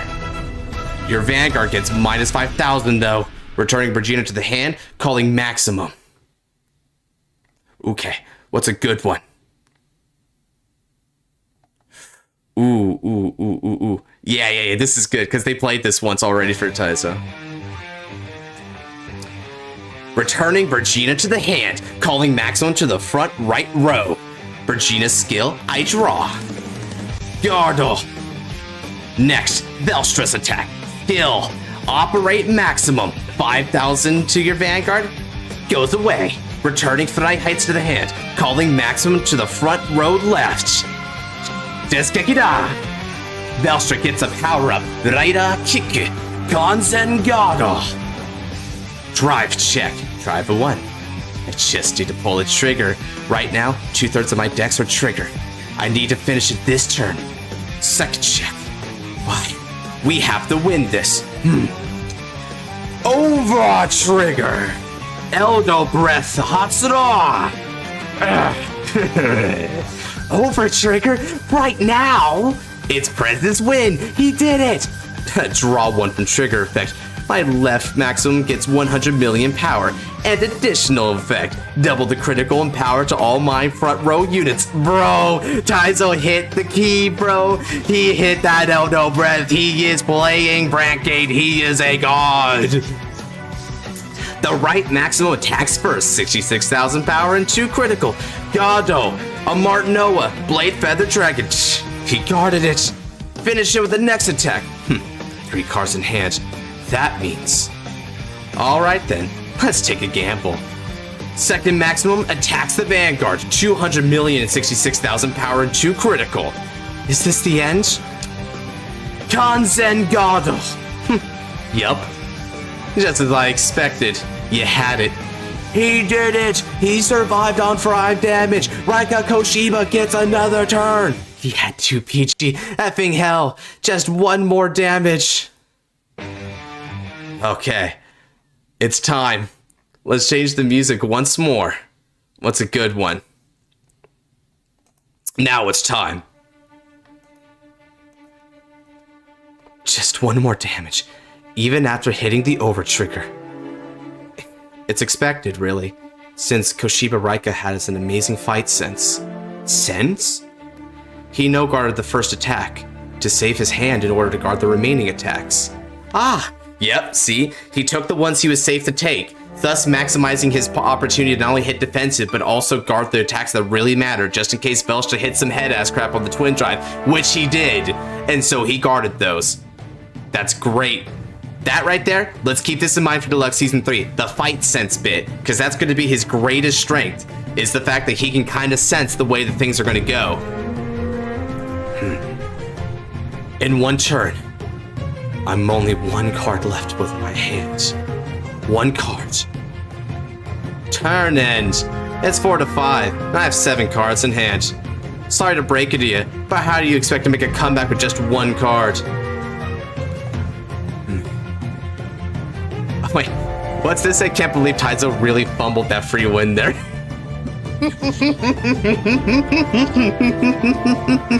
Oh man. We're at the finals of Deluxe Season 2 between Koshiba Raika and Kyokota Taizo. Turn 5, the damage is now Koshiba at 5, Kyokota at 4. Will Koshiba Raika be able to finish the matches on this turn? However, Koshiba Raika only has 1 card in hand compared to Kyotokota's 7. This draw will determine his fate. Stando no draw. A perfect guard.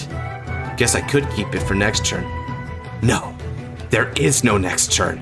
There's no need for me to think any further. Now's not the time for defense and strategizing. Now's the time for action.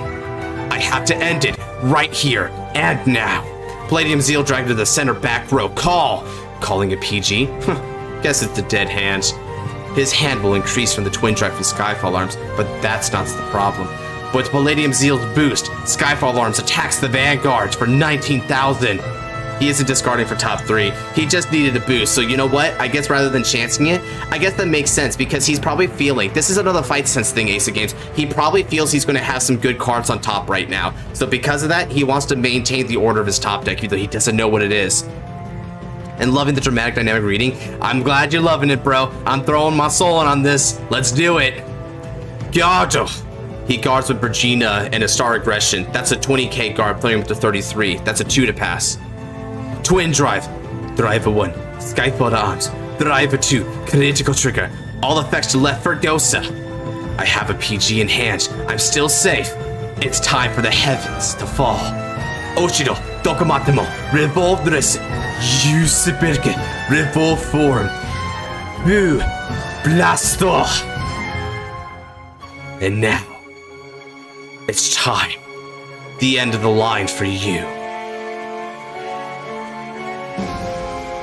Now.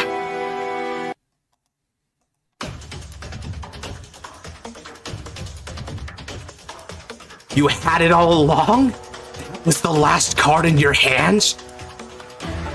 Counter Blast. Front row gets plus 15,000 power. Full Blast gets the critical and the drive. On Revolve Dress, both Vergosa gets plus 5,000 power once more. You serious? Press. Full Blast attacks the Vanguard. He turned the tables around in an instant. But it doesn't matter. I'll be the one to win this. Perfect guard. Alright. He guarded it. No, not yet. It's still anyone's game. But I'll win. I'll fight to the very end. For us. Checks the driver. Critical trigger. All effects to right in front for Gosa. Another critical? What's with that luck? No, with how much he filtered his deck, it's no surprise he's hitting triggers. Both Vergosa with 2 critical. Attack the Vanguard. See what I mean, Ace? See what I mean? Because he didn't interfere the top 3, he got the 2 criticals off that top 3 to give to the Vergosas. And Taizo is at 4 damage, and he blocked both of the other attacks. So now, he has no leeway. If he gets hit by either, it's over. Now, Vergosa, attack it. Guard it, Prez. Sorry, guys, but I can't guard 2 units with 2 crits. I simply like the hand. No guard. So, this is it. The winner of the second Deluxe tournament is Koshiba Raika. He did it, boys. Utzberg sweeps. Loss. Yet again. Thank you for the match. It was a fantastic fight. Well, congrats on winning. After 2 days, the second Deluxe has finally ended. This is the fighter who's reached the peak, the pinnacle of card fighting, the runner-up of the first Deluxe, and now the champion of the second Deluxe tournament, Koshiba Raika. Oh yeah, Taizo and Megami are honestly the GOATs, I'm not gonna lie. Like, they did so well. Okay. This manga was justice. This manga did so much right. The way they spoke, the way they fought, the strategy, the tech includes, the real cards. Like, it felt so good. Damn it. We're gonna go ahead and just conclude this chapter here. We're gonna read through it, right? Just to get some epilogue, but man, those were the fights, boys. Damn it. I'll definitely catch up to them someday. Well, you might be able to surpass them. Really? You're not joking, are you? Well, who knows? It all depends on your own efforts. Then, the next time we meet, let's see how strong I've become. I look forward to it, kid. Guess I'll have to go back to the shop and train. Oh yeah, they're all talking, being with each other. These are all the fighters all along. That's cool. They're all grouping up. That's good stuff. I guess there's no, like, third place, right? So they didn't really determine a third place between Gui or Megami. Although, technically speaking, if they wanted to, Megami would be considered third place, I believe, by default, because Megami lost to number 1. So Megami lost to number 1, whereas Gui lost to number 2. So Gui would be 4th, with Megami in 3rd. So hey, if you want to say Megami got the bronze, I think that's what this means, because they're not doing a bronze game. That's good for her. That's real good for her, girl. I was able to join such a tournament filled with so much strong fighters. Next time, I won't lose again. I'll prove that I'm the strongest. The one who will be standing at the top of the podium will be me. So that's cool, and that's how it ends. That's how it ends, right? And also, it's nice. How's that? It's my win. Still playing Gandiva? That's 5 wins in a row this month. Bet I'm not this month. Manager, what's my rank? You're second. Huh? First place is me, Shihodo Momo, with 6 consecutive wins. Ooh, who this girl, though? You again. Why are you always... Did you hear, Cairo? The one who you lost to, Koshiba Raika, has been transferred from the youth team Chiranog to the pro team Chiranog. It's on the news. Oh, so this is confirmation, by the way, that yeah, like Chiranog youth just being called Chiranog, like yeah, he's just on the adult team now because he's going to college. He went to college, so now he's not a youth anymore. Well, technically he's still playing youth. He's just not a youth. It's kind of complicated. Thank you for taking care of me at Chiranog youth. I'll be taking my leave. Do your best and rise up as a pro. I'm now a real pro fighter. I'm one step closer to reaching him now. I'll be waiting for your return as a pro fighter, Michiru-san. And this is the hint, right? Like, so that's why I'm saying that if he ever fights Michiru in Deluxe Season 3, he should win. This is his entire goal. It's what he wants to do.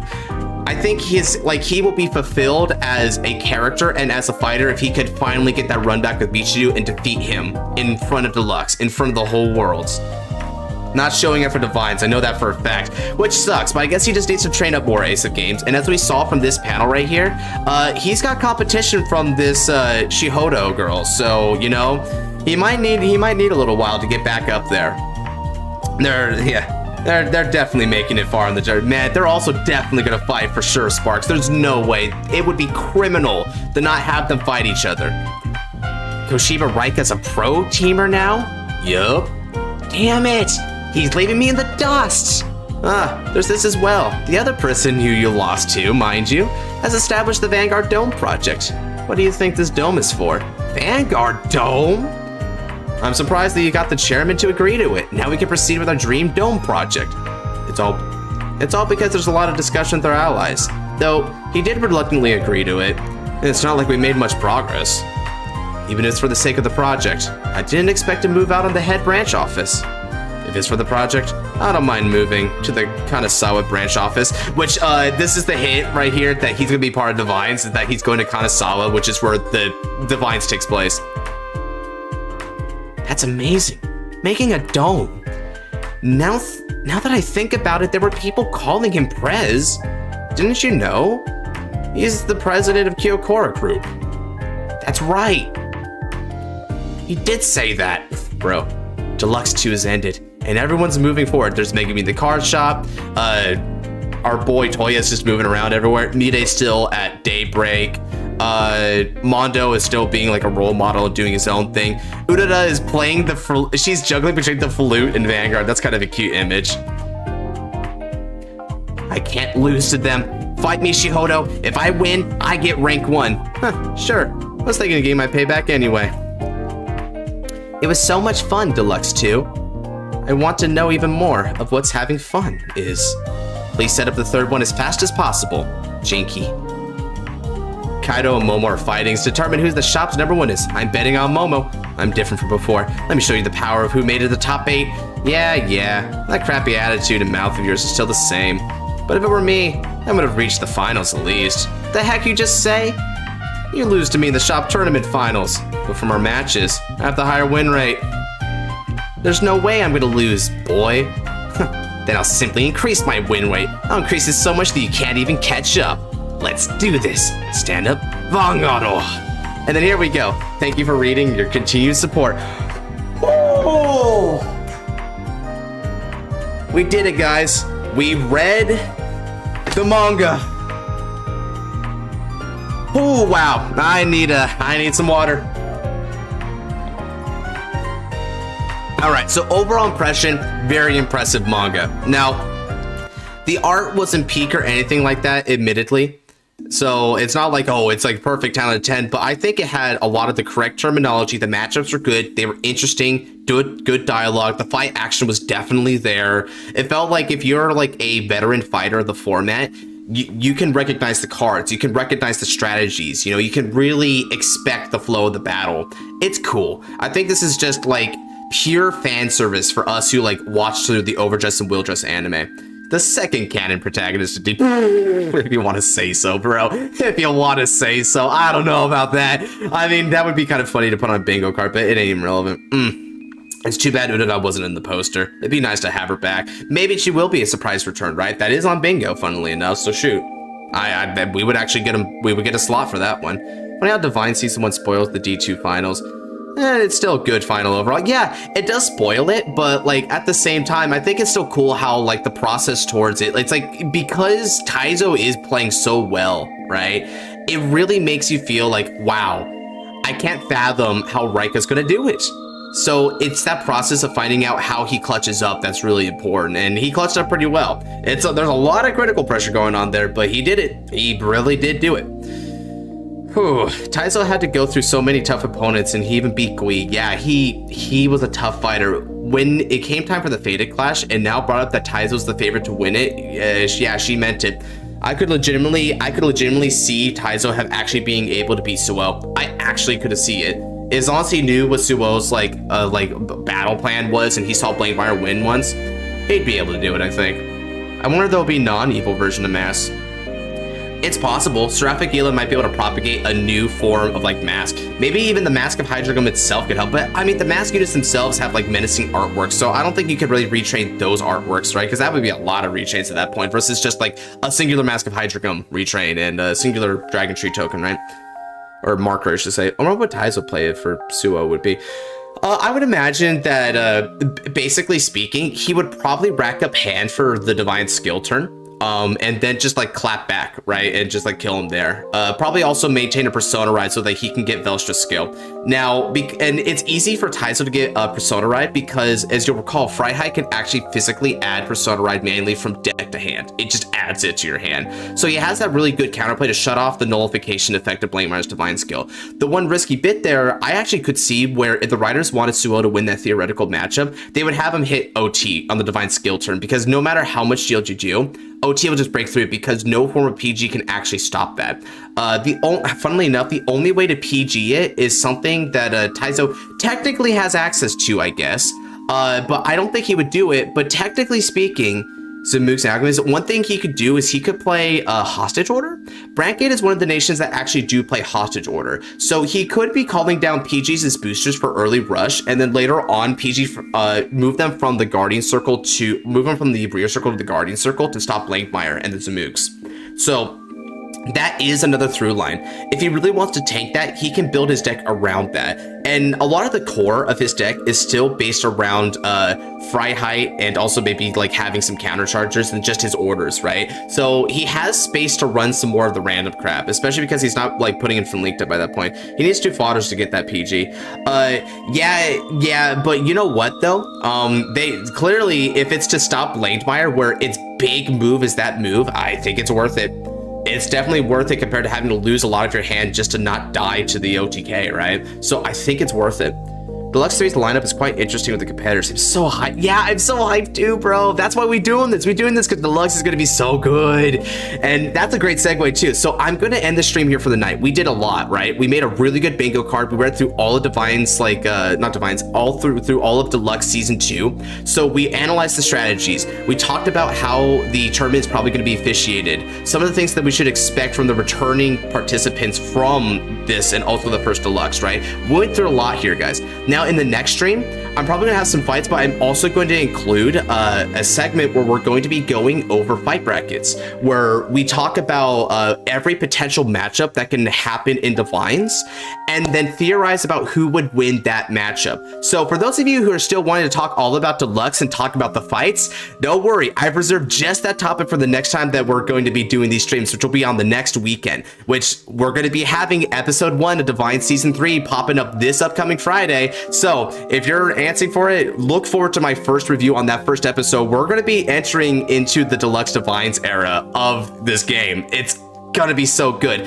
Thankfully, the first round, I mean, the first round should not begin on the first episode. We shouldn't have like a actual Deluxe fight in the first episode, because like it was with the other 2 Divine seasons, they take 1 episode to set up the tournament before they actually begin tournament fights. So as a result, I'm hoping that we'll take that 1 extra week of leeway to not only get an impression of how Deluxe will be officiated, but also take that time along with that extra information to come up with our theories about who's winning. We're going to bring up some polls. We're going to bring up some charts. We're going to talk about strategies, who we're feeling. It's going to be all good. So go ahead, keep your eyes on the prize, and like, comment, subscribe, and turn on that notification bell in case you haven't already, so that you can be getting wind of when I'm going to be streaming next weekend. It's going to be good.